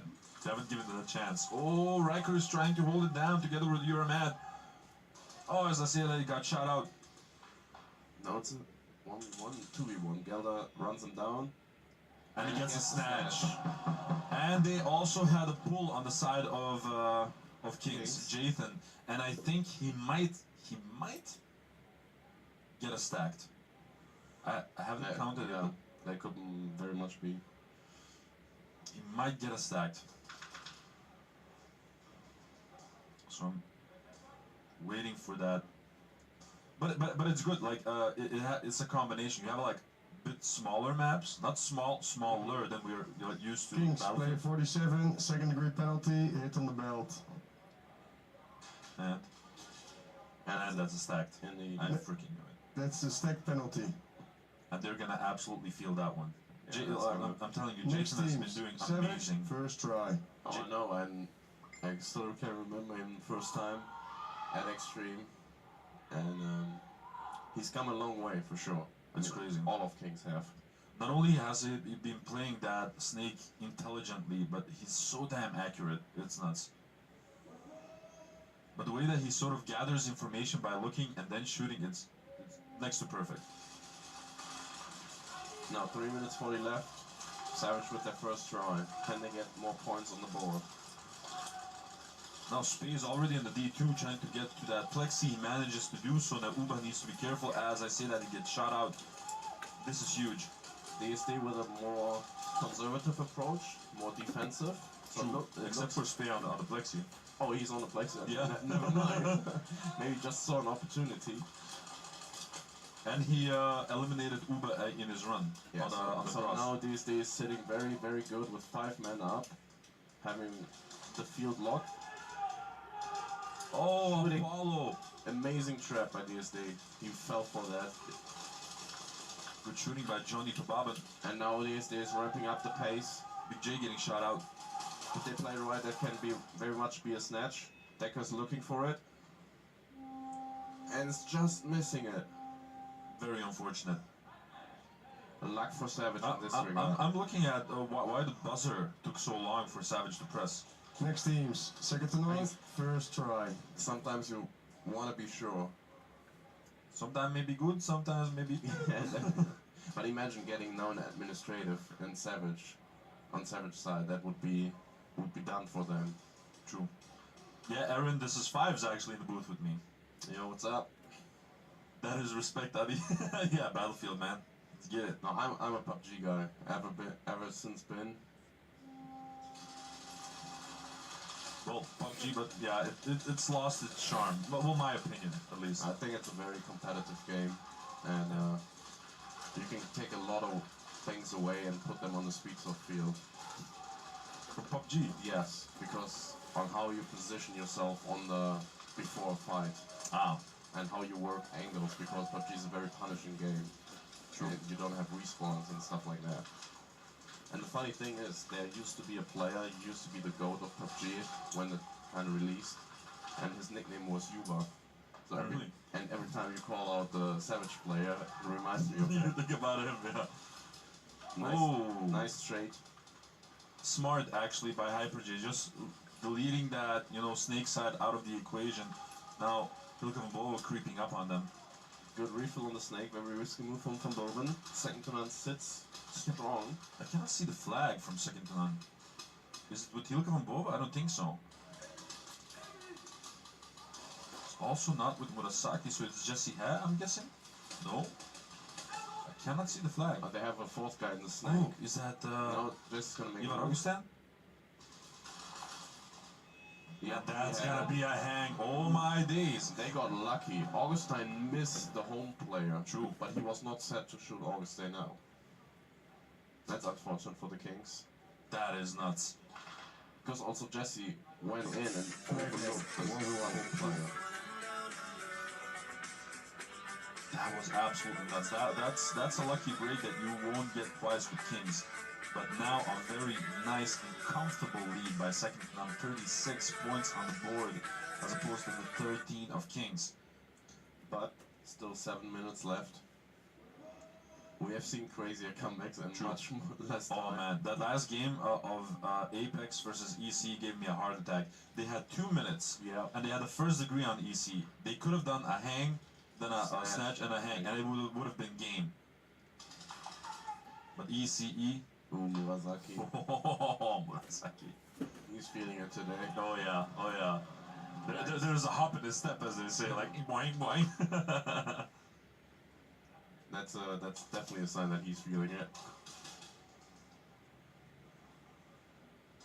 Next teams. 2 Savage, minutes. second try. 2 minutes and 43 seconds, guys, for Savage to score 3 at points. least 2 points Well, to equalize, you know.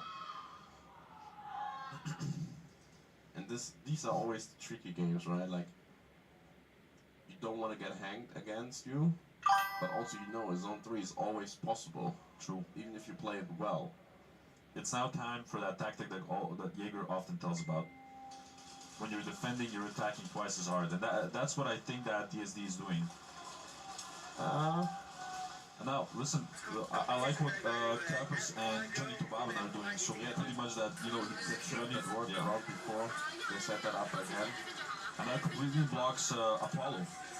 So now Savage has to find the right answer, maybe take a different route, and pop up in a spot where they don't anticipate it. Savage losing a back player there. Mustard saying, I've never been intimidated by people under 5'7" ever in my life before.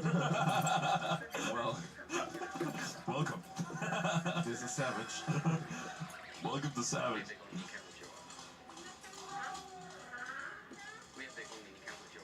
Do you think Savage getting a pull onto Rome? Oh. It's very unfortunate. Do you think Fives sits in a bush with a car 98 on it? Are you a bushwhacker? No, I'm a DMR guy. I don't think he's one of those kids. I don't think it. No, Mini 14 or MK12 all day long. I'll believe it when I see it. You'll have to stream one time. Oh, Janita Bobbin getting eliminated from that snake. Oh, now Apollo has got Handicapper's number out. But he took 2 people with him. I think Big J is in the back L. They don't know. They know.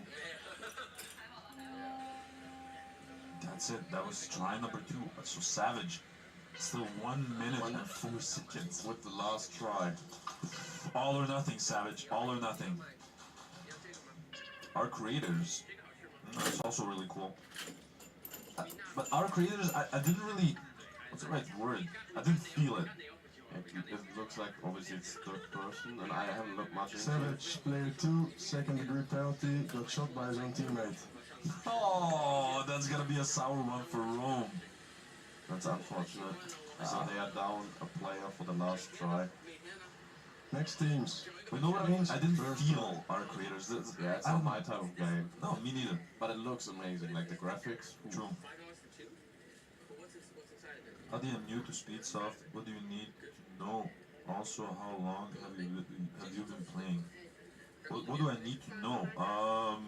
I've been playing Airsoft, generally speaking, for just about almost 13 years. But Speedsoft, like in total, because 5 years ago I used to play a little bit, and now it's like the 3rd year coming in. What do you need to know?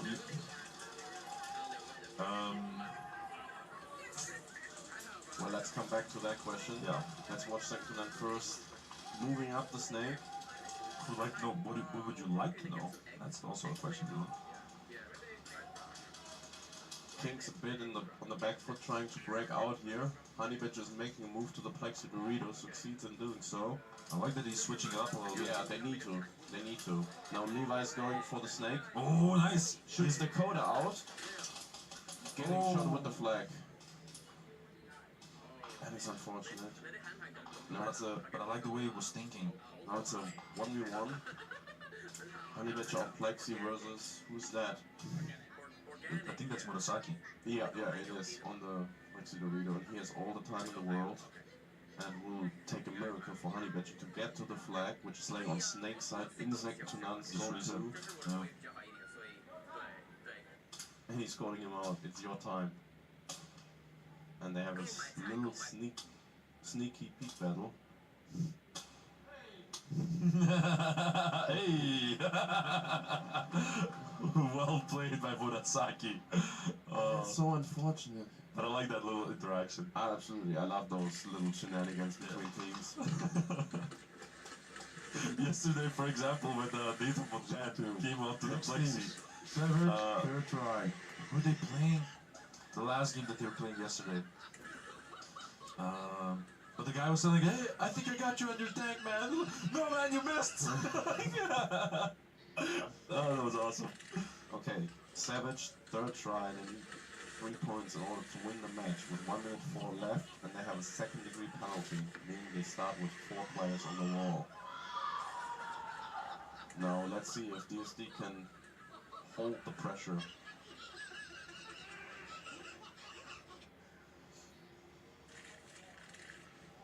I wonder who will get the flag. It seems that it's going to be Apollo. Which, honestly, I don't completely like. Because Apollo has the Snake completely uncontested from DSD side. Savage has all the space they want in there. They lost one off break on the side of DSD. Now this can be very, very bad for DSD if they don't watch out. It really comes down to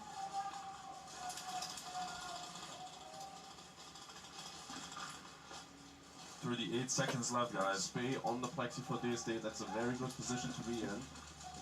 If the Snake breaks through from Savage, he should have a clear shot on that. Now Savage, you need to do something. You have 24 seconds left, otherwise you're gonna be done. You're gonna be out of globals this year. 19 seconds left, guys. The flag is with Apollo and the Snake. But DSD having a strong crossfire, 4 people up. 10 seconds, guys, the time is ticking. 9 seconds. It's gonna be intense. He needs at least the zone 2. I think the flag is in Snake, but 3 seconds. is watching the Snake, no way he's getting into zone 3. That's game. Oh Lord. It's I saw this panning out completely differently, but a zone 1 from Savage. And look at the disappointment. Yeah, Apollo is looking at his backlines like I didn't know, I couldn't see the clock. They're having a small zone 1 end game. Zone 1 end game. That is so unfortunate. Well done, Savage. Next teams. Kings, second try. That was a wonderful game. I didn't see it playing out the way it did, but I enjoyed the hell out of it. And congratulations to DSD for the victory. Yeah, moving on to the semis. Exactly. I believe for the first time on an S tier or A tier level. I think so. So congrats DSD on the growth. And on the victory, it's very well deserved. Yeah, well done. Told you it's going to be Titanfall was fun, yeah. Saviors, I really enjoyed DSD and Titanfall. Militas, or ECE. Small barrel roll by by Kings didn't work out. You know, they're dropping bodies, 3 left alive. Sentinel creeping up the field. Seems that Hyper J's on the prowl, together with Dakota on that 50 line. Murasaki already getting there. Second to none really moving as a unit, shooting out Riker. And now they're hunting. And a casual pickup of the flag by Murasaki. Yeah, second to none, really determined to finish this one off. Snatch, you guys play back to back. 1 minute quick refill. If they get a first try hang on the side of S to N, it's gonna be a mercy rule because they'll have 50 points. Yeah, there you go. That's absolutely crazy. Second to none is nuts. Besides from that one flag hang round, Sentinel was almost dominating every round. They're very dominant, exactly. Kings just can't find the answer. And the reason that I'm surprised with this is because Kings have shown throughout the tournament that they were able to switch up the strat depending on the team, and I didn't exactly see that this matchup. It's like they were trying to force the same tactic. And it's obviously hard. Sanctunan is one of the teams that puts the most pressure on it and follows up. They don't sit in the back. When they see weakness, they go for it. But this is what this tournament is all about, you know? You have to rise yourself up. Teams back to the field. Dakota the sniper. Second to none, first try. Yo, what's up with only having one breakout shooter? On this field, having more than one breakout shooter is a risk. It's as simple as that. Yeah, you cannot really get into safe space, and also depends on the lanes you can put down. True. And if you miss, which is always you a have high chance, you have like people in the snake, and then you're gonna be caught out in the open. And if you overstay your welcome at the breakout wall, you will get shot from either one of the Everywhere, corners. yeah. Additionally, there's not that much breakout lanes on this field. You have one on the snake side, you have one on the D side, and that's pretty much it. Kings and second to none losing a player. Both off break. Dakota getting sniped. Dakota a little too greedy there maybe. But second to none still holding the ground. I think in the EU, Dakota is the youngest NSL player out there. He just turned 18 recently and played his first tournament in August.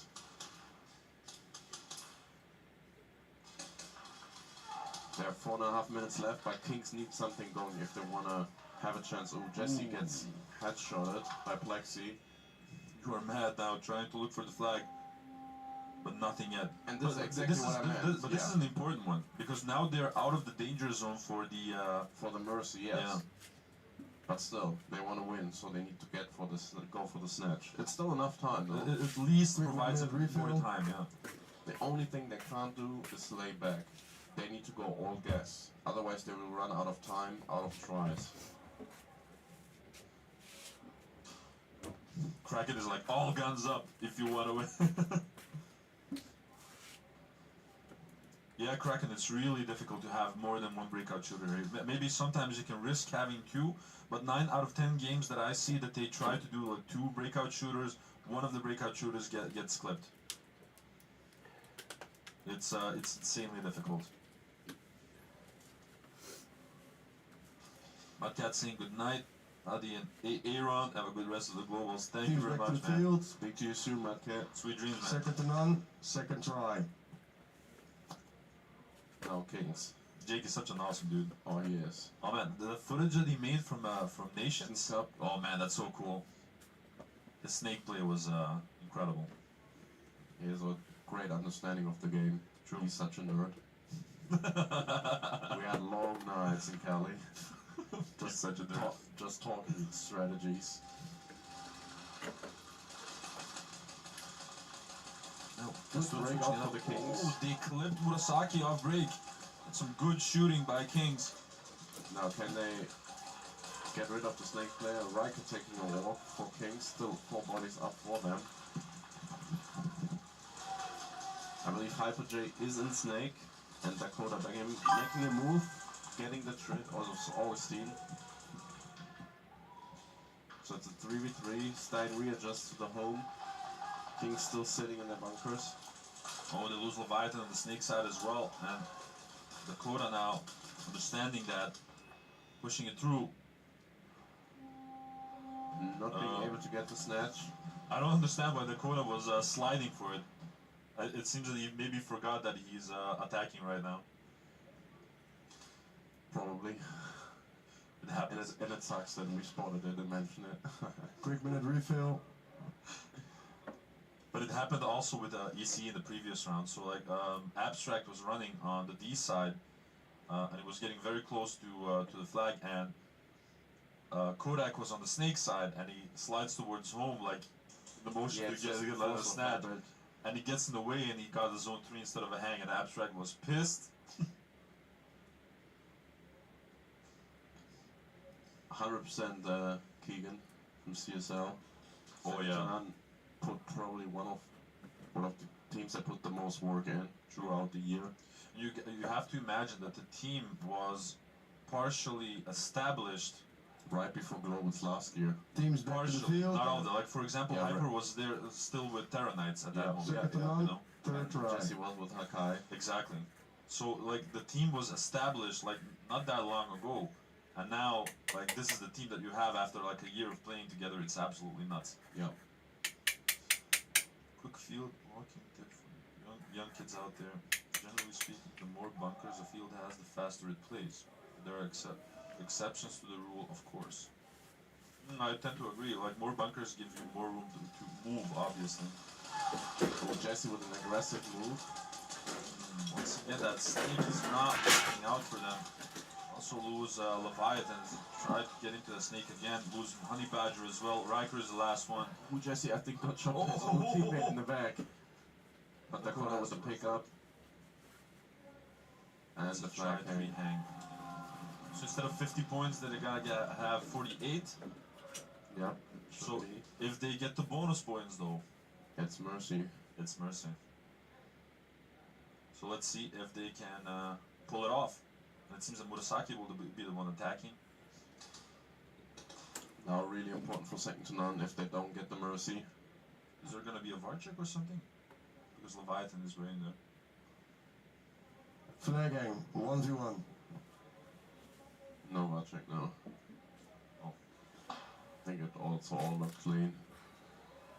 Second to none is playing the snake perfectly, not even messing with snake one. Yeah, I agree, Mustard. They're like, this second to none team has zero hesitation. Like you said, like the moment they notice a mistake or weakness, they're like sharks with blood, you know, like coming at you. Second to none put in the work, you can tell 100%. And we talked about it shortly, like, you know, the last couple of days, synergy, team communication, really hard things to establish, and individually they're all amazing players, but they needed that additional time as well for that aspect of the game as well. Murasaki getting shot out by Leviathan, good shot. And Kings live to fight another day.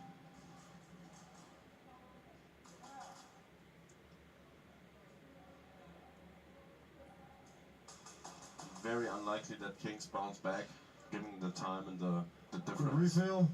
But still, there's like a mood difference.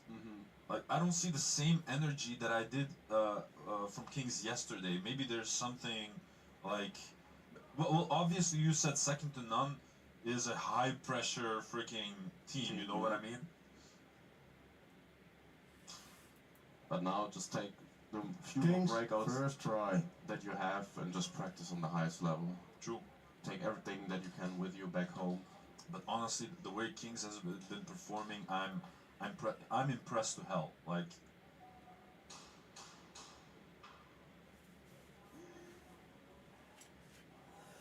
the games continue.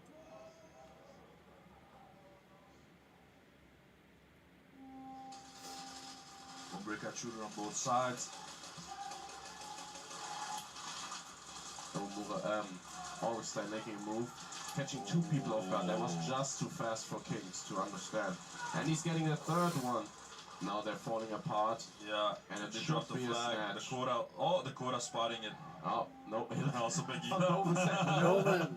It's gonna be for the stats, for my stats. I'm gonna boost up my stats, indeed. That's what he thought. That was a full gas. All gas, no brakes. Yeah, that was crazy. That was absolutely nuts. Snatch. And it shows Quick minute refill. the confidence second to none has. Because usually you would think, why would you push? Because it's very easy to catch a penalty in these movements and moments. But exactly, like they're so confident. I think they just want to end it now. True. They need to agree. They want to go to lunch. Yeah. That. So after this, we're gonna have a 40-minute lunch break, I believe. And then we're back with the second quarterfinals, which also has crazy. Ooh. Second to none, first try. It's gonna be, well, it hasn't updated fully yet, but just a second. I think you just need to scroll down. No, I needed to refresh. Oh yeah. Come on. Sunday. So it's gonna be Saviors versus East Coast Energy. Oh, that's gonna be a hefty one. And Limber Shotguns versus Militas. The rematch. Yeah, pretty much. Oh me, oh my. Kings now with an aggressive move to Snake. Getting the trade with a Hyper J there. Pulling it off this time around. It seems that that was the plan. Open refills with a rifle in Snake. 2 minutes and 35 seconds left. So right now, second to none, all they need is I killed zone 2, and that's gonna be flag flank. carrier shot out, and Dakota's pushing, but he doesn't know the flag is laying behind him. Oh, nice shooting by Leviathan. And he can't get the snatch. But well done by Levi. That adjustment to the Plexi Dorito. Exactly. That destroyed the entire push of second to none. Quick minute refill. And you could see that second to none tried to pull the same aggressive moves that they did in the previous rounds, and King's basically saying like, you pull that ish again, you're not gonna pull it twice. Yep. And that's exactly what I meant. This is what I've seen actually from Kings the entire tournament. That adjustment to the enemy. Like, okay, you did this. Okay, well, this is what we're gonna adjust. You know, like a true chess game.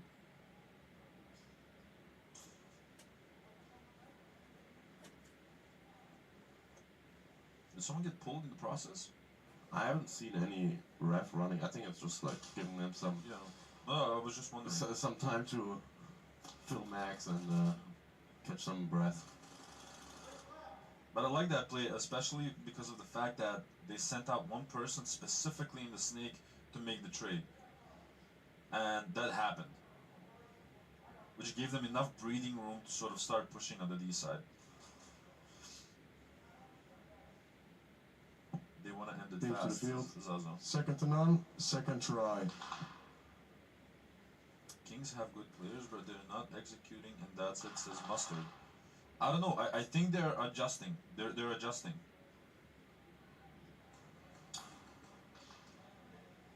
I know also that Riker told me yesterday that he had a minor leg injury as well. It can really be those little tiny details. And on this level, you need to have everything in line. Everything gets punished. Second try, second to none. Kicks Kicks an into aggressive two, double stack into the Levi. snake. However, Orson setting a trap. Ooh. And the snap that the trap springs. Got two of them, two-piece. Yep. Obviously. And this is what I meant, like, Hyper J, zero hesitation, knowing that the snake is clear, immediately hunting for it. Another kill. Now second to none is just rolling. And just see high that. with the run. And that's gonna be a hang. Mercy rule applied. My God. Congratulations to second to none and DSD moving on further through the tournament. And a well-meant congratulations as well to Kings and Savage performing admirably for their first time ever in the Real Strike Arena. Hats off to you guys. That was absolutely It's a amazing. race rule applied. Please empty your guns. amazingly done by both teams. Congratulations Blind for man. moving on. And Second to none, Kings, DSD, Savage, please send a person to the interview booth. yeah, we're gonna hear what they have to We say have a to you. 40-minute break, then we'll be back with the next match. Gonna be back. Please don't forget the persons to the interview booth. Gonna be back in 40 minutes. Don't 40 leave us yet. Adi's gonna have the thoughts and impressions of the team. Exactly. Enjoy, guys. And the next heats will be Saviors versus East Coast Energy once again, and Limber Shotguns versus Milites. Let's see who is powerful enough to continue further in the NSL Globals 2025. Thank you very much, guys. Talk to you in a minute for the interviews. Bye.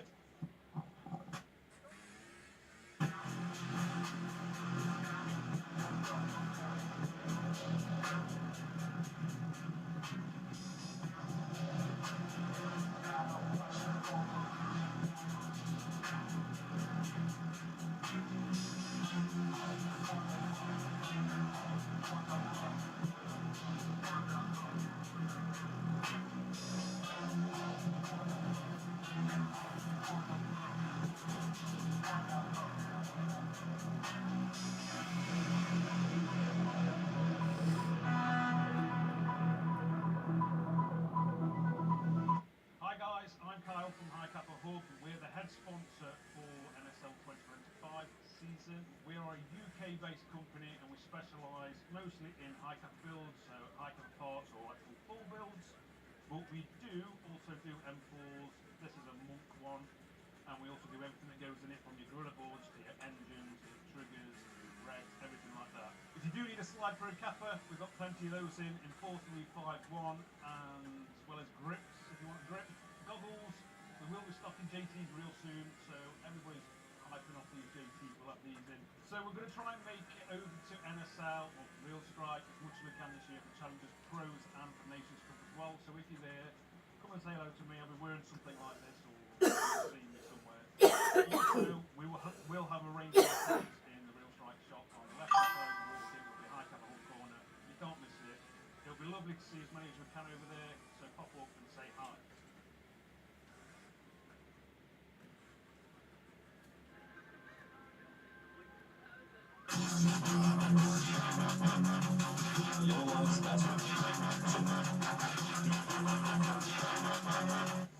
Hello everyone and welcome back to another post-game interview. I got with me Nathan Montan from DSD and obviously my dude Big J from Savage. Guys, that was one hell of a game. I think a lot of people were really excited to see that game, especially because your styles are quite different, right?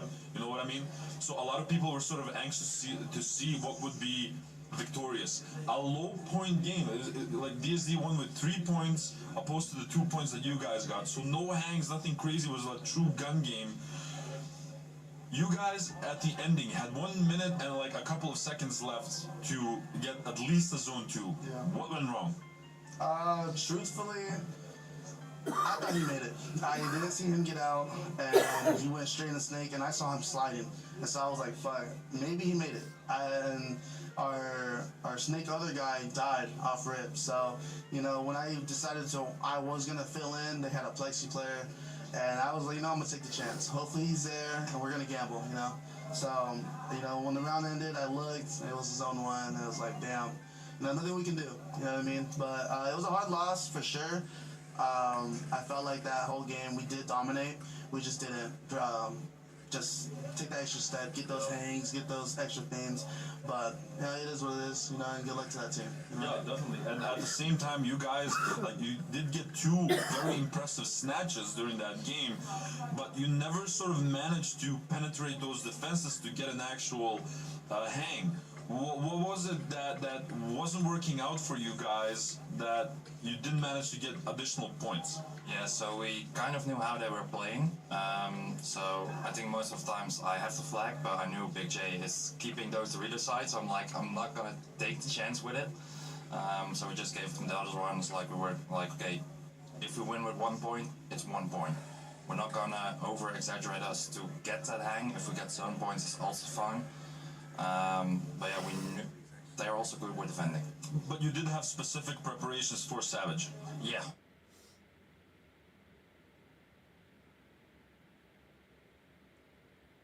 We knew kind of how they were playing, not exactly, but we also don't know how, not entirely. Make a game plan to that. We're just keeping our own game. If it doesn't work, we'll try it another time. If that doesn't work, we'll completely change it up.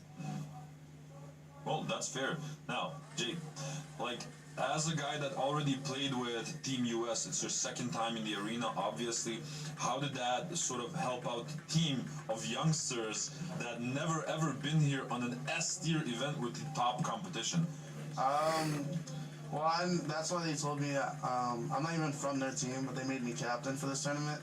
So they're like, you know, you have that IQ, and I sat there late nights till 1, 2 in the morning. I'm going over plays and plays. I'm looking at every team. What are they doing? How are they winning? And we knew exactly how they were gonna play. There was 2 on the D side, 1 at home, and then 2 on the snake side. They didn't push the snake. We had game plans, bro. We just didn't. We didn't fully complete them, you know. And then our first 5 rounds, Rome, his pistol was down. You know, he kept going back and forth with the chrono. His guns were messing up. So our 4 or 5 rounds, he was playing with no gun. And until he finally got in, he ran into my shot and he didn't get out. And then he got pulled. That very first round, he actually had a gun. And I was like, oh man. And then they just went downhill. But overall, I sat there with the team, guided them. And Rome and Specs actually have been here, I think 2 years ago, with Team USA. So they had an understanding, but this layout, I felt like I knew it back in my head, you know, and I felt like yesterday and Friday we learned a lot and we performed a lot better, and today we felt like we had it. We just didn't complete it, and that's it, man. You know, I know that you might feel that way, but I think I'm not only speaking for myself, but for everyone that was supporting you guys throughout this entire tournament. The evolution that Savage made throughout the tournament is just absolutely nuts. It was such a pleasure to see you guys play, and I think at a certain moment that the most of the team, especially the younger guys that came here for the first time, that they got comfortable, you know, and that's a huge factor, especially. And now everyone's thinking in the back of their heads like, oh my God, when these guys return, they're just gonna massacre everyone here. You know what I mean? Yeah, well, so we will be back. We will for sure be back. Hopefully, and it's gonna be hard. We don't have any home fields now, back at home, but we are looking forward to staying in the sport as long as we can, and we're not gonna let the talent and the heart die of the sport. You know, we're all young. Well, everyone's about 19, 18. We got a 13-year-old or a 14-year-old, and then 16-year-old. Like, everyone's young, so they were nervous, and then they got comfortable, just like at home. And I love to see that for them, and I can't wait for the future. It was a true freaking pleasure, BJ. It's awesome to see you once again. You're my man, dude. Now, one final question for you, Nathan. Does DSD have a little something for us for the end game? Something a little pizzazzy? No, we'll just see what it takes us. We're further than next year, or last year, I mean. So yeah, we'll just see where it gets us. All right, congratulations on continuing throughout the tournament, and Big J, once again, dude, congratulations on a marvelous performance. Thank you guys, and we'll see you on the next one. Thank you very much. Thank you guys. Before you leave, just a second, before you leave. Chocolate for daughter, so please take it.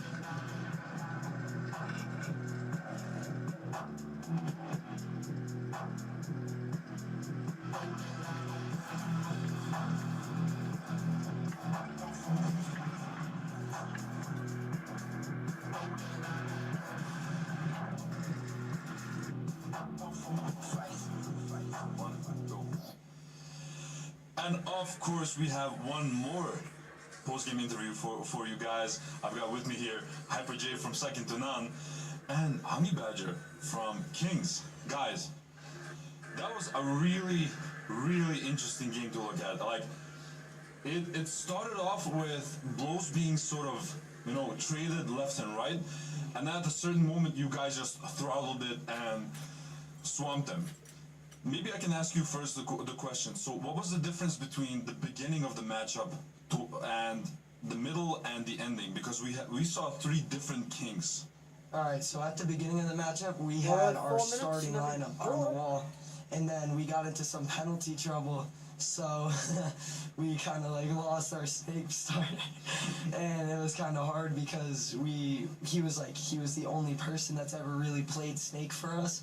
So when he got into trouble for that, we kind of lost our momentum a little bit, and it kind of brought our team down, like our emotions down a little bit.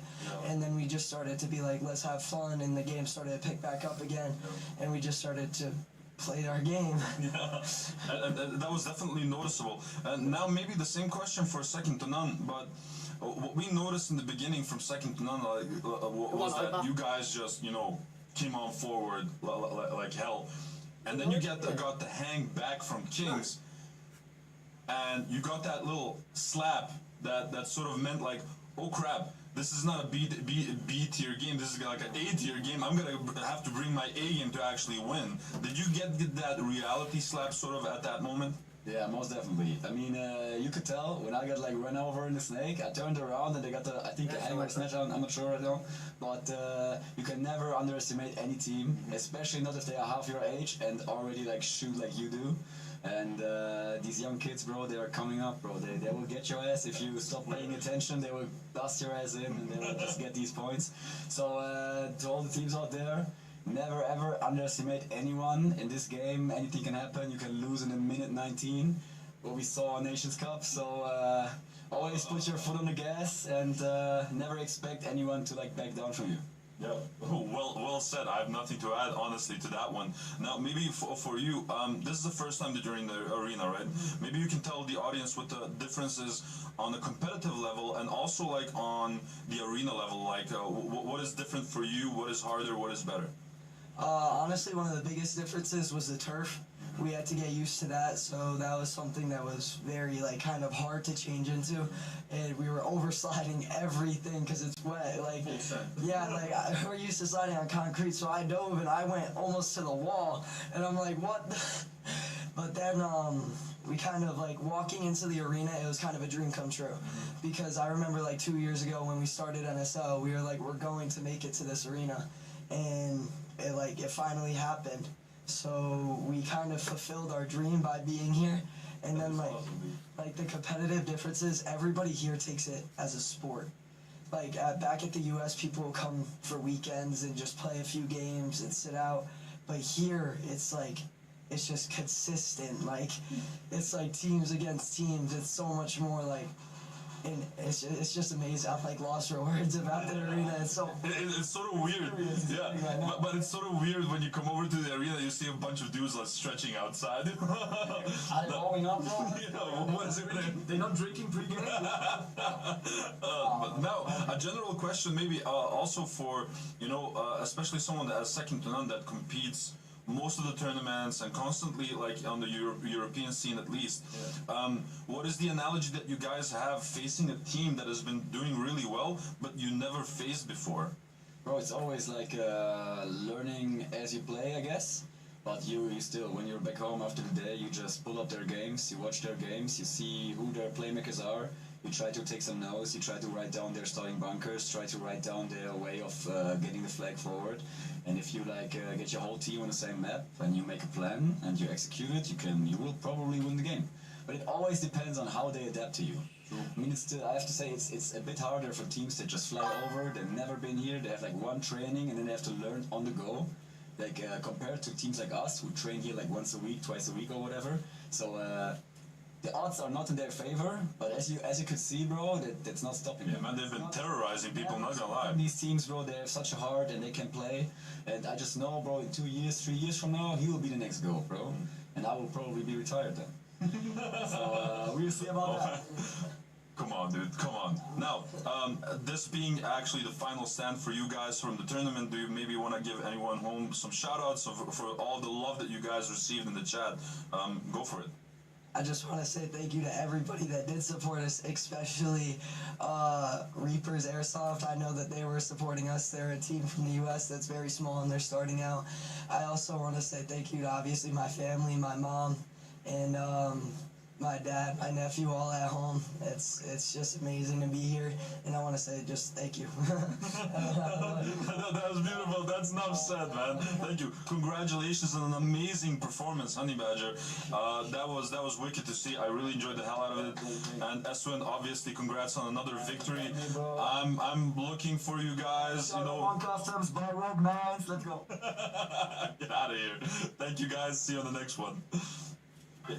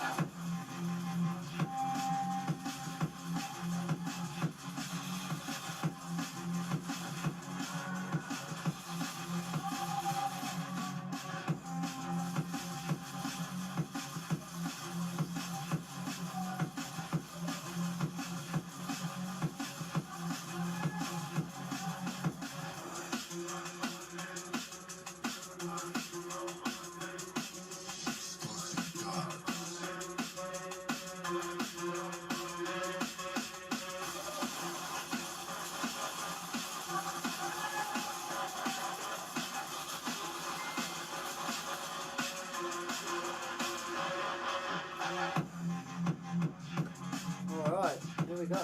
Nicole, Jay.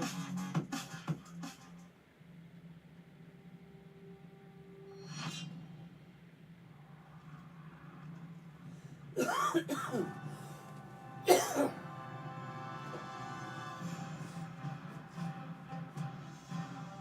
I've got to see who else was in that.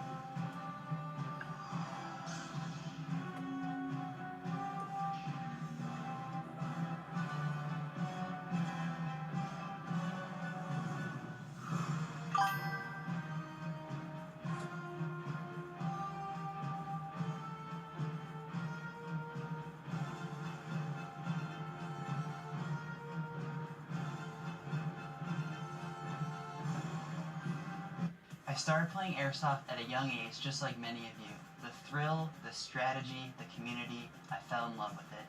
Hefe has devoted countless early mornings and late nights to build a brand that stands for quality and expertise. From designing his own AAP01 upgrades to providing top-notch repair services, but Hefe's vision goes beyond just products. It's about being a part of something bigger. The NSL is an agent of change in the industry, taking airsoft from a hobby to a sport.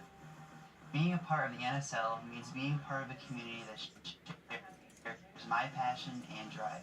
For all things AAP, Hefe's airsoftsolutions.com.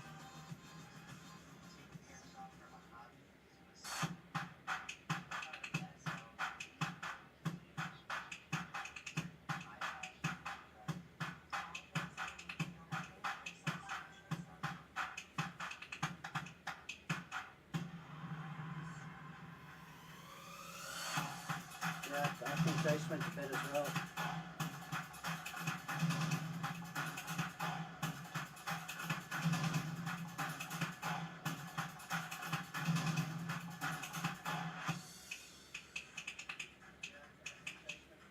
Hey, this is Walker with Carbon Paintball here to talk to you about our SC custom jerseys. To start your team's design, head over to crbnpaintball.com, fill in some team information, including what colors, what template you want to base your jersey off of, upload your main team logo and any sponsors, enter your name and your number, and we're going to kick you back a 3D image of your jersey. The custom jersey is built on a 5-panel design that's all customizable. The jersey features a DWR coating all throughout the jersey, so it is water resistant. It also is stain proof, and it has side mesh venting. The jersey is also very fitted, so it has a compact neck collar, and it also features elastic thumb loops to keep the sleeves in place while you're sliding or running. To start your team design, head over to crbnpaintball.com.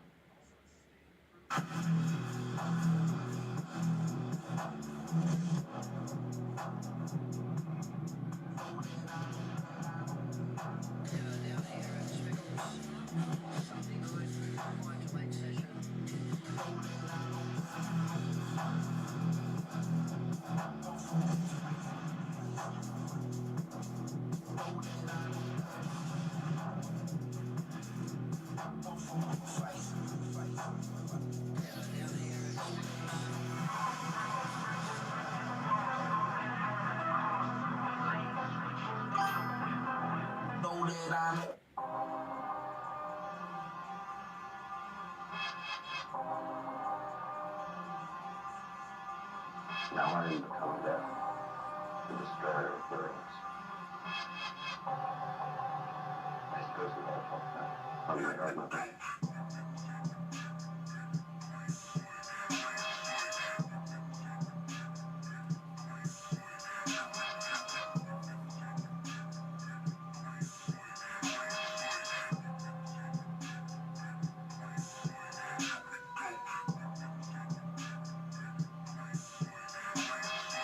Alright, how many have we got there? Oh, just you and me.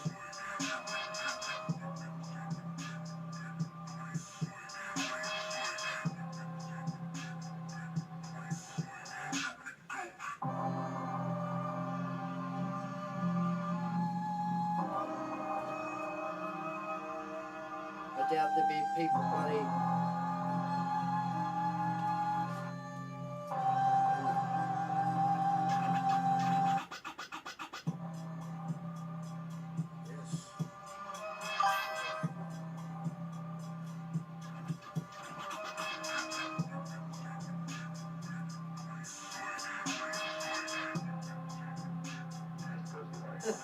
Just hanging out, hanging I out. started playing airsoft at a young age, just like many of you. The thrill, the strategy, the community, I fell in love with it. Hefe has devoted countless early mornings and late nights to build a brand that stands for quality and expertise. From designing his own AAP01 upgrades to providing top-notch repair services, but Hefe's vision goes beyond just products. It's about being a part of something bigger. The NSL is an agent of change in the industry. I'm just taking gonna. airsoft from a hobby to a sport. Being a part of the NSL means being part of a community that shares my passion and drive. For all things AAP01, visit Hefe's airsoftsolutions.com. Alright. I'll just turn some light on here.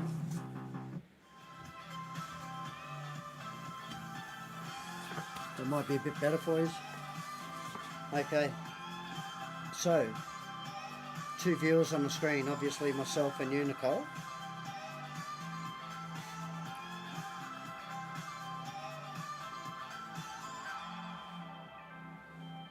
I have the wheel of names.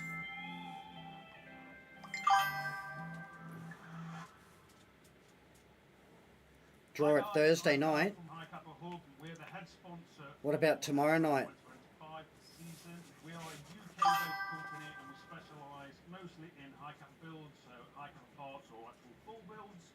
But we do also do M4s. This is a monk one, and we also do everything that goes in it, from your gorilla boards to your engines to your triggers to regs, everything like that. If you do need a slide for a capper, we've got plenty of those in 4351, and as well as grips if you want a grip. I really don't mind. I could do it till Thursday. All you have to do is just like, follow and share. I'll remove all the others, from it. Real Strike, much of the community of the Challengers Pros and the Nations Cup as well. So if you're there, come and say hello to me. I'll be wearing something like this, or you'll see me somewhere. Also, we'll have a range of our products in the Real Strike shop on the left-hand side. It'll be high cap Hull corner. You can't miss it. It'll be lovely to see as many as we can over there. Yeah, Thursday night. So all you have to do is like, follow,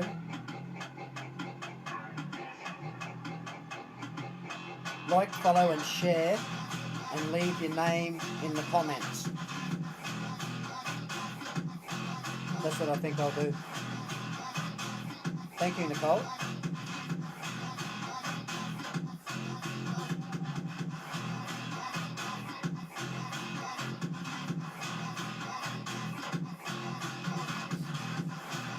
Alright.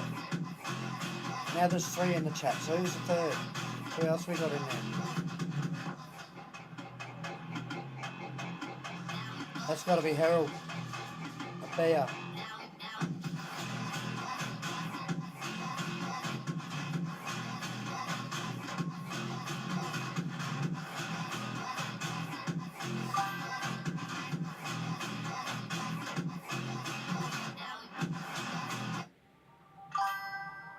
Malpasses won't be watching Thursday. Merrick has his periods.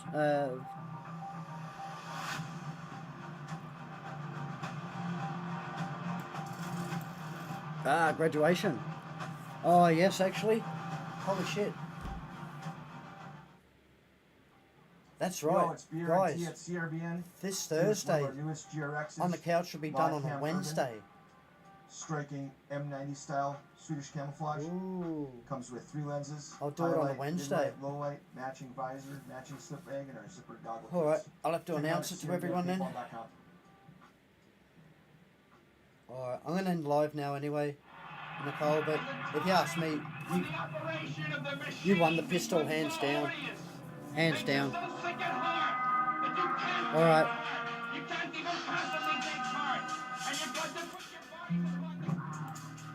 Thanks, Nicole. Thanks for tuning in.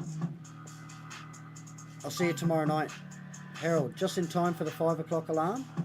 Mate, I'm just about to shut down the stream.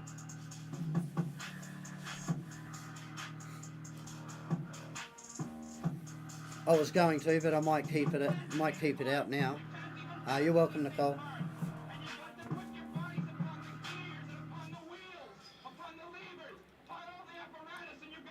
How about for staying up, you got yourself 10 packets of Milky Gels, Summer Cats.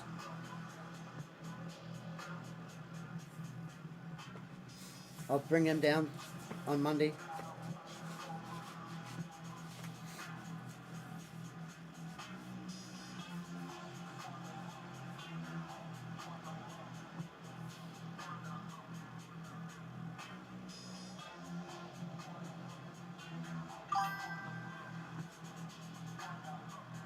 Who? I don't know who the hell said that. It wasn't me. Yo, it's BRT at CRBN. Here with our new GRX Elemental Teal Goggle, metallic finish. So Harold, The highlight lens, you're on lunch break now. matching visor, slip bag, and our zippered goggle case. Check it out at crbnpaintball.com.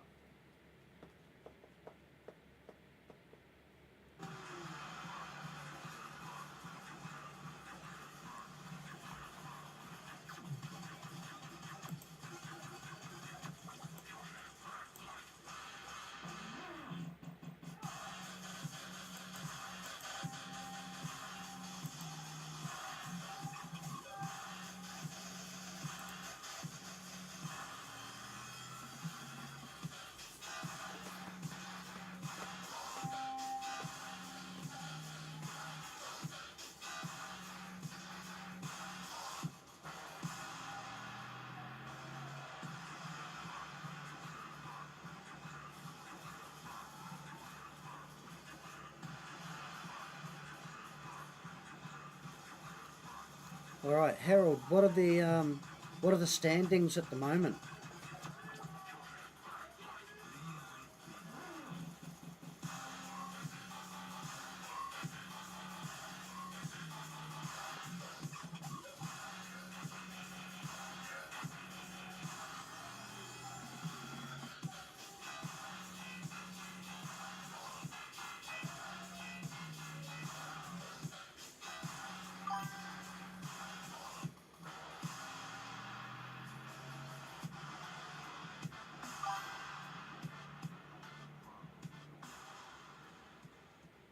Thanks, mate.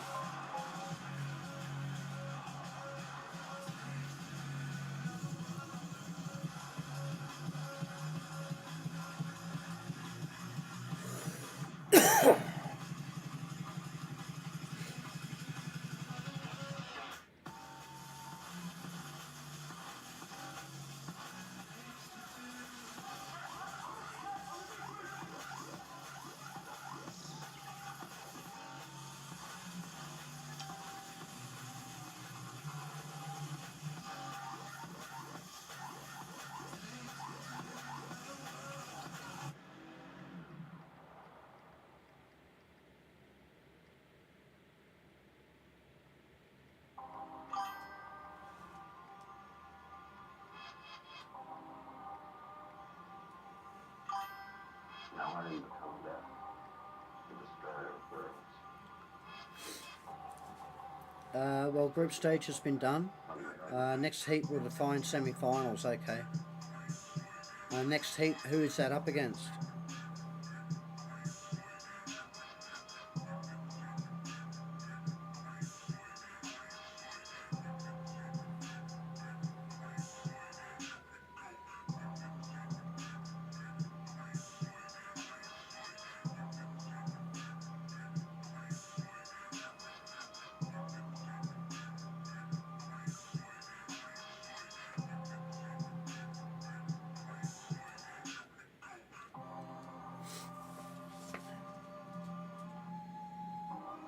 Tell you what, a couple of teams are going really well today, aren't they? As we said last night, East Coast Energy, Sunday team, look at them. Undefeated so far. But in saying that, have copped a few penalties.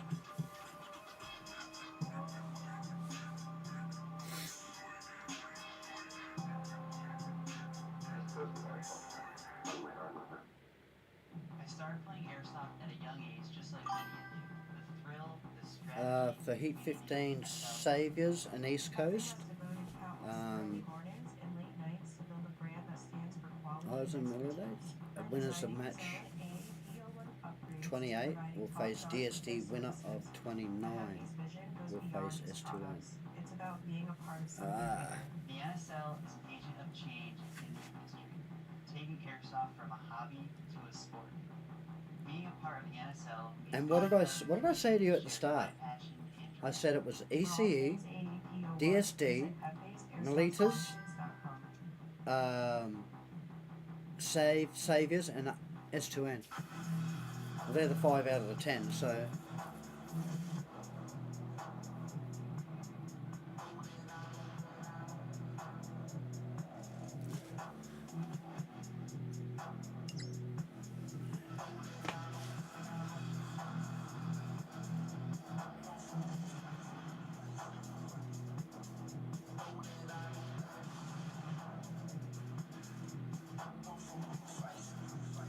Yeah, exactly. They're definitely a Sunday team, that's for sure.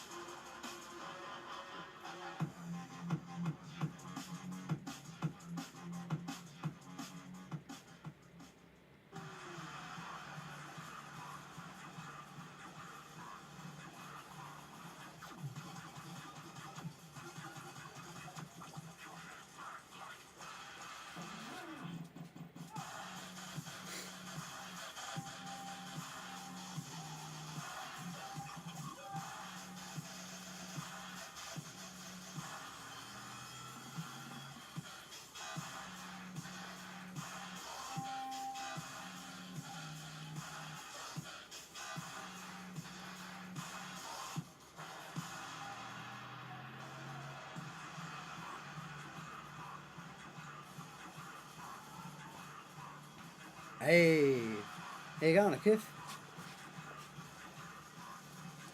Yeah, we said that, we predicted that yesterday anyway.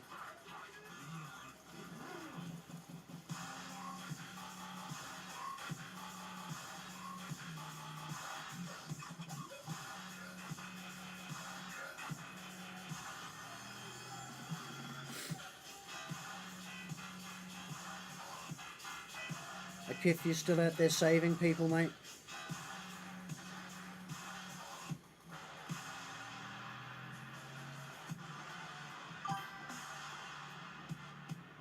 Yeah, Apex, hell yeah. Hell yeah. Hi guys, I'm Kyle from High Kappa Hub. We're the head sponsor for NSL 2025 season. We are a UK-based company and we specialise mostly in high cap clubs and high cap cards and high cap corporates. But we do also do M4s. This is a monthly one, and we also do everything that goes in it from your gorilla boards to your engines and your triggers, your legs, everything like that. If you do need a slide for a kappa, we've got plenty of those in 4351, as well as grips. You want grips, goggles. We will be stocking JTs real soon, so everybody's collecting off these JTs for that evening. So we're going to try and make it over to NSL. We'll strive as much as we can this year to challenge the pros and the nation stuff as well. So if you're there, come and say hello to me. I'll be wearing something like this, and you'll see me somewhere. Also, we'll have a range of our products in the little strike shop on the left hand side as you walk in. It'll be high cap corner. Don't miss it. It'll be lovely to see as many as we can over there. So pop along and say hi.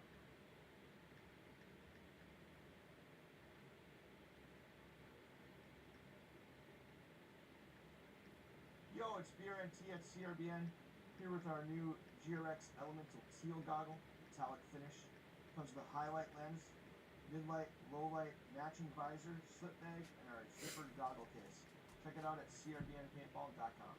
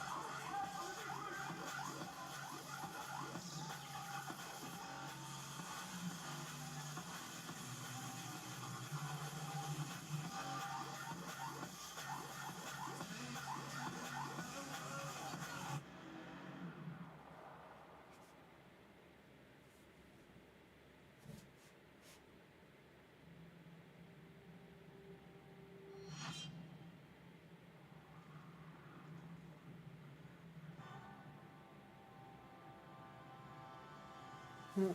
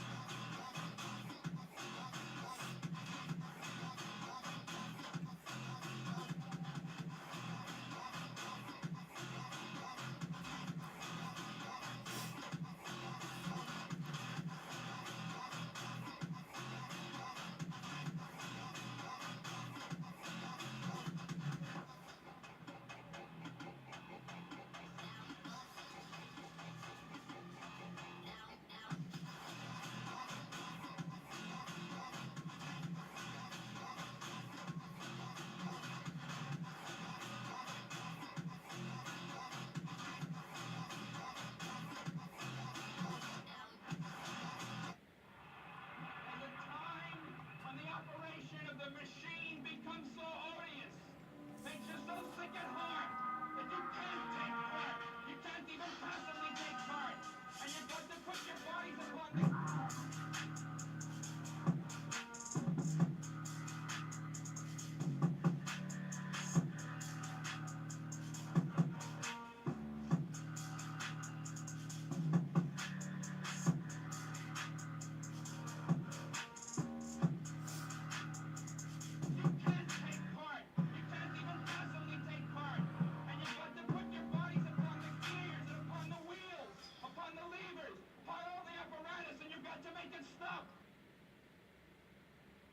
Yo, it's BRNT at CRBN, here with one of our newest GRXs, Modcam Urban, striking M90 style Swedish camouflage. Comes with 3 lenses, highlight, mid-light, low-light, matching visor, matching slip band. Check it out at CRBN.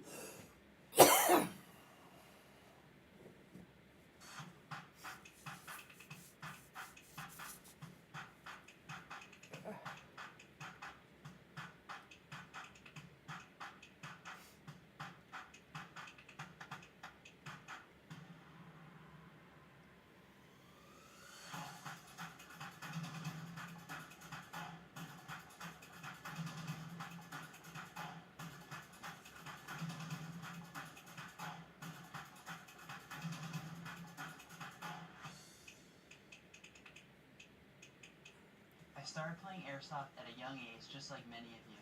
The thrill, the strategy, the community, I fell in love with it.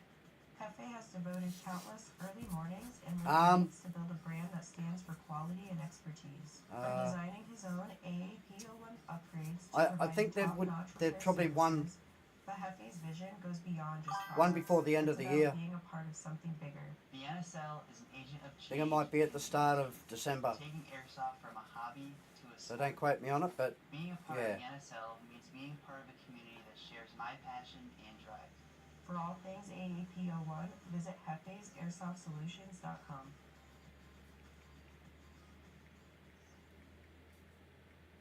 Hey, this is Walker with Carbon Paintball here to talk to you about our SC custom jerseys. To start your team's design, head over to crbnpaintball.com, fill in some team information, including what colors, what template you want to base your jersey off of, upload your name, team logo, name sponsors, enter your name and your number, and we're going to kick you back a 3D image of your jersey. The custom jersey is built on a 5-panel design that's all customizable. The jersey features a DWR coating Yeah, mate. all throughout the jersey. I think, you know, we finish it up in December, somewhere around about the mid-December, about 15th. Pulse is on the 14th, so I'd say that'll probably be the last comp. I'm going to try and push for an ASL before the Pulse, probably the week before. Referees to the field. There we go, ready to start again.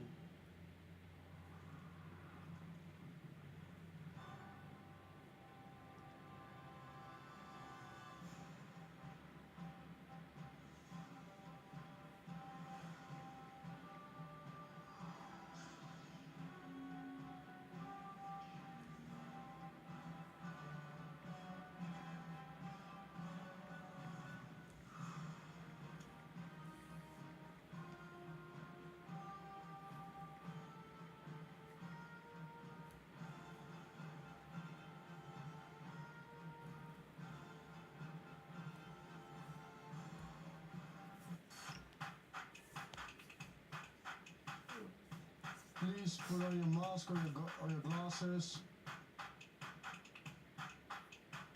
Feel this life.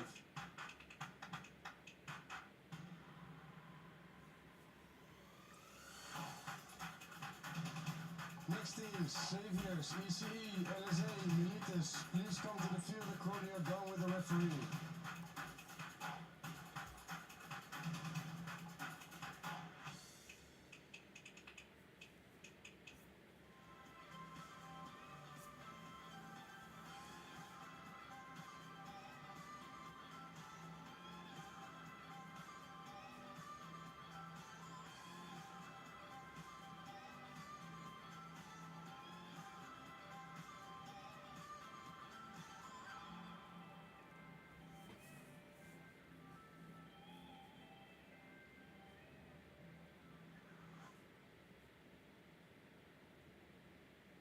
Yo, it's BRNT at CRBN, here with our new GRX Elemental Teal Goggle, metallic finish. Comes with a highlight lens, mid-light, low-light, matching visor, slip bag, and our zippered goggle case. Check it out at crbnpaintball.com.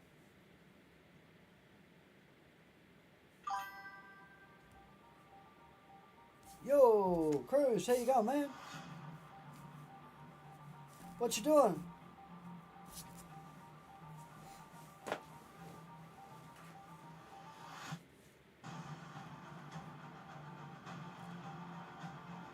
What have you been up to?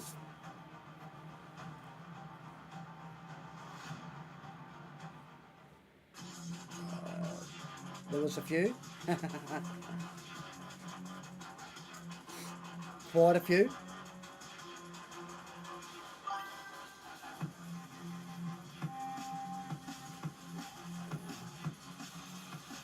Oh yeah.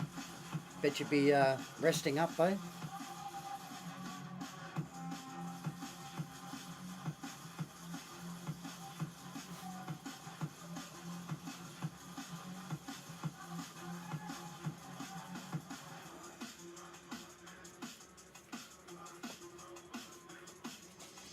What's that?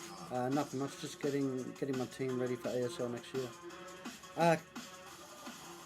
Cruz. Obviously, what team were you in?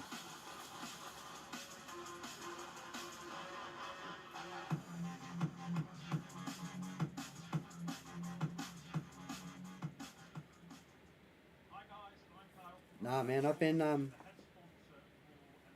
like doing mostly streams and stuff.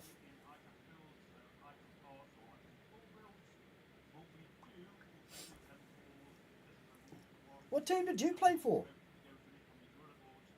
I can't remember. Small new phantom unit. Okay. Next teams, Saviors, ECE. What team were you in that everybody quit? And what was it that broke the straw for you guys?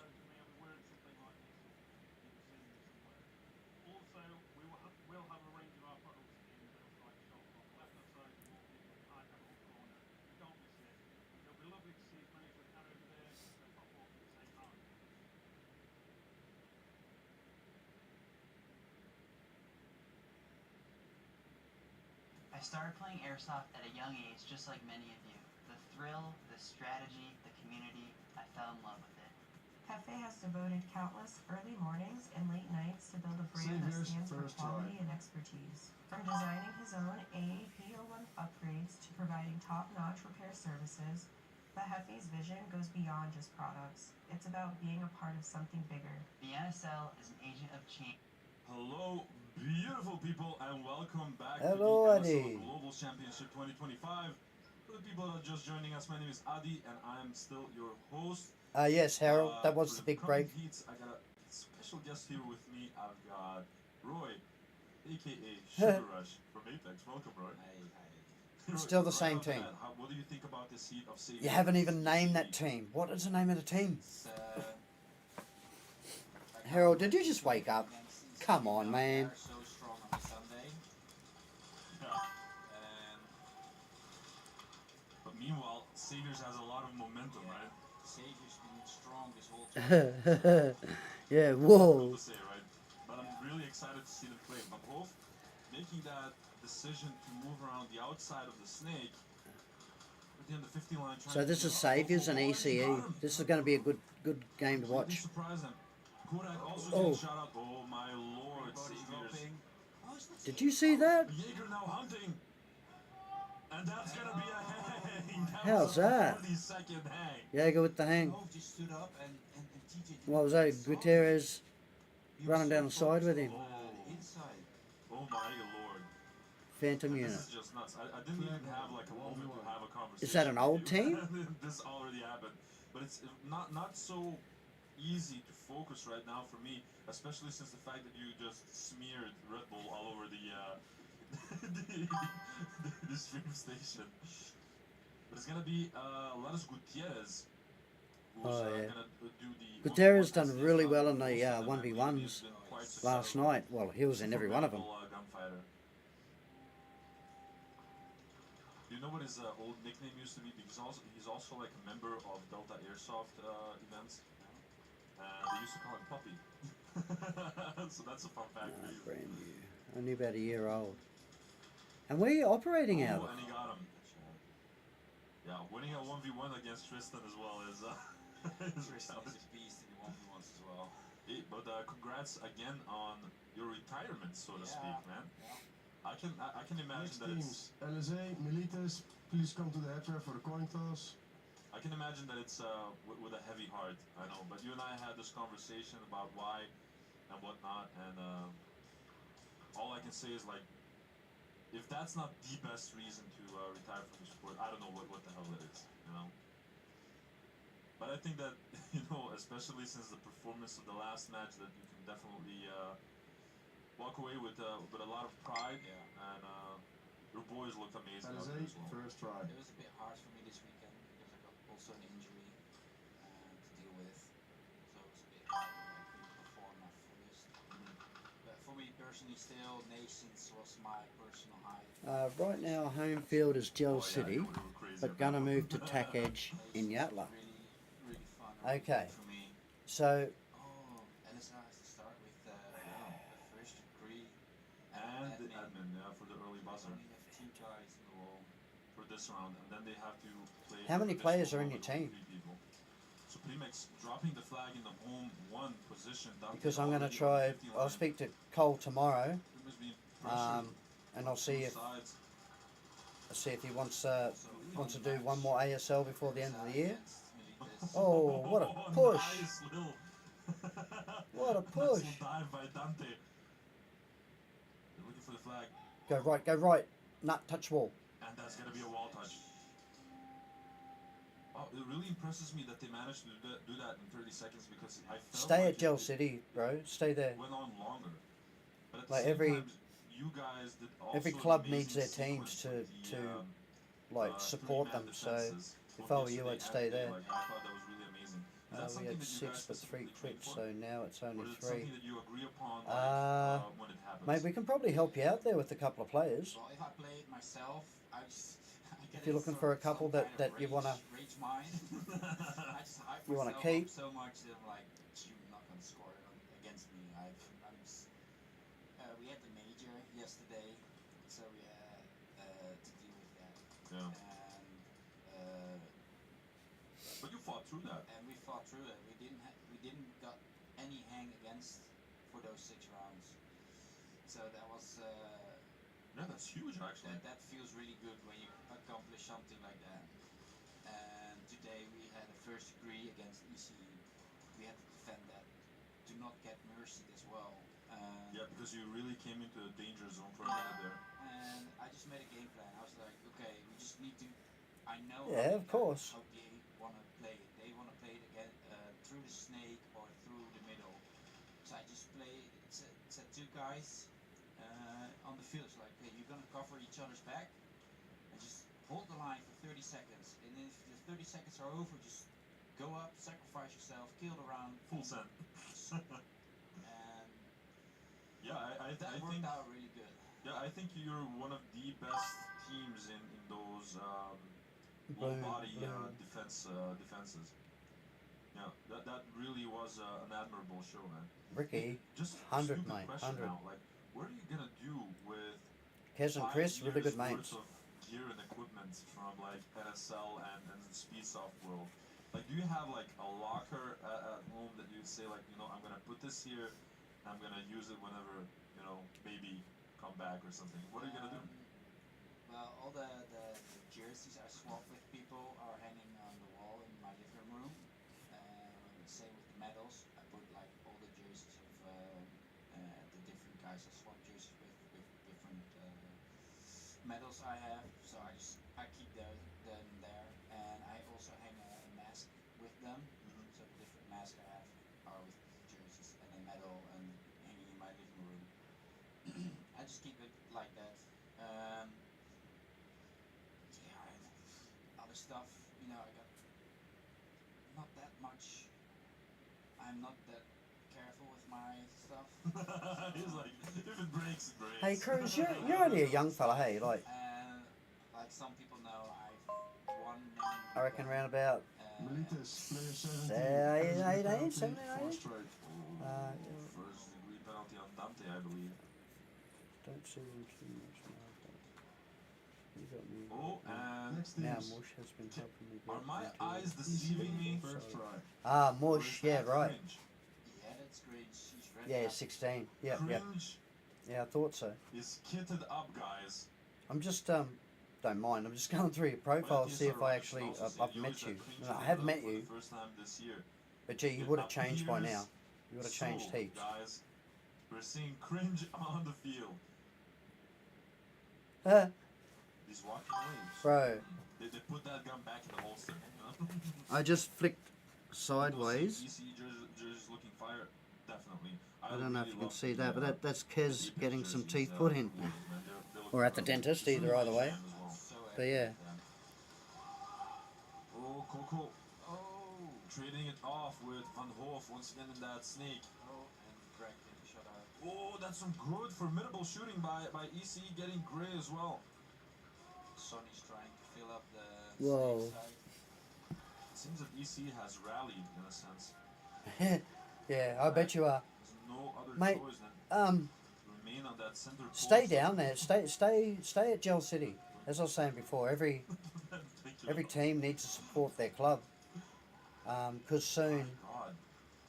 And they seem soon to there be will be at a clubs. stalemate at this moment. So EC over the 50. it's going to be a thing with there where okay, it'll be Gel City teams up against I like that play by Jaeger. There was like no hesitation, you know. GSA It was teams. too risky of leaving him there. And I think that I think that's the way it should be run. So it got left at the center Polar Star Dorito. Like so that we are clubs, we're teams of the clubs. Once we start doing that, then we get known as like a sporting club, and it is a sport because we play into club. So the Saviors finally made Yeah, they're all cool. They're all cool. shirt policy. I think like everyone knows how much that. Look, I tell ya, this Wednesday, Cringe loves the I'm sport as doing a well. I live think, stream. you know, I'm doing it on I can Wednesday because imagine Thursday this I've sucks got for him, like in a bad way. I've got my grandson's graduation. Yeah, that's one of the So, listeners serving the first degree penalty. Cruz, if you want to win yourself a pistol, just go back to on Facebook, go to On the Couch.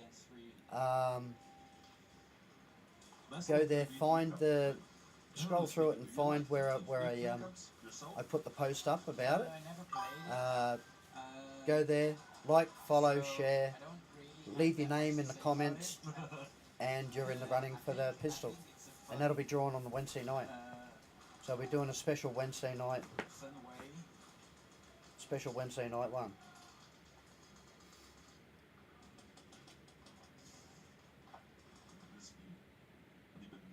Flex drop, Kiani seeing it, and that's a snatch. Wow. Lazar. And this is just, you know, snatch number XYZ whatever for Kiani is just nuts, dude. Especially the last games yesterday that Kiani played, they were absolutely nuts. The stuff that he did in that snake were so intelligent, you know, like, and I say to a lot of people, like, you know, you can be a fantastic shooter, but the insight that some of these players have and the way that they think about their areas on the field is just crazy. And it seems that a VAR challenge may be incoming on the side of Militas. VAR check requested by Militas. Yeah. So we'll just wait and see what happens in that regard. It's so I understand like all the teams using the VARs, like me myself also use the VARs, of course. But if you're the next team to play, it takes the wind out of the you're so ready and hyped up on the wall. Like, let's go. VAR check. Yeah, I know. Have you heard the good news? I'm not sure whether you rewatched the stream of yesterday, especially with the one that Bert from Monk Customs was next to me. I didn't watch that much back, to be honest. Well, the cool news is, and this is maybe interesting also for the people just joining us, next year they've invested already in the technology. It's here. We're gonna get 2 additional cameras for the VAR, but not only that, they've also invested in that part in the computer systems that the VAR will be visible on the stream. That's really good. Yeah, so like to sort of completely remove the doubts and everything else, they're gonna show the VAR as well. So that's gonna be It's already great investment. it's already nice to see as a captain that you can also see the VAR in the penalty box sometimes. So sometimes it really confirms for you like, okay, it's really true or not true, or it takes some doubt for you as captain away as well.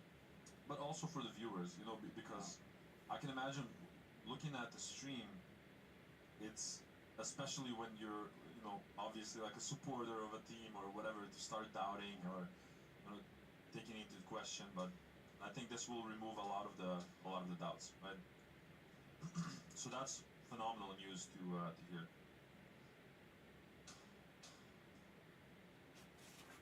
So the way I saw it was painted that was saying that he had like a line from the cross to the snake, and the only one the snake was, I believe, Kiani. So that's the part that they're checking out right now, guys.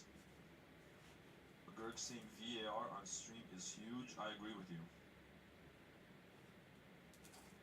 Kiani is playing great, especially since he has a bad cold. Yeah, I saw something on the socials, I believe, that he has a cold, indeed. I think half global teams are sick. Oh man, either sick or injured. I swear to God, everyone's sick or injured. I was both. You were sickly injured. No, I got an injury, but on Thursday on Friday, I woke up and it came out on both sides. Oh my lord. What did you eat, man? Same as my girlfriend. She didn't have anything. I don't know. Is the cooking that bad? Maybe. No, it's really good. I'm really loving it. Maybe all can see. Get out of here. No, we just say it's maybe it was the nerves or something for this. My last dance with nerves maybe. Oh man, you and Weeby as well. That's absolutely nuts. The OGs, I think a lot of people don't realize what it means when you've been part of, not only a sport but also like a movement as well for 5 years. Everyone that has been here from the beginning were sort of the trailblazers for everything that we have at this moment. The foundation for everything that we do right now. I don't think that anyone realizes how hard it is to be part of that and then suddenly making the decision of no longer being part of it. I think people underestimate it, It's been a huge part of my life for the last 5 years. My home field. Where do you think, Not mate? only on the weekends or on the tournaments, it's every day. You're texting with teammates, you're thinking about stuff. 7 o'clock. Usually we're 7 o'clock on every Thursday, but this Wednesday will be 7 o'clock. Doing the administration thing, talking with your organization, all of that. And you become, such close friends as well with your teammates, and Not only teammates. I mean, with everyone, yeah. most teams that are here today, I have history for years now. It's, for example, the guys from ECE. You know, I saw them start in Tampa, Florida, at the first one of the first NSL tournaments there, and seeing them play Hang on a sec. for the first time. I'll answer that one for you. Amazing already. You saw so much potential in these guys. And then going to Rhode Island same year. It was so much fun to see the Kings going by a different name. we don't mention that anymore. My home field, I'm going to put it up for you. No, but I spoke with a few of them, you know, and they're really just when I came there, they were really kids, and now they're starting growing up, and it was fun playing them as well. Too bad we lost. But they've come a long way as well. Like it's so. It's nuts, and I hear what you're saying. Like you get to know the community, you know, and a lot of people forget as well. This is still a niche, you know what I mean? But the speedsoft scene really isn't that Oh, big. wow. So it's truly a scene where a lot of people know each other, and you really become close with everyone that's either an active participant, a supporter, or whatever from the scene. You know? And that, I mean that, and then times 5 years or more, like even in your case, it's crazy. I'm trying to reflect now. Like, did you originally start with plague doctors, or did you have anything before that?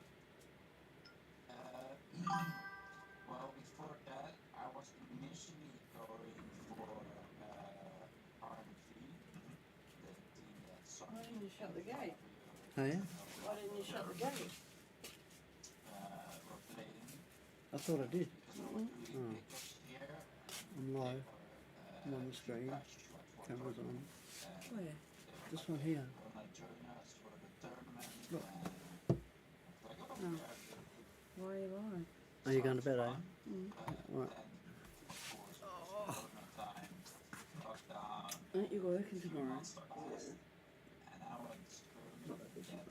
You should be on. Yeah, I will be. Give me about half an hour.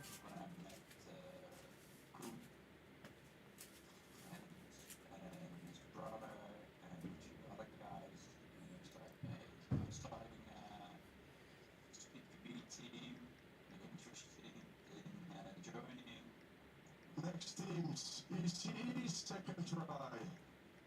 That's actually so Blake Doctors is my really first team.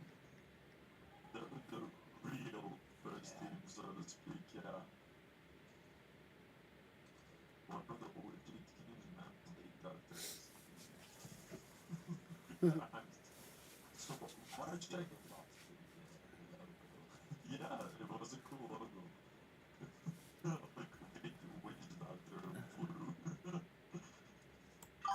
But, Varge challenge unsuccessful, guys.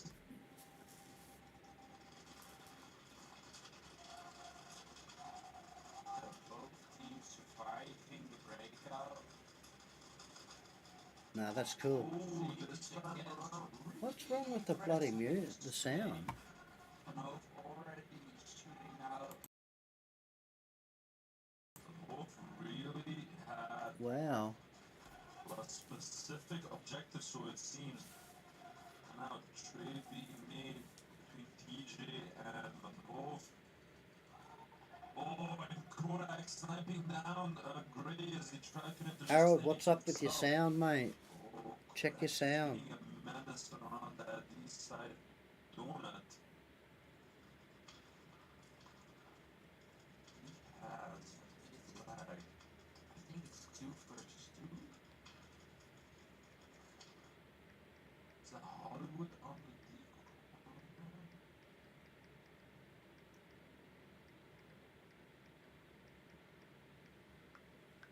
I don't know what's going on. I'm just asking Harold, letting him know that the live stream sounds shit. It's gone now.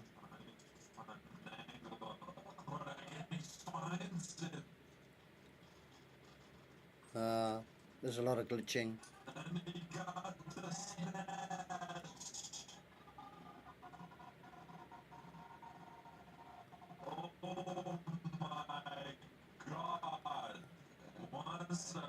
That was LSA, was it? Up against Milites. Oh, I'm doing my head in. That was absolutely crazy. Well played. Well played. Or whatever from...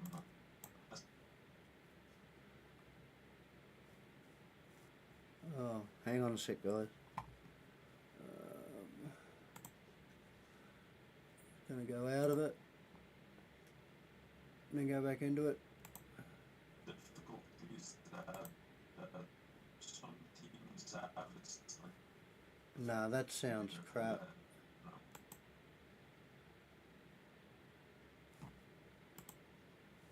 The audio is behind the stream. Oh, look, that's terrible.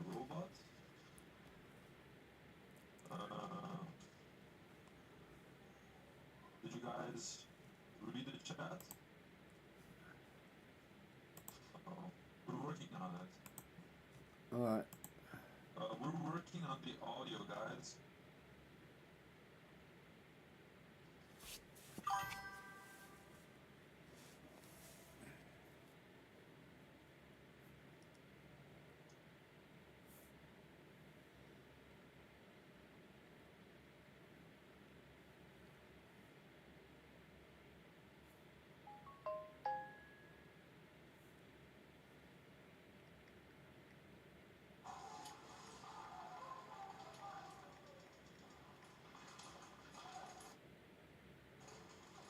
You can hear us now? Alright.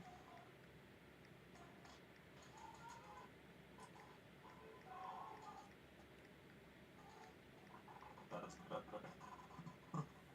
Hopefully. We be pushing up to the center.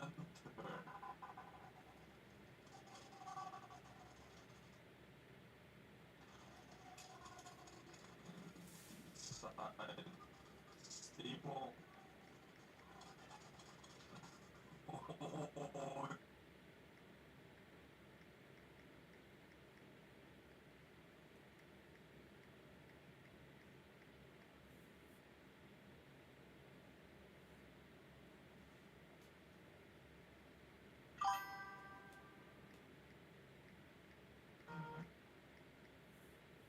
I started playing airsoft at a young age, just like many of you. The thrill, the strategy, the community, I fell in love with it. Hefe has devoted countless early mornings and late nights to build a brand that stands for quality and expertise. From designing his own AAP01 upgrades to providing top-notch repair services, but Hefe's vision goes beyond just products. It's about being a part of something bigger. The NSL is an agent of change in the industry, taking airsoft from a hobby to a sport. Being a part of the NSL means being part of a community that shares my passion and drive. For all things AAP01, visit Hefe's Airsoft Solutions. Jake Waters, hey, I'm back. It's Cruise. Now I know. I started playing airsoft at a young age, just like many. Ah, so you're going to enter two names, are you? The strategy, the community, I fell in love with it. Hefe has devoted countless early mornings and late nights to build a brand that stands for quality and expertise. From designing his own AAP01 Also, I think your upgrades to webcam. providing No, it didn't. I turned it top-notch off. repair services, but Look. Hefe's vision goes beyond just products. It's about being a part of See? something bigger. The NSL is an agent of change in the industry, taking airsoft from a hobby to a sport. Being a part See? of the NSL Here I am. means being part Now of I'm a not. community that shares Here I my am. passion Now I'm and not. drive. For all things AAP01, visit Hefe's Ask Harold, I'm pretty smart. AirsoftSolutions.com.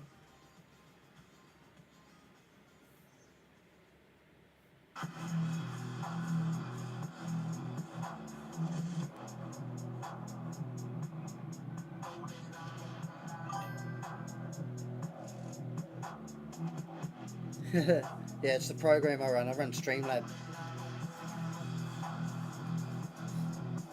I found it pretty easy. It's like the iPhone to the Android.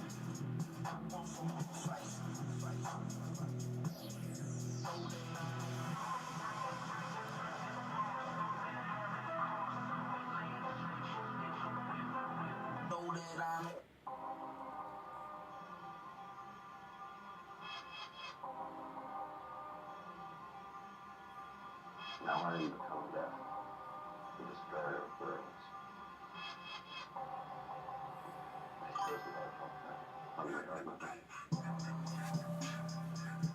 OBS. Yeah, same diff. Same thing, basically. Oops. Sorry, Harold. Who's this? Saviours and East Coast Energy. I'm still having trouble with that stream, eh?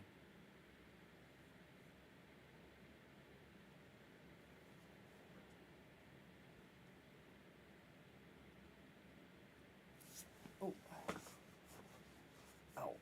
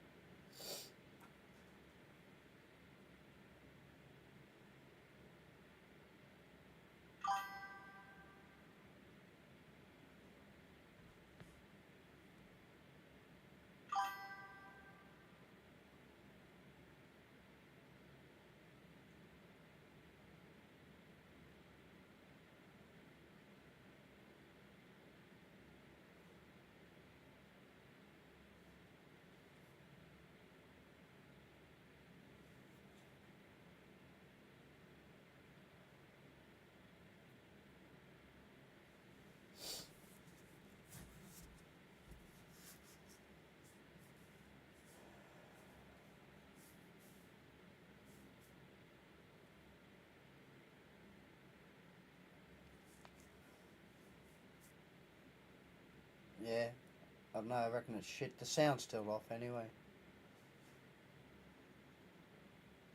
Feed is fine.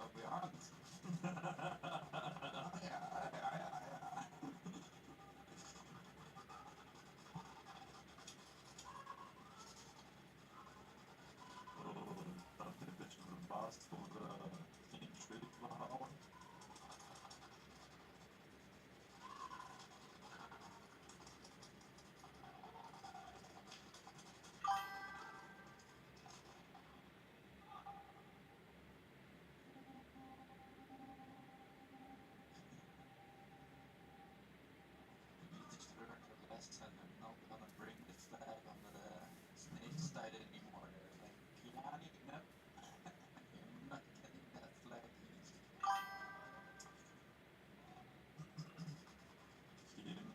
Geen geluid nog van commentary, nog van het spel. Next team, Saviors, third try. Gewoon een beetje warm blijven. Ah ja. Doe je juist allemaal natural. Jij moet een beetje loskomen. Ik moet er wel een beetje in. Ik had je heel graag een biertje maken. So, here's a question. Now I'm looking for a pistol HVA mag adapter, and all the Stormbreakers are sold out for high cappers. Would the GBU one be fine? The electric one? You get the GBU one, I'll build it for you. and the GBU MOSFET that runs it is just as good, mate.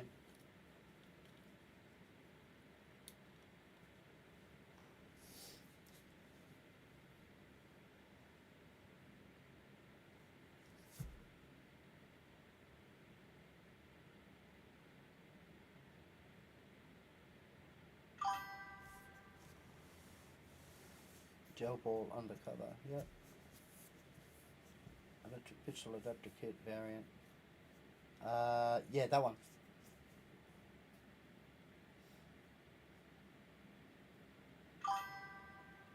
Definitely that one. Get in contact with me, mate, and I'll build it. Mate, I'm only 7 sets of traffic lights to black site. So I'm just like 2 sets of traffic lights away from Bunnings. So I'm not that far away.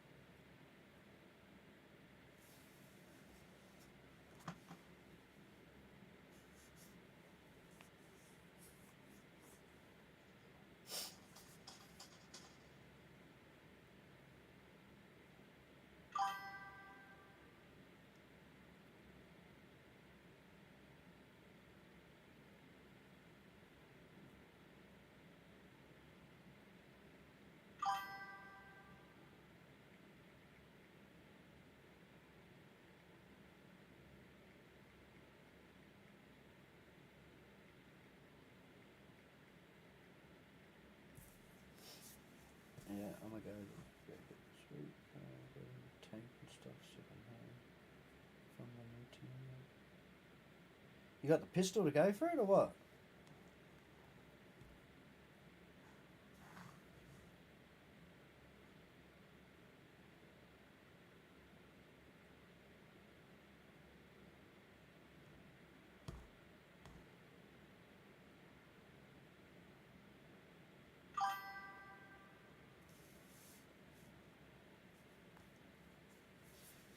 No, not tank. Pistol.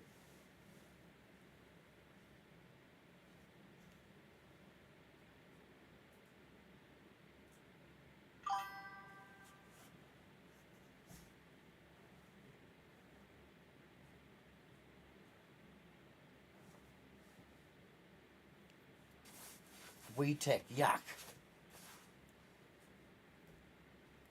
That's where you went wrong, WeTech. Get yourself a bloody TM, Tokyo Marie. Go see Brad at Armored Heaven. He'll hook you up. For probably $400, $450 for your base, maybe a bit cheaper.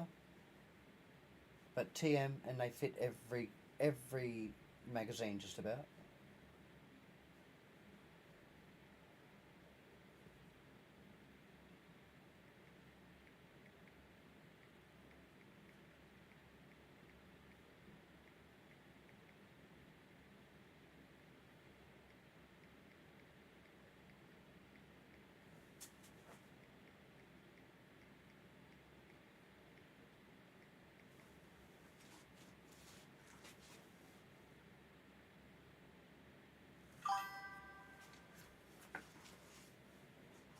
Okay.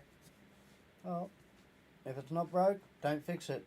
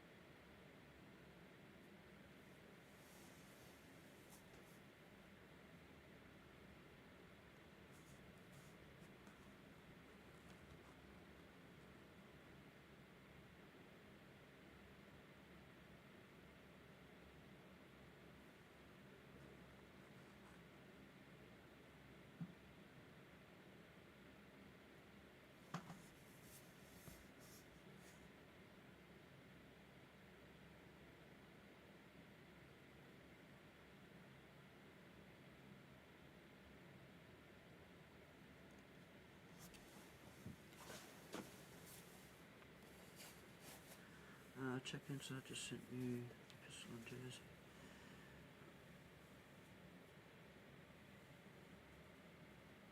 Oh, yep. Alright. Well,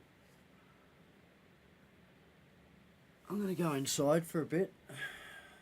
What's the time now? Yeah, it's nearly 12. I've got work tomorrow morning. So, I'll leave it streaming and I'll come back out in a couple of hours and check how the volume is.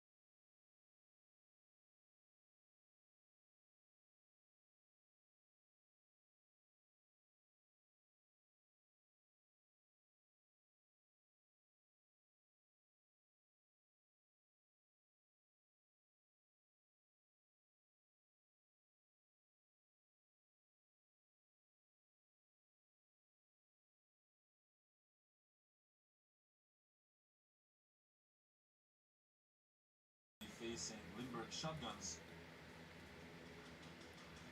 Tournament will be playing with that gold medal. About to do the coin toss, but the tournament will be attacking first.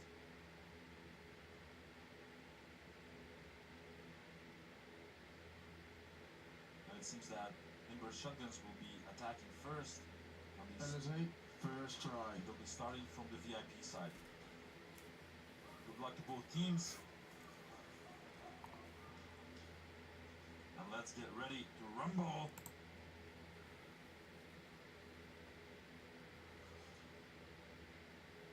So despite these teams having faced each other in the past, I don't think that they faced each other with the current setup. So for example, Limburg Shotguns made some adjustments to the teams as well.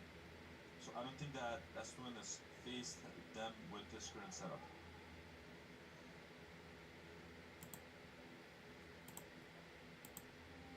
Ready, go. Rough. Big bumping sneak being made by Hyper J, who trades it off with Keani. So the snake side is neglected at this moment. As I say that, seems getting shot out from the cross. You got Augustin pushing now through the snake. A lot of pressure being put on the snake side by Primex from that cross, who got eliminated now by Hilke van Boven. Now they're pushing forward, looking for the flag. And I think that is a snatch by Ivar Augustin. Snatch. Next team. That was one hell of a snatch. It really felt that second to none was moving as a unit. I don't think that they even lost one body in that transaction. That was absolutely crazy.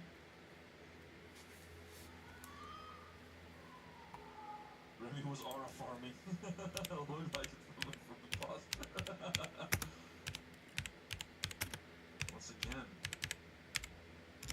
Once again we see Cringe on the breakout wall with the Saviors. Really excited to see him play once more. No bodies being dropped just yet on either side. Oh, and as I say that, a nice little pop-up there by Tom Wolfs, eliminating Kuipers. Meanwhile, Solid is taking a height from that cross. Clumsy getting into the home two, moving forward already on the D side. Staple trying to get an elimination on the D corner. Well, DSD has once again filled up the snake position. I think that the flag is with Tom Wolfs, who eliminated Spey from the snake 50. Tom Wolfs is doing work, man. A true workhorse. No, that's not the flag. It's actually his adapter. I cannot see the flag from my position. But Tom Wolfs is doing marvelous work on that snake side. Clumsy getting eliminated by Nathan Montagne. Tom Wolfs also getting eliminated from the 50 line, and DSD completely changing the narrative of this game, and that's a snatch by Johnny Tobaben. Snatch. Next teams. Second to none. First try.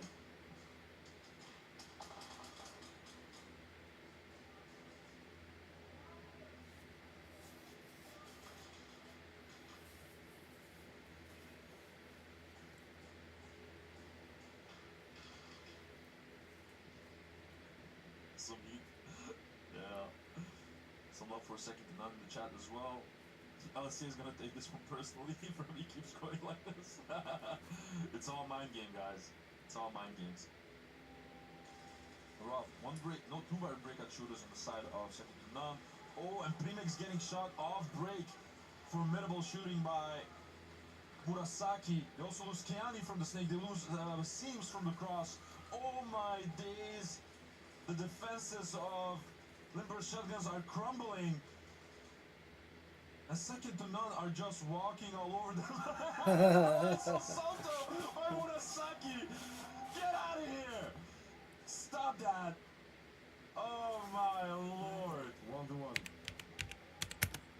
Murasaki with a small salto all the way before the breakout wall. Oh my god. Oh lord. Oh me, oh my.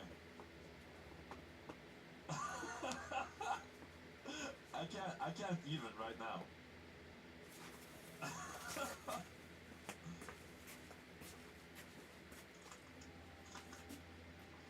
Murasaki is going to be fighting for some additional points. Maybe on the 50 line. Not sure whether Frosty has seen him. Murasaki needs to be careful because, like I said, Frosty is an excellent shot. Oh, and Murasaki got him! 6 seconds left. And a nice little stroll. And that's gonna be a hang. Additional points for second to none as well. 14 points on the board. Still a little less than 14 seconds left. I can't imagine that we had all of this action in only the first minute of the game. Next teams, DSD, first try. Some love for second to none in the chat. Mustard saying Remy is a demigod at getting penalties at the worst time for his team.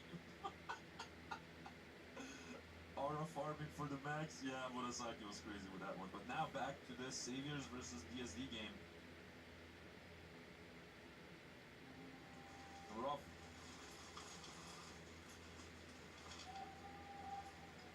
A bit of a switch off tactics by Saviors. Van Wolf eliminating Crappers in that snake.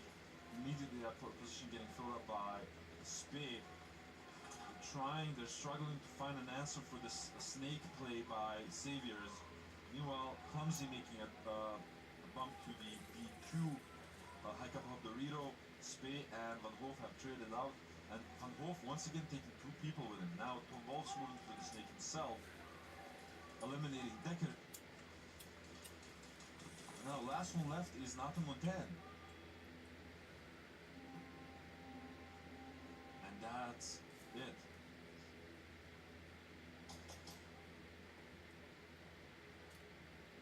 Next teams. So LSA, first DSD try. not getting any points of their own, but flag wasn't snatched as well by Saviors.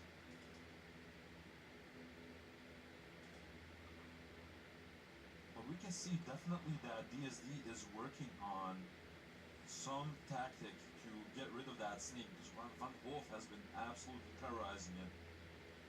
Now back to second number Limber shotgun game. We hear a kill 2 already from Remy. Hyper J is gonna get pulled, or so it seems. Meanwhile, see a push in the snake by Ivar Augustin. Game has slowed down a little bit. Trade happening in the snake between Kiani and Ivar Augustin. Kyle Chape getting eliminated by Van Bova. And Murasaki getting to the 50 line, getting shot out. The Primex.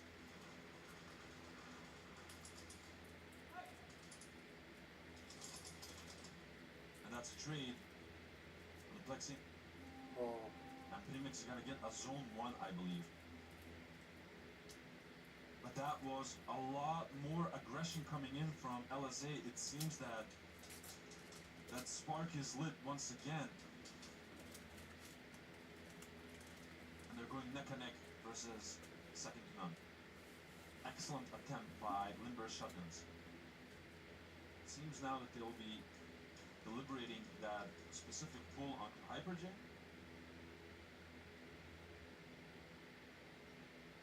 Raz saying, I think I've ever seen someone flagging like that before. You mean like Murasaki? Yeah, that was nuts.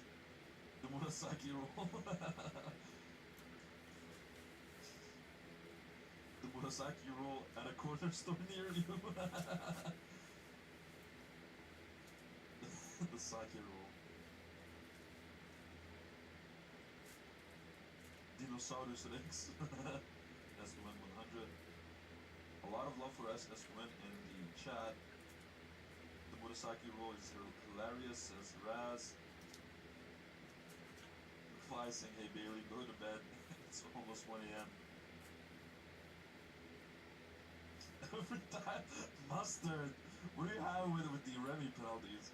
Every time Remy gets a penalty, a politician prevents a war. Ah!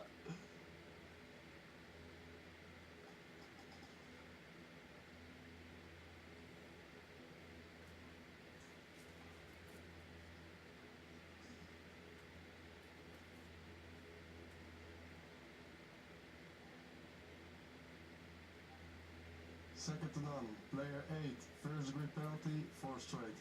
Oh, so a first degree penalty on Hyper J for a 4 straight. Ooh, second to none's Next gonna kill that teams. one. So the first degree penalty, ladies and gentlemen, means that the next 3 tries, second to none has to play with 3 people. Let's see if Limburg Shotguns manages to punish that one.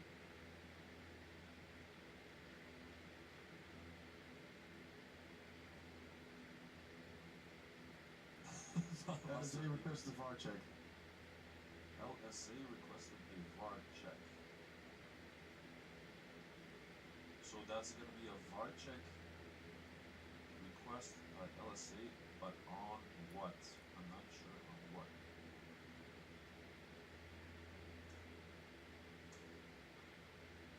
Mustard saying Remy is my favorite player to watch. He's like a ticking time bomb for either team, and I can get what you mean with that one.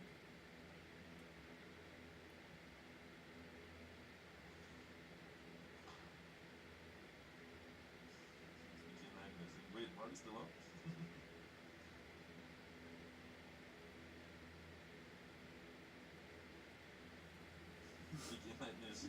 I gotta be here watching my opponents for next year.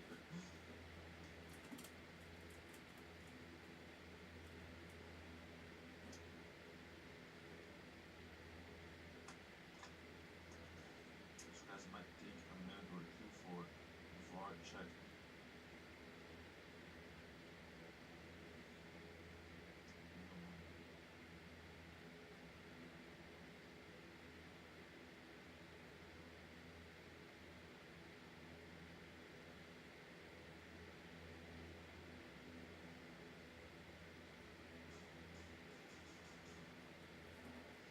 This morning we were talking about conspiracy theories, so I, just for the heck of it, I just wrote down like most popular conspiracy theories, and there is one specifically about Shakespeare, like the theory that questions whether William Shakespeare actually wrote any of his own plays, suggesting that another author was a real mastermind.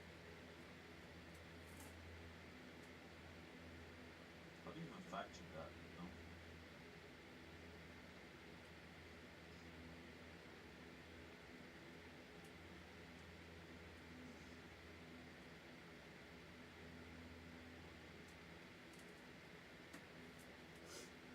Can we get in sometime later VAR check POV? So yeah, cool.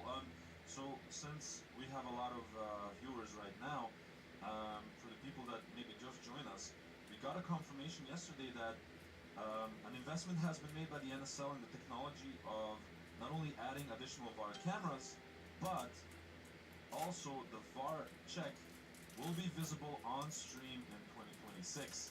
So yeah, it's already here. It only needs to be installed, and the technology, well, utilized in the correct way. It's quite complicated, the way I've understood, but the VAR checks in 2026 will be visible on stream. Yeah, so that's pretty cool news, right? I think that's huge.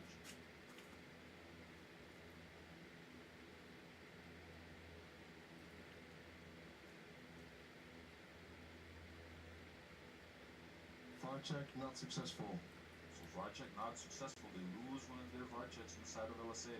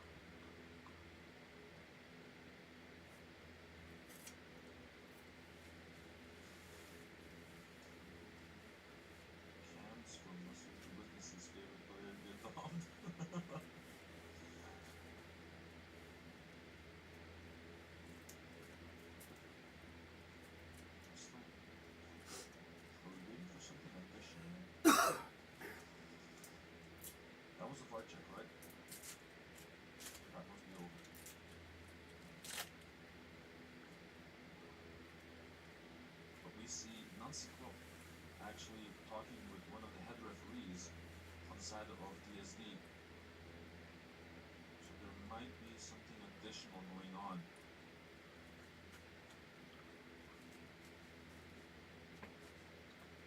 Hey Droopy.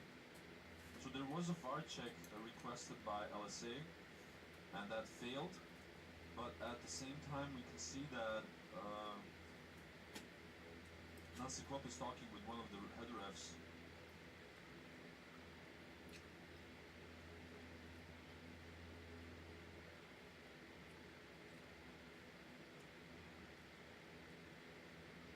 VAR check requested by second to none. And now a VAR check requested by second to none as well. Oh my. Well, honestly, we could have expected this. This is the semi-finals in the end, and a lot of people are simply, you know, using the VAR checks that they have left. By the way, how are you liking my new Goat Design headband?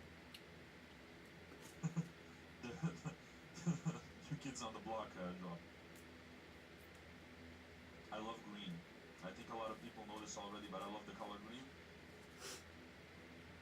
So yeah, I had to get with this one.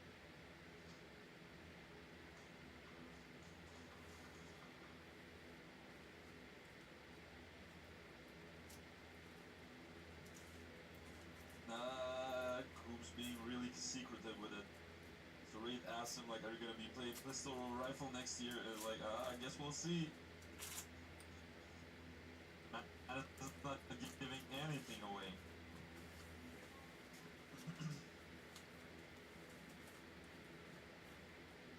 I picked up some cloudless socks yesterday.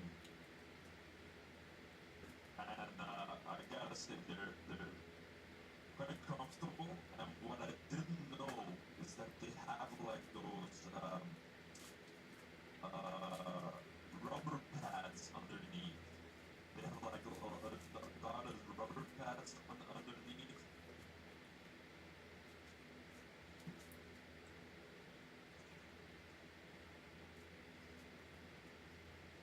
So they're extra pretty. They're truly performance. Like I thought it was just gonna be socks, and I like the aesthetics of them. But they also have like these rubberizable pads underneath. They stick nicely.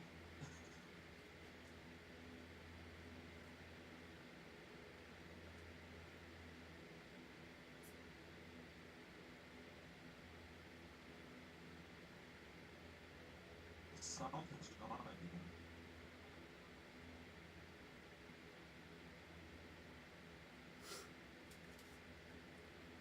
Sounds lagging again.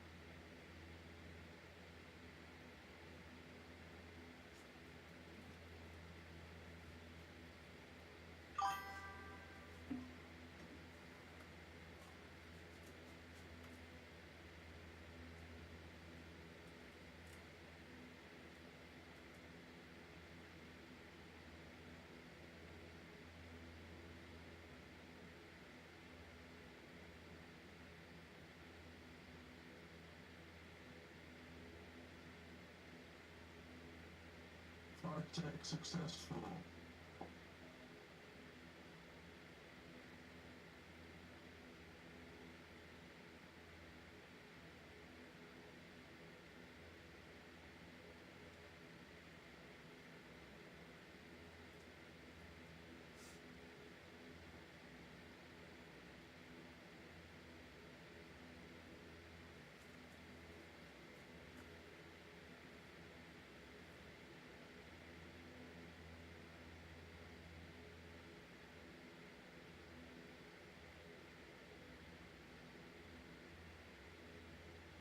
next teams. DSD, second try.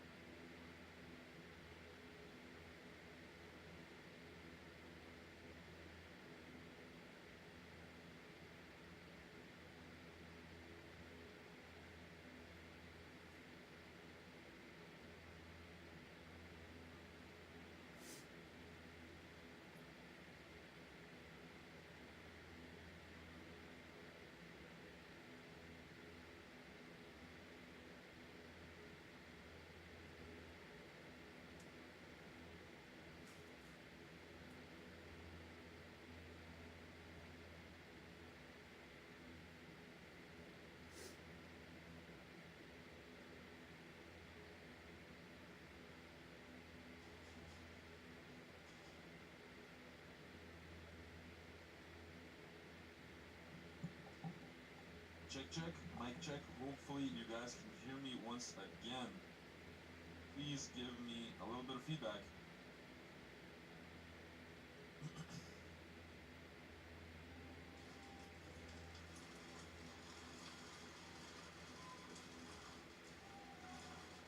Check. Check, check.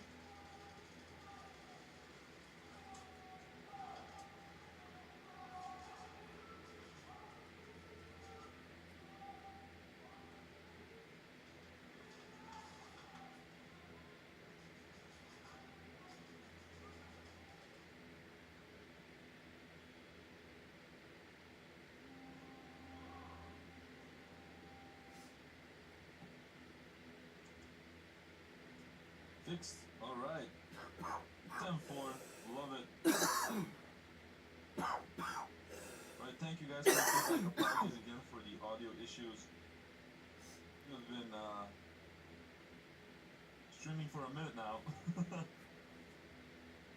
Even the technology gets tired from time to time. And we back.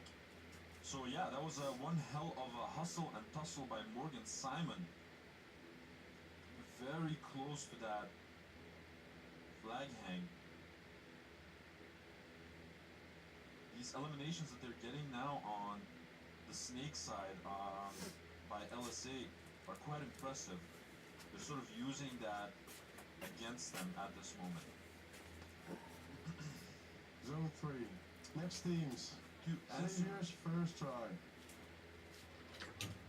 So yeah, LSA creeping back into this game with another zone 3. But the flag possession has now changed back to second to none.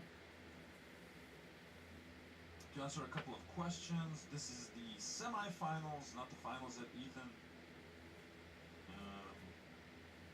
One of the head refs is limping indeed. That might be, different things. Maybe he has a slight cramp.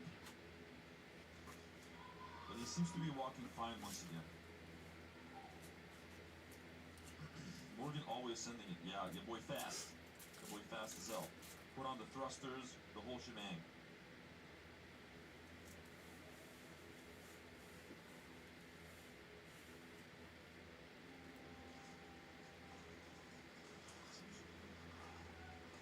Breakout shooter on both sides. They lose on both out of that snake. That's huge for DSD. Trying to put even greater emphasis on the snake. Jaeger is on the snake 1 already, suppressing everywhere he can, trying to look at the lines.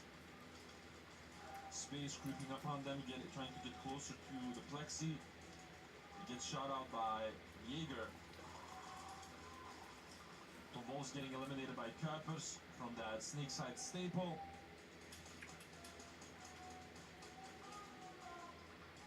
Now we still have Jaeger, of course, and Solid.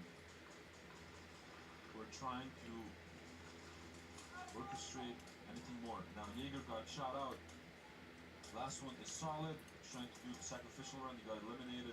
Press the buzzer. Looking for the flag. But it doesn't seem that they have it just yet. And DSD is shooting formidably. They're using the tempo of Saviors. Second to none, first try.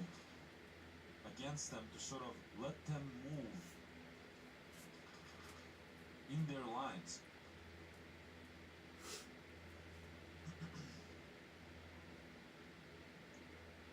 What you're saying, also the shop is gonna need a cleanup after all those flag hangs. My god, you should be in the Real Strike shop. The Real Strike shop is just behind the breakout wall where you can see Limber shotguns at the moment. Right behind that wall is the Real Strike shop. It's like, when you hear those wall smashes sometimes, I swear to god. See Dakota now on that snake side. A trap for Gianni, if I'm not mistaken. You see 2 lines at least flying towards that snake. Limber shotgun is not giving them any leniency in that snake. We got Augustin arriving at the snake 1 while Dakota has put a trap on snake 4. Oh, and Dakota getting eliminated. In Patience cost him. Now, bump being made by Luka van Boven onto the home one. Now, Ivar Augustin needs to be extra careful because both Keani and Viper are beaming at him and they get him out. Now, Hilke van Boven is trying to do a sacrificial run together with Remy. And it seems that Keani has the snatch. Wonderfully played by Limber Shotguns, getting back the possession of the flag. And second to none, Next not teams. extending Saviors, their second lead try. at all. Excellent snake play by Limber Shotguns. They had like 2 lines at least from home, also from the snake corner. And the moment that Dakota sort of popped up on that snake 4, immediately got clipped by one of the BBs. That was very well played.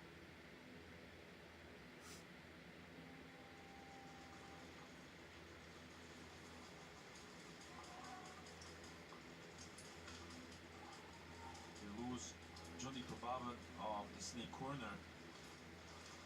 Bummy made from the home 1 to the D1.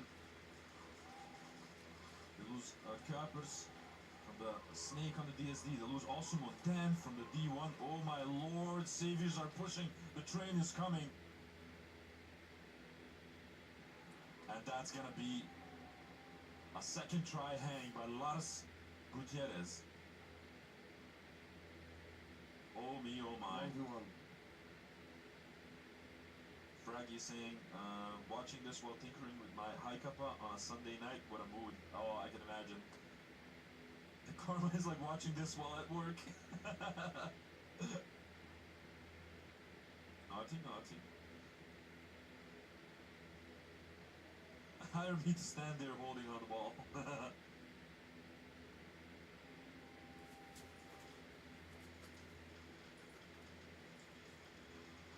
Before the wall was padded, you could hear the hangs everywhere. Oh man, I think they put the padding on the wall in 2024.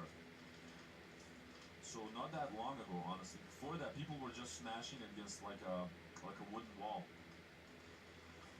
Oh, Johnny Tobaban getting eliminated by Lars Gutierrez. Still 3 seconds left on the clock. And additional points for Saviors. That's gonna be 16 points on the board. That will make them feel nice and comfortable. Next teams.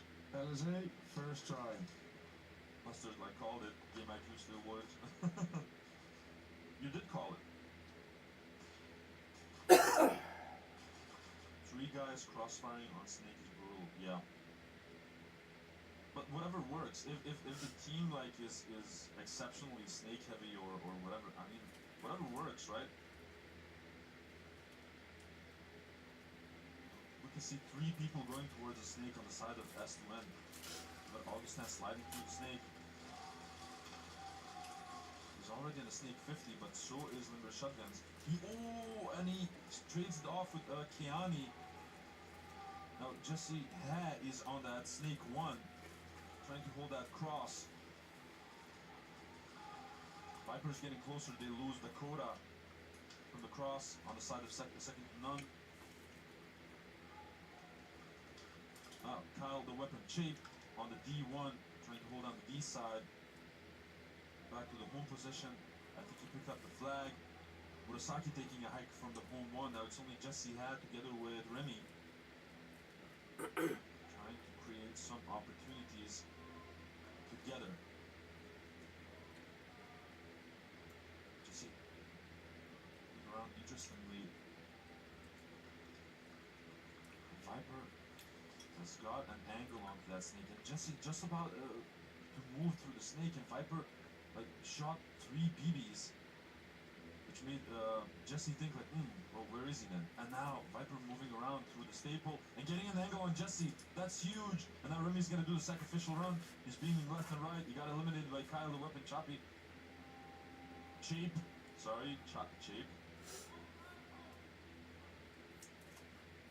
And that's gonna be another zone 3 by Simon Next Morgan. teams. DSD, first try. some excellent patience by Limburg shotguns. They're not making any sort of rash decision or rash moves or anything like that.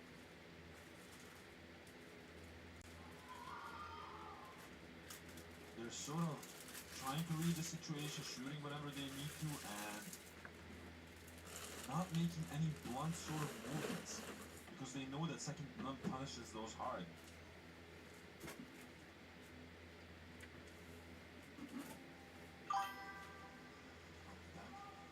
Saviors versus DSD game. They lose Johnny Kebab off break. Inside of DSD, Tombol is getting into the snake himself. Oh, and he got eliminated as he tried to enter there. But that immediately got filled up by Van Hoof, who got eliminated by Kuipers. Pretty smart trap by Kuipers over there. Now Clumsy is trying to creep up or closer to the 50 line.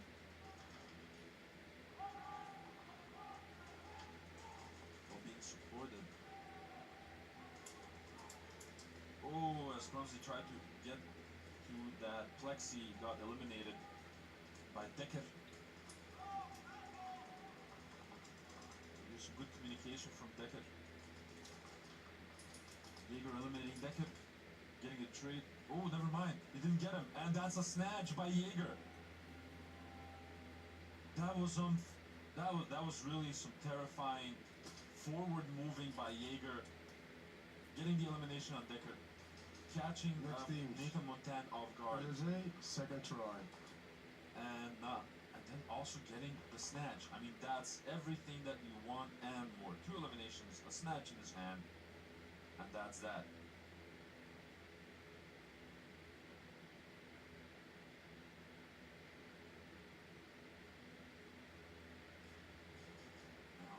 Back to the second numbers LSA games. Still 9 minutes and 18 seconds left on the clock. Second try for Limburg shotguns.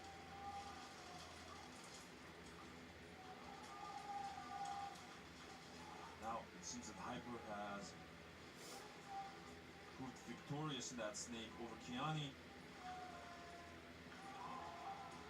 2 in the snake.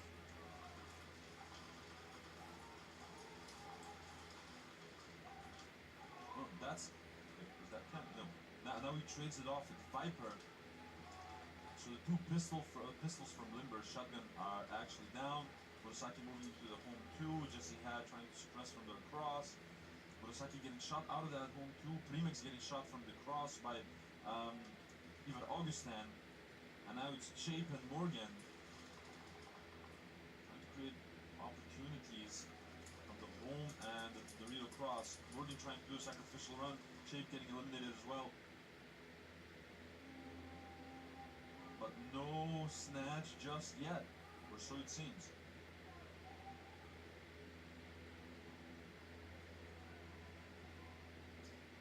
And a gorgeous blue Rogue 9 from Remy. Next team. Might have seen it on the socials, but that thing looks mighty fun. So love for DSD in the chat. Methodical aggression, best airsoft play. A lot of activity in the chat.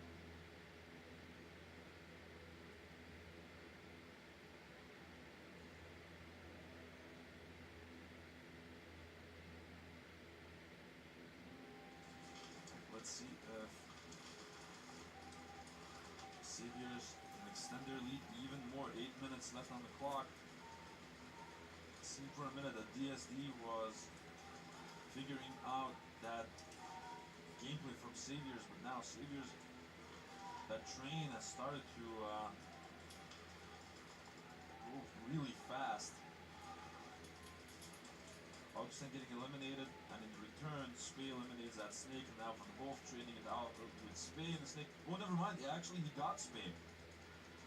Oh, that was some quick reaction time by Van Hoof. As I say that, as I compliment him, he immediately gets eliminated. But now, Decker is trying to get through the snake as well.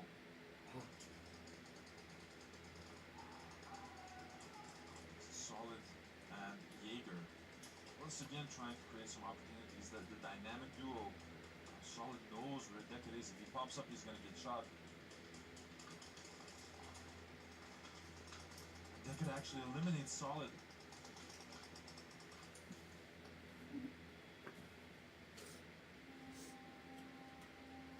And that is, I think, a early buzzer by Saviors. I think. The way that Jaeger was moving, I don't think he was eliminated. That might have been an early buzzer. But I'm not completely sure.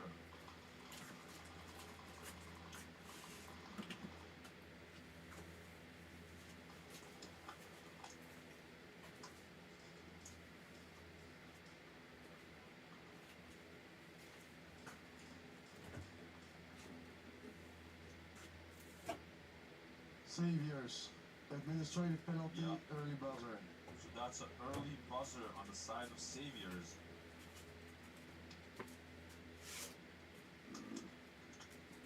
Which is an automatic snatch for DSD and also gives the opportunity. Next teams, LSA, third try. For DSD to punish the Saviors for that admin penalty because the Saviors have to play with 4 people for the next 3 rounds. That's huge for DSD.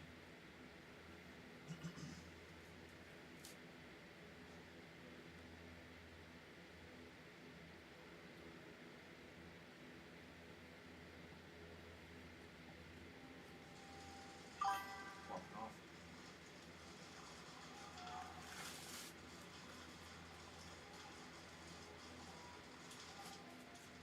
Nice little trade between Keani and Hyper and the Snake once more.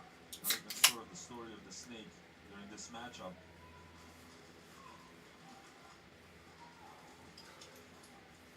Now Viper has set a trap.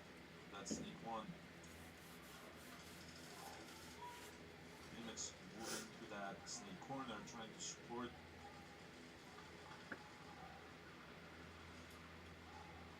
Viper over there.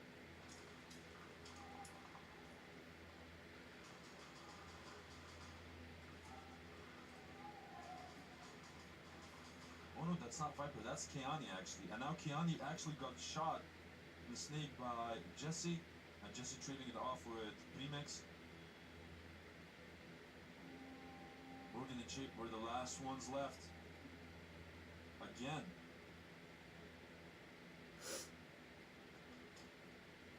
That was a zone 2, I believe.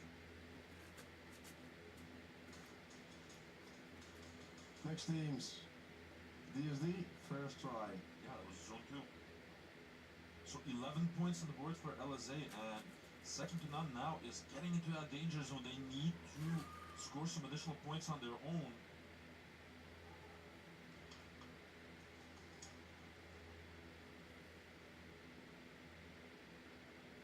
Where's the living crap out of the Snake?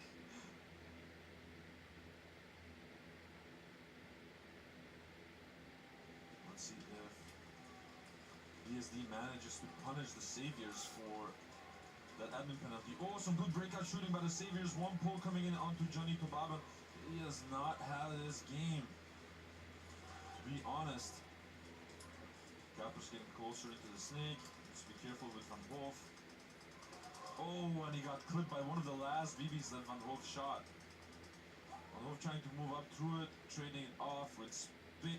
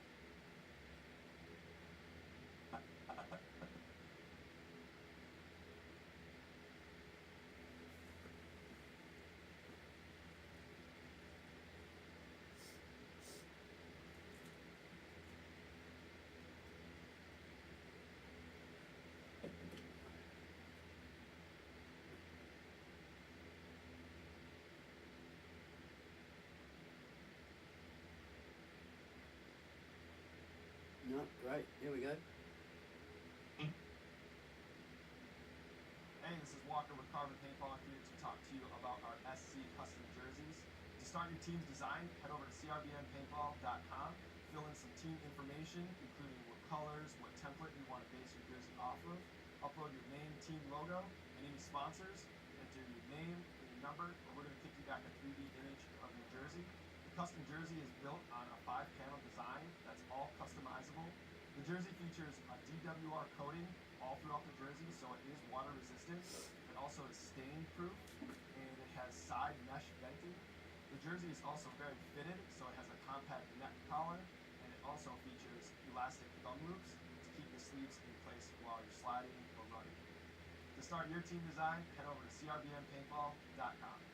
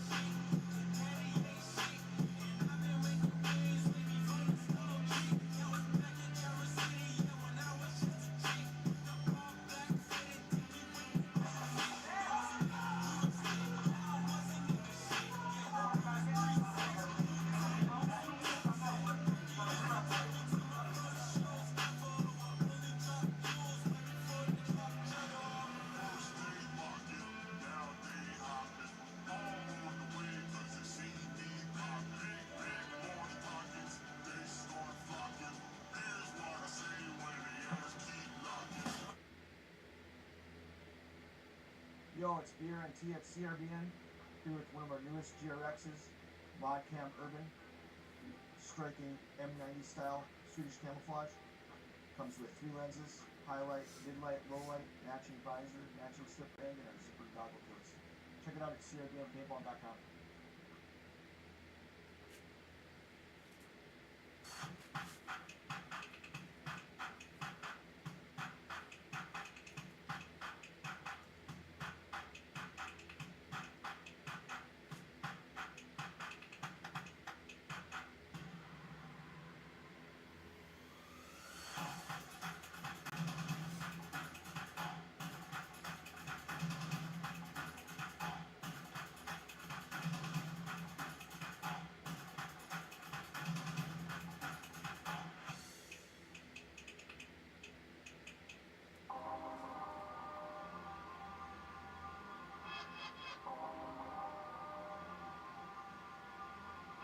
mind combat. The destroyer burns.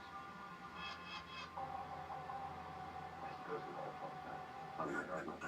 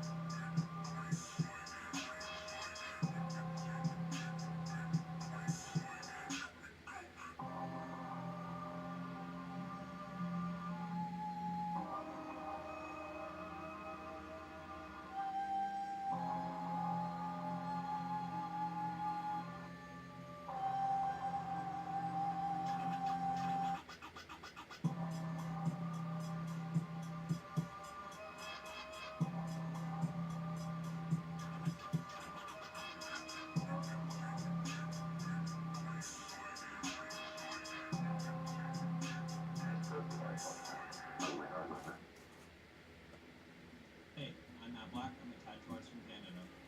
Among customs and Polar Star asked me to unleash my creativity. In the Oracle Polar Star, that's pure energy. Creativity, athleticism, and technical superiority. Oracle Polar Star isn't just a tool for players. It's an expression of self, just like my tattoos. I'm Matt Black. I hope you enjoy my design and join the monastery.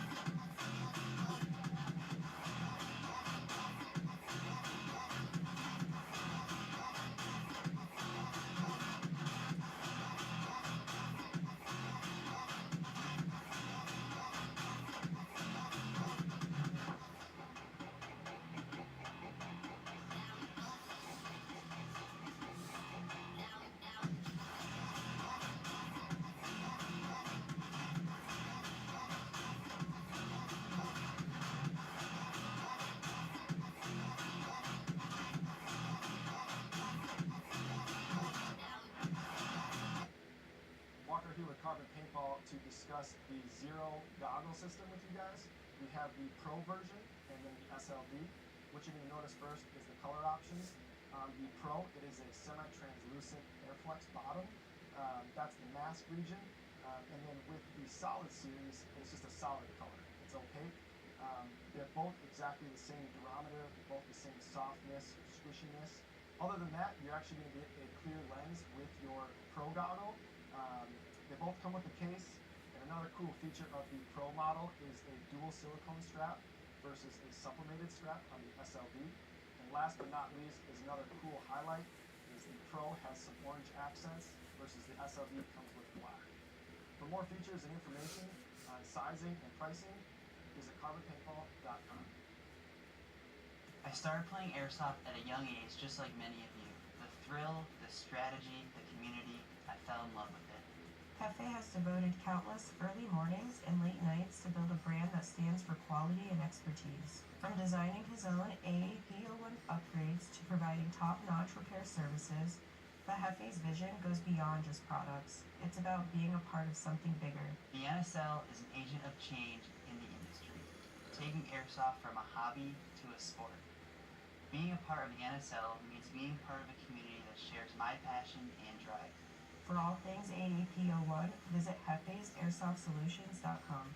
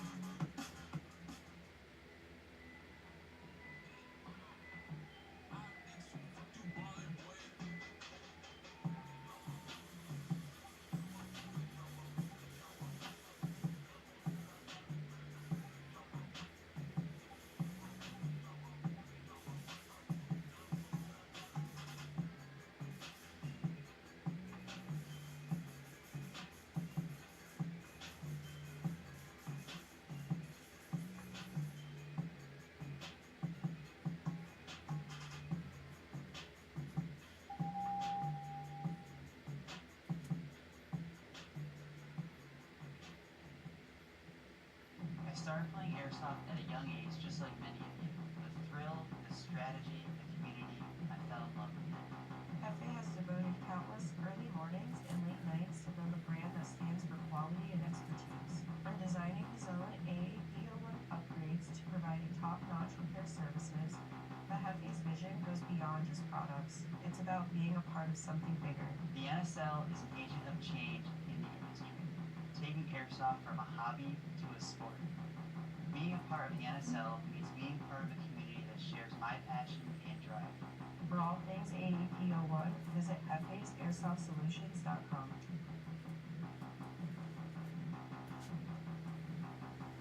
Hi guys, I'm Kyle from High Kappa Hub. We're the head sponsor of the NSL 2025 season. We are a UK-based company and we specialise mostly in high cap builds, high cap cars, and high cap full builds. What we do also do head tours, this is a month one, and we also do everything there on the Euroboards to get engines, frigates, wrecks, everything like that.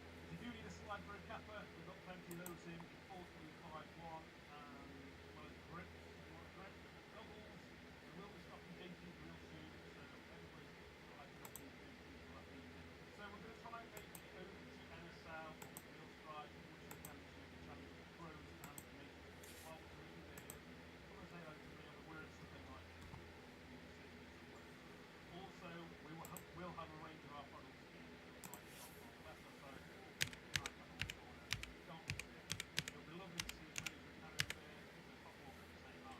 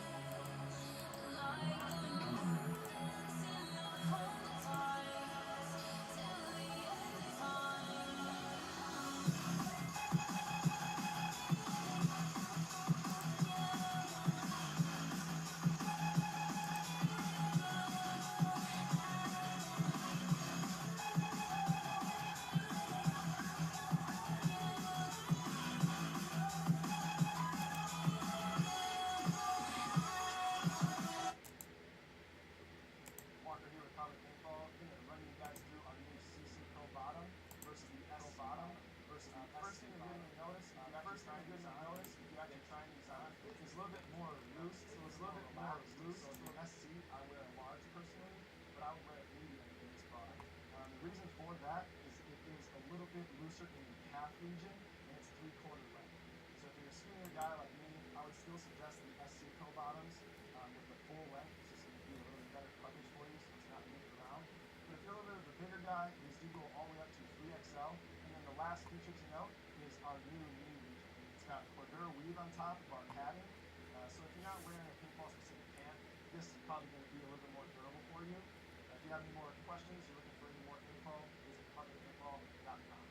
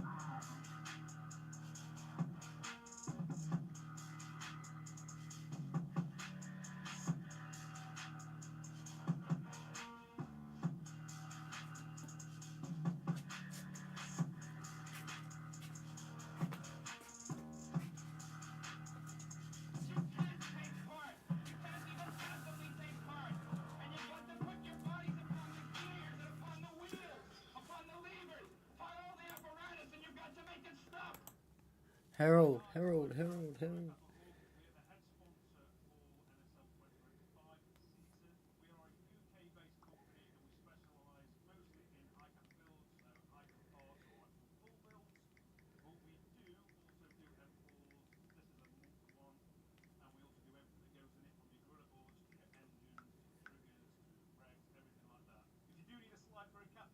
Plenty of those in 4351, and as well as grips, if you want a grip, goggles. We will be stocking JTs real soon, so everybody's hyping up these JTs, we'll have these in. So we're going to try and make it over to NSL, or Real Strike, as much as we can this year for Challengers, Pros, and for Nations Cup as well. So if you're there, come and say hello to me. I'll be wearing something like this, or you'll see me somewhere. Also, we'll have a range of our products in the Real Strike shop. On the left-hand side, you walk in, there'll be high cap hook corner. You can't miss it. It'll be lovely to see as many as we can over there, so pop up and say hi.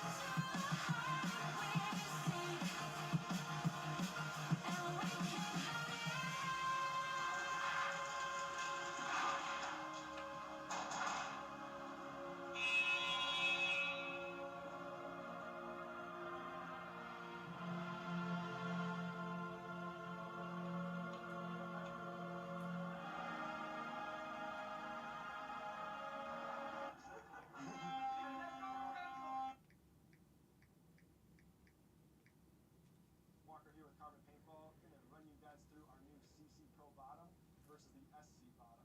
The first thing that you're going to notice if you're actually trying these on is the fit. The fit is a little bit more loose, a little bit more relaxed. So the SC, I wear a large personally, but I would wear a medium in this product. The reason for that is it is a little bit looser in the calf region, and it's 3/4 length. So if you're a skinnier guy like me, I would still suggest the SC Pro bottoms. With the full length, it's just going to be a little bit better coverage for you, so it's not moving around. But if you're a little bit of a bigger guy, these do go all the way up to 3XL. And then the last feature to note is our new knee region. It's got a Cordura weave on top of our padding. So if you're not wearing a paintball-specific pant, this is probably going to be a little bit more durable for you. If you have any more questions, you're looking for any more info, visit carbonpaintball.com. Hey, I'm Matt Black. I'm a tattoo artist from Canada. Monk Customs and Polar Star asked me to unleash my creativity. In the Oracle Polar Star, that's pure energy. Creativity, athleticism, technical superiority. Oracle Polar Star isn't just a tool for players. It's an expression of self, just like my tattoos. I'm Matt Black. I hope you enjoy my design and join the monastery.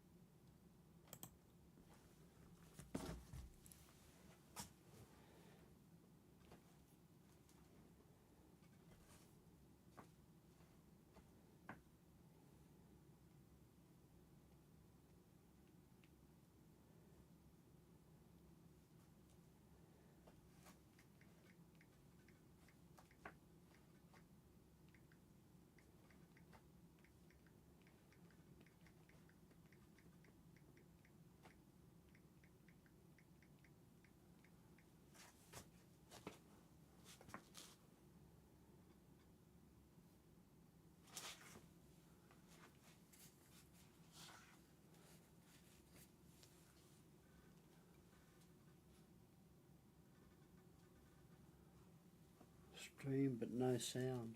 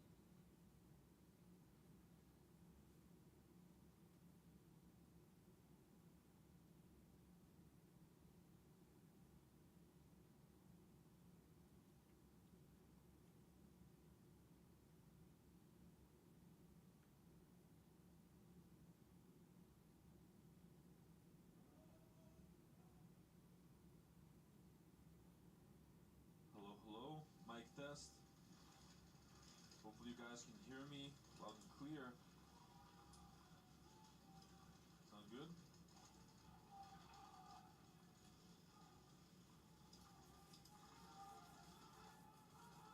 I think. Yes. Getting some feedback. Seems that second to none, resetting the game. And that's a hang by Limburg Shotguns. That's an additional hang by Primex.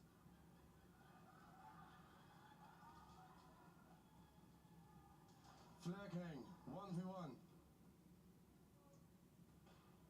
So that's 34 points for Limburg Shotguns. And 17 for second to none with 1 minute and 32 seconds left on the clock.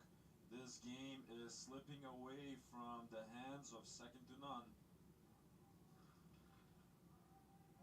But we still have 2 minutes and 46 seconds left on the clock of fun time of Saviors and DSD as well. But let's just see first and foremost whether LSA manages to get some additional points on the board with the bonus round.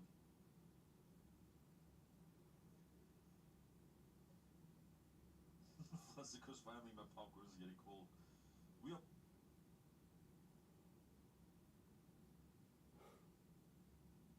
apologize for the inconvenience. We had some technical issues also with one of the VAR cameras, and everyone's a little bit frustrated. Like, why is it happening now? No one understands. Had some issues with the cloud, but we're back. That's a hit by Remy. So no bonus points for Limburg Shotguns. So whatever that the plan is for second to none, to regain back the dominant position, they have 1 minute and a half to do it. Despite the 17 point teams, difference Saviors, third try. between them and LSA.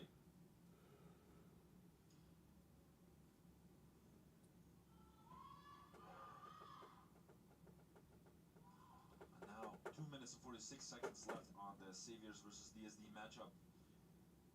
Saviors in a very dominant position with 34 points versus the 16 of DSD.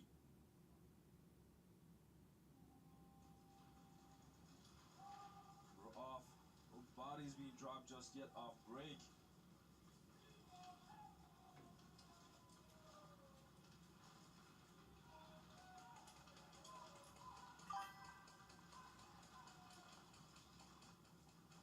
Seems that the Saviors are not making any sort of drastic moves or decisions, mainly because of the fact that if they win this one, they're going to the finals, and you do not want to carry over any more penalties. Tom Wolf's making a trade in the snake, Gray making a trade with Johnny Tobaben, Gutierrez running for it, and that's going to be an additional zone 3 for the third try of the Saviors, extending their lead with 37 points.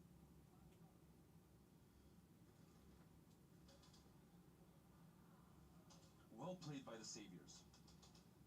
And again, it seems that in this matchup of Saviors versus DSD, the moment that Saviors gets a pick or two on the side of DSD, they just invest the additional bodies that they have to make the trades that are necessary so they can actually move forward, which is obviously a smart thing to do. But it doesn't seem that that DSD has got Next an answer teams. for that just yet. Second to none, first try.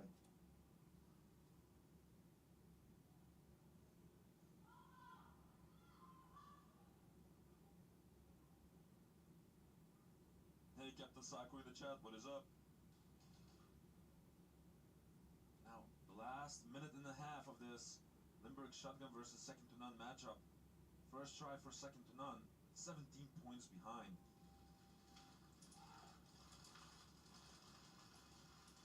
No bodies being dropped just yet. As I say that, they lose Remy on the side, on the D side. Jesse Hat, super quick that he is, already on the 50 shooting out. Is it Kiani or Viper, I cannot see from here. Dakota trying to get some eliminations on the snake side. 1 minute left. Augustine's got to get pulled, it seems. Murasaki getting shot out.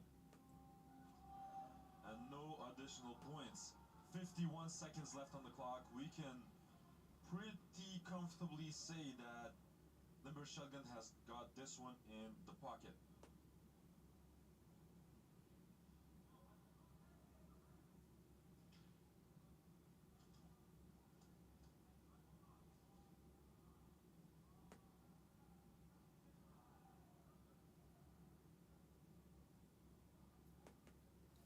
Trying to figure out what the pull was about on Ivan Augustin. It seemed that he was shot and he went backwards.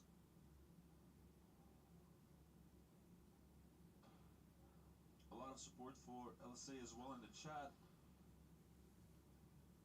And for Saviors as well. Will there be a break before finals? I'm not completely sure. But if there is, it probably will be a 15-minute break. Nothing crazy. What is the LSA roster? So we got some known names. Obviously, the captain is Second to none, player 16, second degree penalty, hit during movement. So second degree Next penalty. is DSD, first try. Second degree penalty on Ivan Augustin. What is the LSA roster? So a couple of known names that we know from LSA, obviously. Primex, the captain, Monica, Sensei, also Viper, Frosty also. And then they have a couple of additions, which are, well, you know, Keani played this entire season with LSA. I'm guessing that he's LSA now. Check requested by second to none. Morgan Simon is also added. Kyle, the weapon Jake is also there. So a couple of additions, definitely. But a couple of, well, you know, known names from the LSA roster. Booty.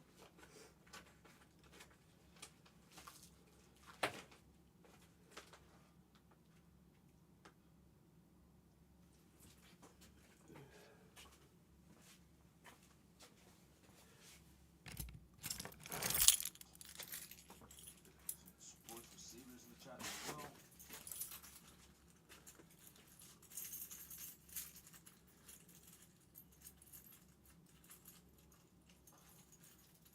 Bit of a late VAR request. No, the rule for the VAR requests is that they have to be requested before the next game starts.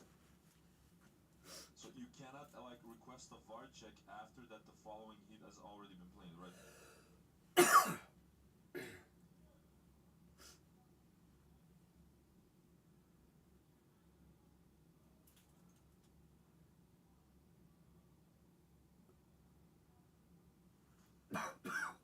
So both Saviors and DSD are trying to stay nice and toasty, nice and warm. It's quite frisky right now in the Netherlands. Dear guy's wife was in labor today, right? Are they all okay? I have no idea what you're referring to, Flesicus, I'm sorry. Trying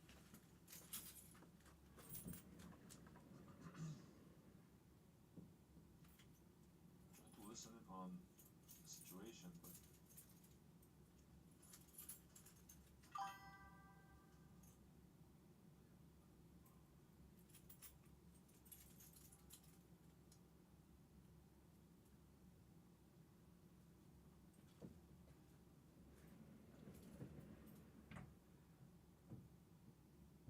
Sam was saying Saviors on top, Airsoft Doctor #1 sponsor.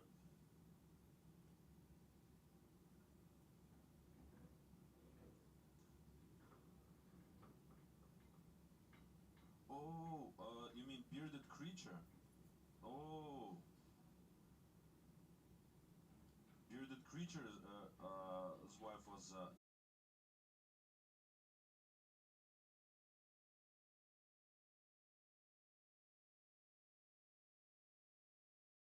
trying to figure it out.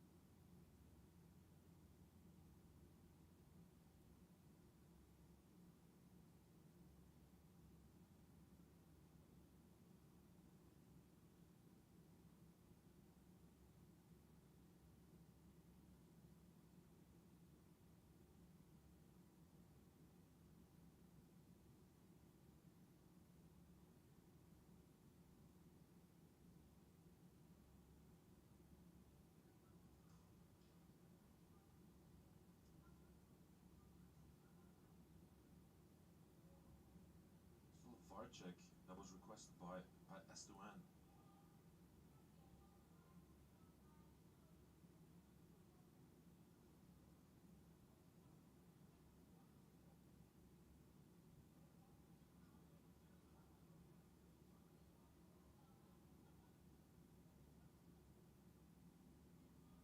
VAR check unsuccessful.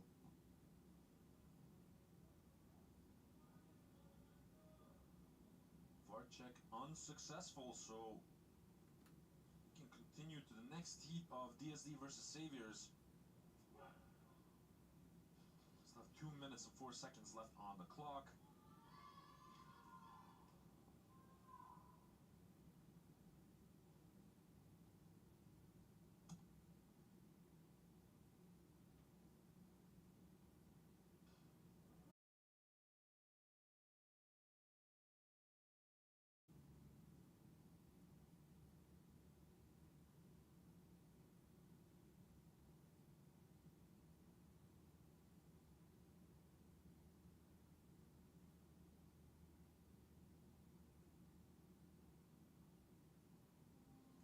And we're off.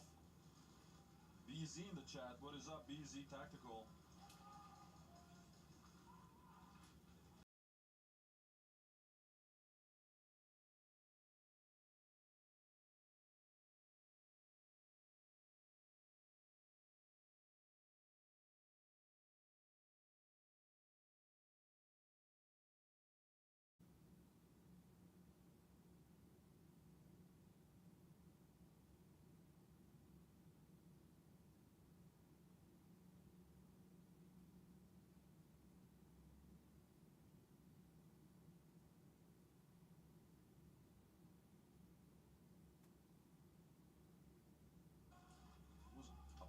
Apollo in that snake, but Fusne getting an elimination on Tom Bolos in the snake as well. DSD tribe. Funny that he's called clumsy because he just stumbled over the D3. But Fusne getting one additional elimination, but he was the last one left. And Gutierrez not being able to find the flag. Gutierrez looking in fantastic shape.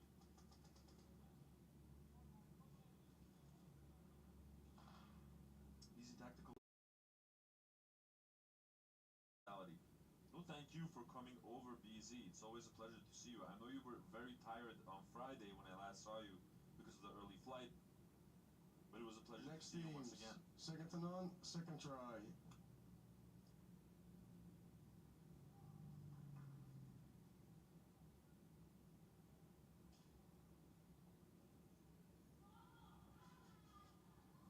Now, last 51 seconds left of this matchup versus second to none and LSA. Even if they get the second try hang, that's still not going to be enough to take over the lead of this matchup versus LSA.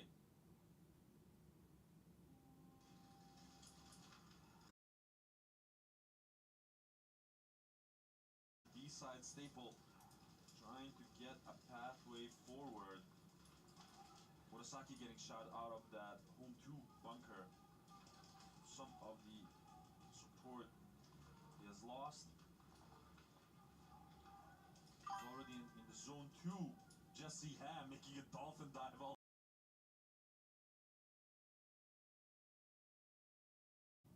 And that's an additional snatch by Limburg Shotguns.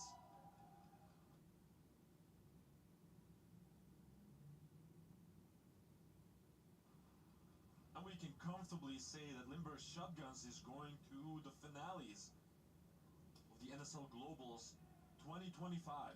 Zone 2, snatch. Next teams, DSD, second try. I'm a little bit skittish. Like, hey, no sound or something like that, so I hope everything stays the same. I'm knocking on wood right now, guys.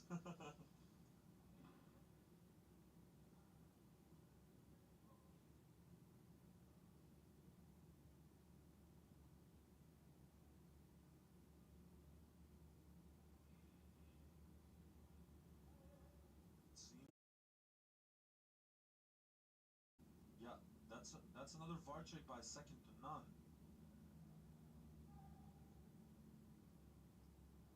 something about the dive that Jesse made, I'm guessing in that zone 2.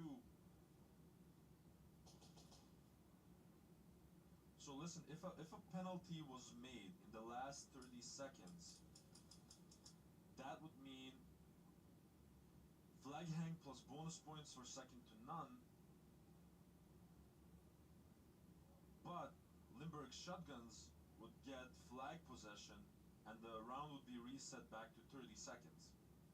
Which means that even that if that is the case, I think they will have a really hard time of gaining any sort of point or even regaining the snatch in those 30 seconds and also scoring additional points.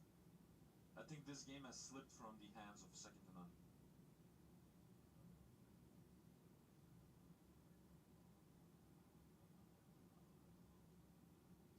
Classic was saying Rami is going to lose it, I see it.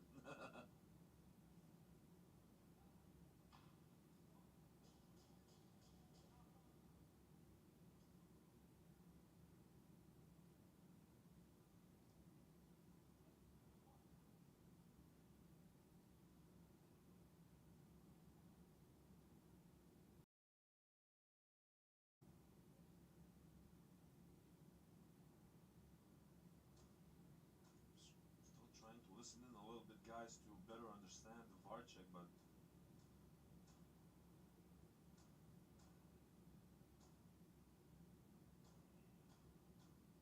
do they lose the 2 points for the zone 2 before the VAR check? No. Why would they lose it?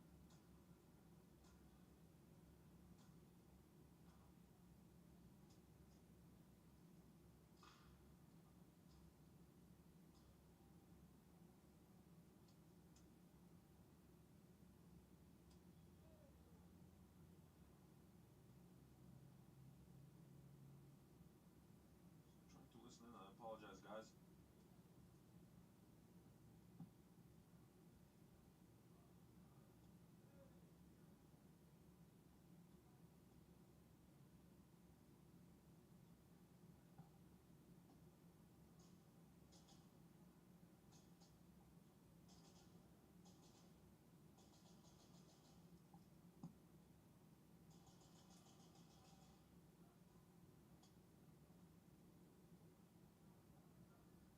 I'm trying to figure out mainly like what the penalty could be about. I'm either thinking that either Jesse shot someone from that location as he made a dive, or maybe it was something like an understand the decision to check that specifically with the VAR.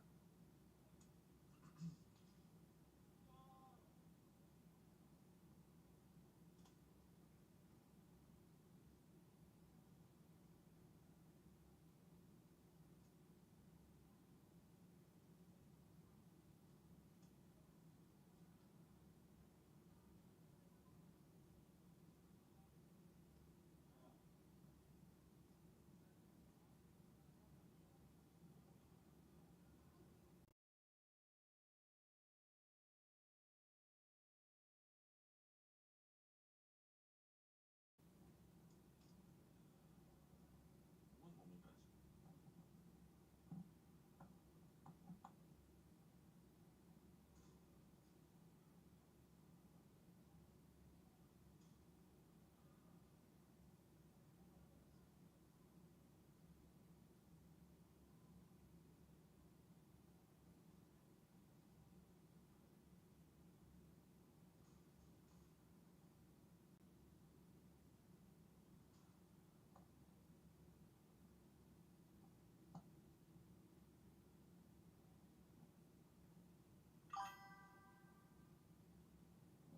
No, I think Kyle's saying, no, I think that the VAR is about the guy and the snake potentially putting a ball or two on Keani in that middle Dorito or something at the end of the round. Oh,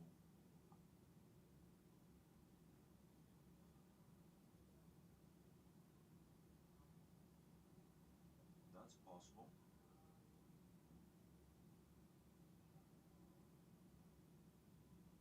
Well, you know, with rounds this action-packed, it's really hard to follow everything.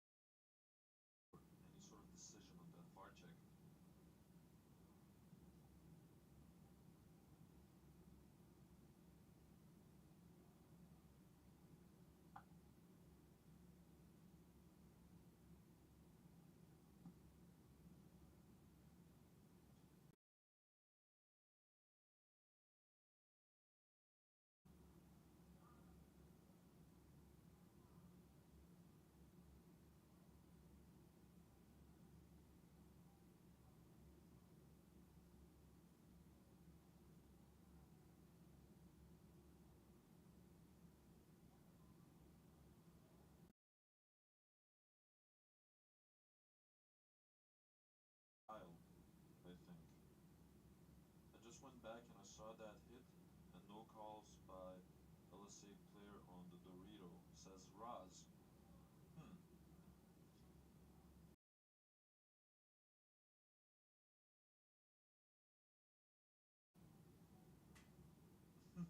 And Sensei from Limber Shotgun's already in his jacket is like, I'm feeling frisky.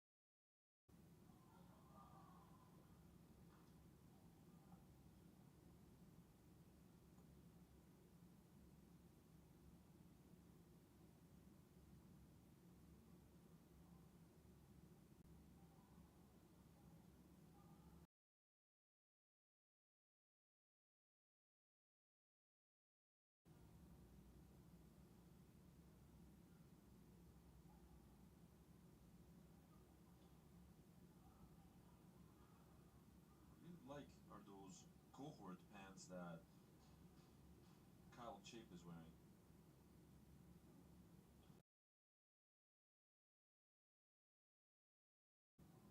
Gonna be a while? Yeah.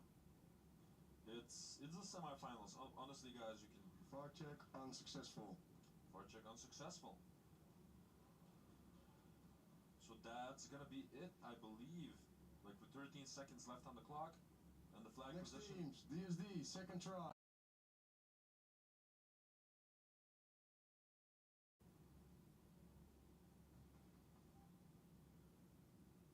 Now back to the last remaining 1 minute and 29 seconds of the Saviors versus DSD matchup. Second try for DSD.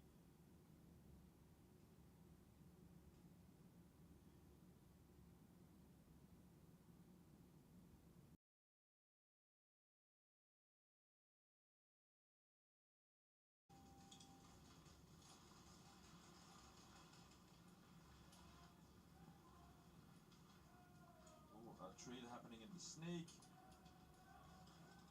Positions. Snake 1 is being filled up by both Gray and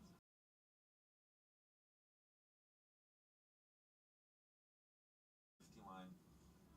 Oh, and he switched it up. We went to the snake side. That's really interesting. And they eliminate all of them. Good defense by Saviors. I can imagine Saviors now like sort of keeping their composure Next and not doing anything too risky. First try. Because you have penalties.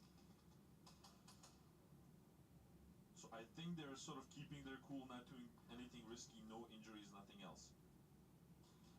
Cass saying, if you're creaming over the cohort pants, you should check out the cohort packs. Well, honestly, I was communicating with the guys from cohort about both the pants and the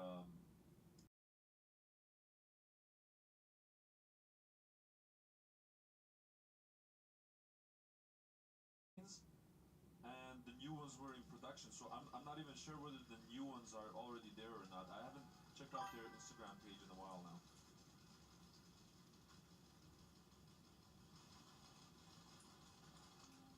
And that's gonna be game.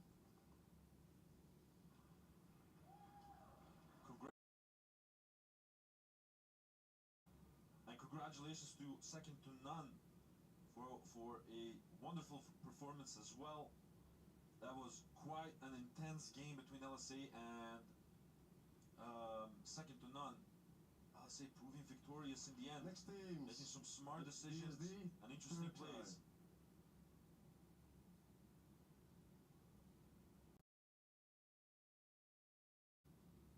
The new cohort and 4 belts already. I've just bought one. Oh, dope! Gotta check it out.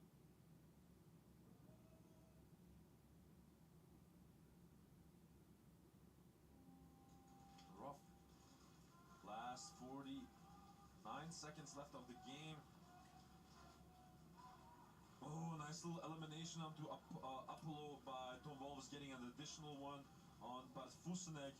And now the snake is being dominated by... He's like, quit clumsy. Who's gonna pick it up? Are you gonna pick it up? No, man. I don't want to bend my bend my back.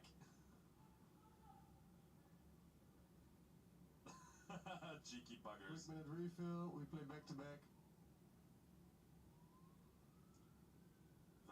Wat zie ik allemaal? BB's voornamelijk.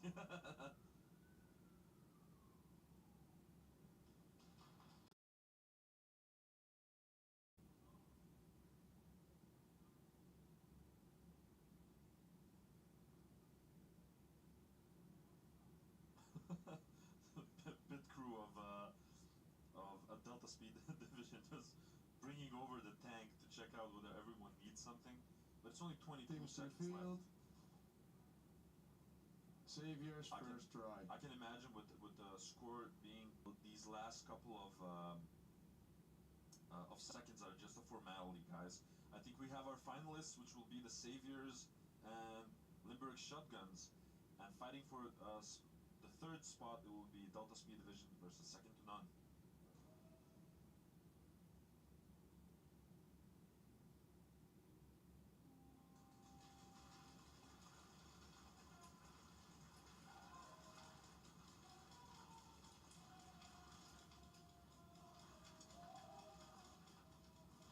10 seconds left. No penalty. It's gonna be game. Congratulations to Saviors and to Limburg Shotguns for qualifying for the finals. And congratulations to DSD and second to none for a wonderful performance up until now. Good luck for the battle for third place. Limburg Shotguns and second to none. Please send one person to Adi for the interview booth. To Adi. Oh, the last ones. Oh well.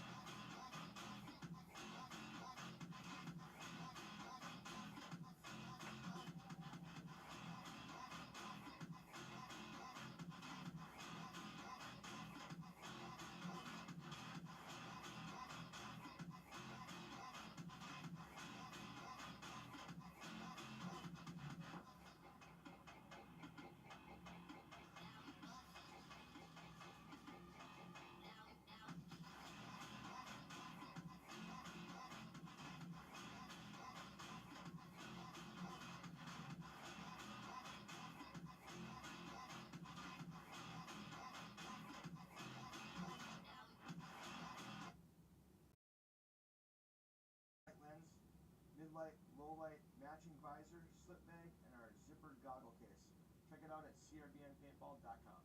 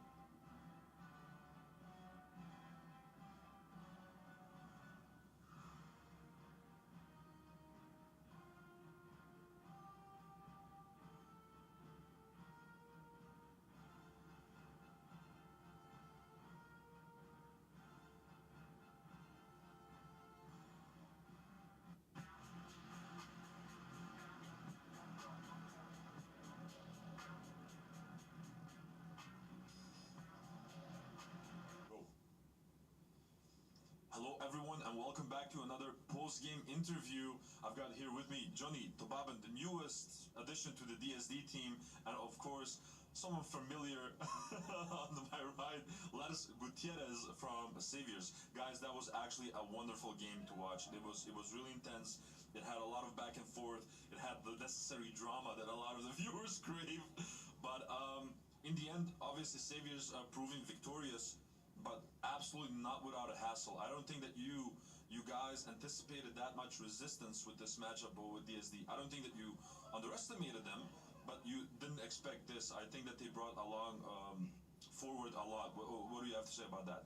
Yeah, we played them yesterday and it was a whole another match, and we knew we had to just go hard and yeah, get the first points on the board, and they clapped back hard, so we had to step up our game and had some injuries, and so we had to switch something up, and that's why Grinch also played. So yeah, I think they did an amazing job. Absolutely. Johnny, how are you feeling now actually with the switch to DSD first and foremost, and additionally, how did you feel with the fact that this was a rematch? Like what changed in terms of mindset playing the rematch and not playing them for the first time? Yeah, the first time it was really hard. The lines were just perfect, so we have to switch it up for the second match. So I go to the other side. We have to make some changes. So yeah, it was just that hard. I'm glad we make some points on the board. So.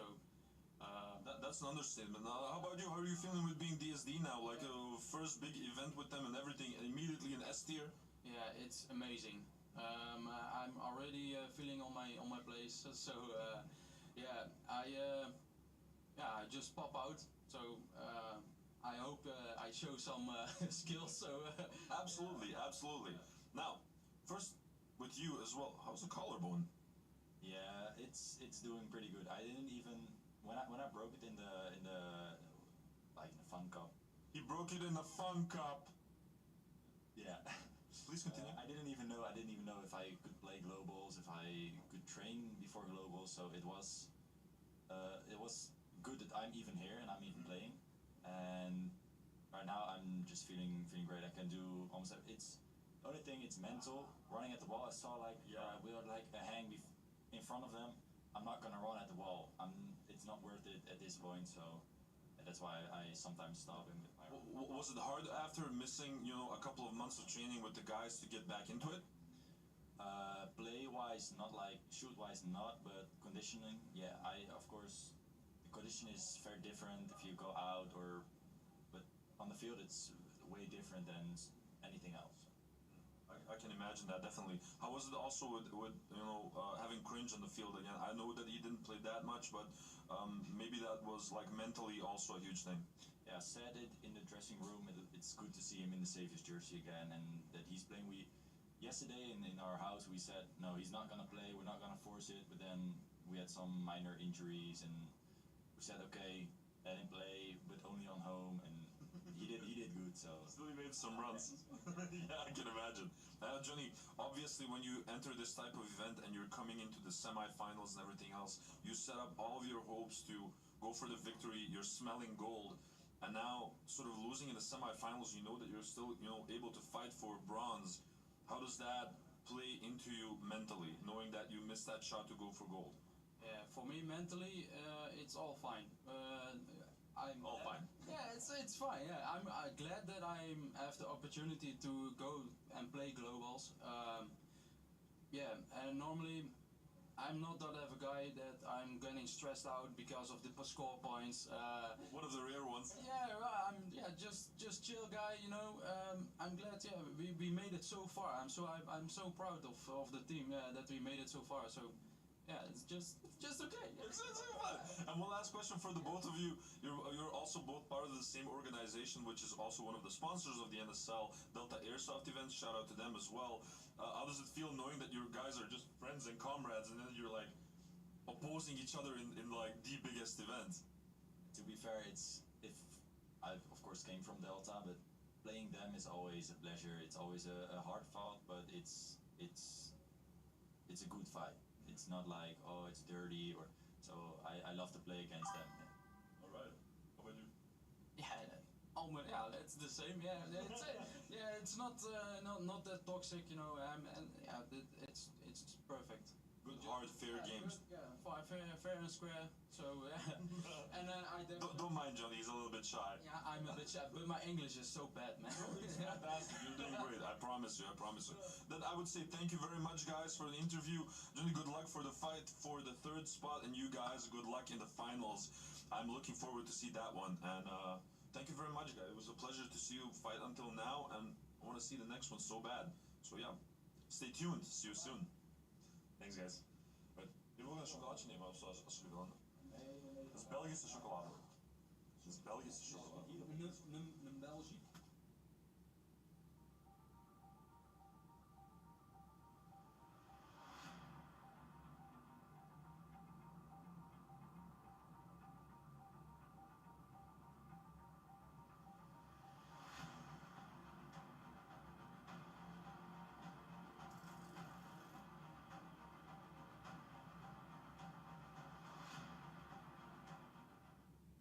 Hey, this is Walker with Carbon Paintball here to talk to you about our SC custom jerseys.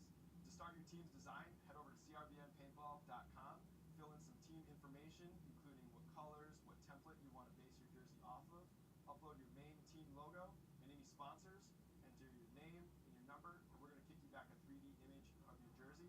The custom jersey is built on a 5-panel design that's all customizable. The jersey features a DWR coating all throughout the jersey, so it is water resistant. It also is stain proof, and it has side mesh venting. The jersey is also very fitted, so it has a compact neck collar, and it also features elastic thumb loops to keep the sleeves in place while you're sliding or running. To start your team design, head over to crbnpaintball.com.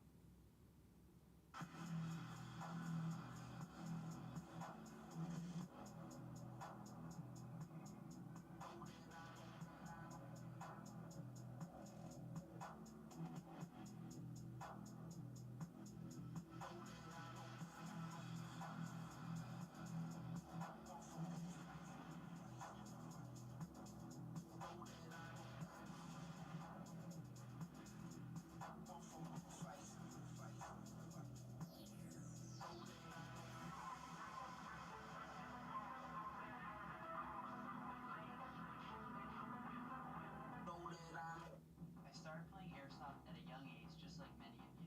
The thrill, the strategy, the community, I fell in love with it. Hefe has devoted countless early mornings and late nights to build a brand that stands for quality and expertise. From designing his own AAP01 upgrades to providing top-notch repair services, the Hefe's vision goes beyond just products. It's about being a part of something bigger. The NSL is an agent of change in the industry, taking airsoft from a hobby to a sport. Being a part of the NSL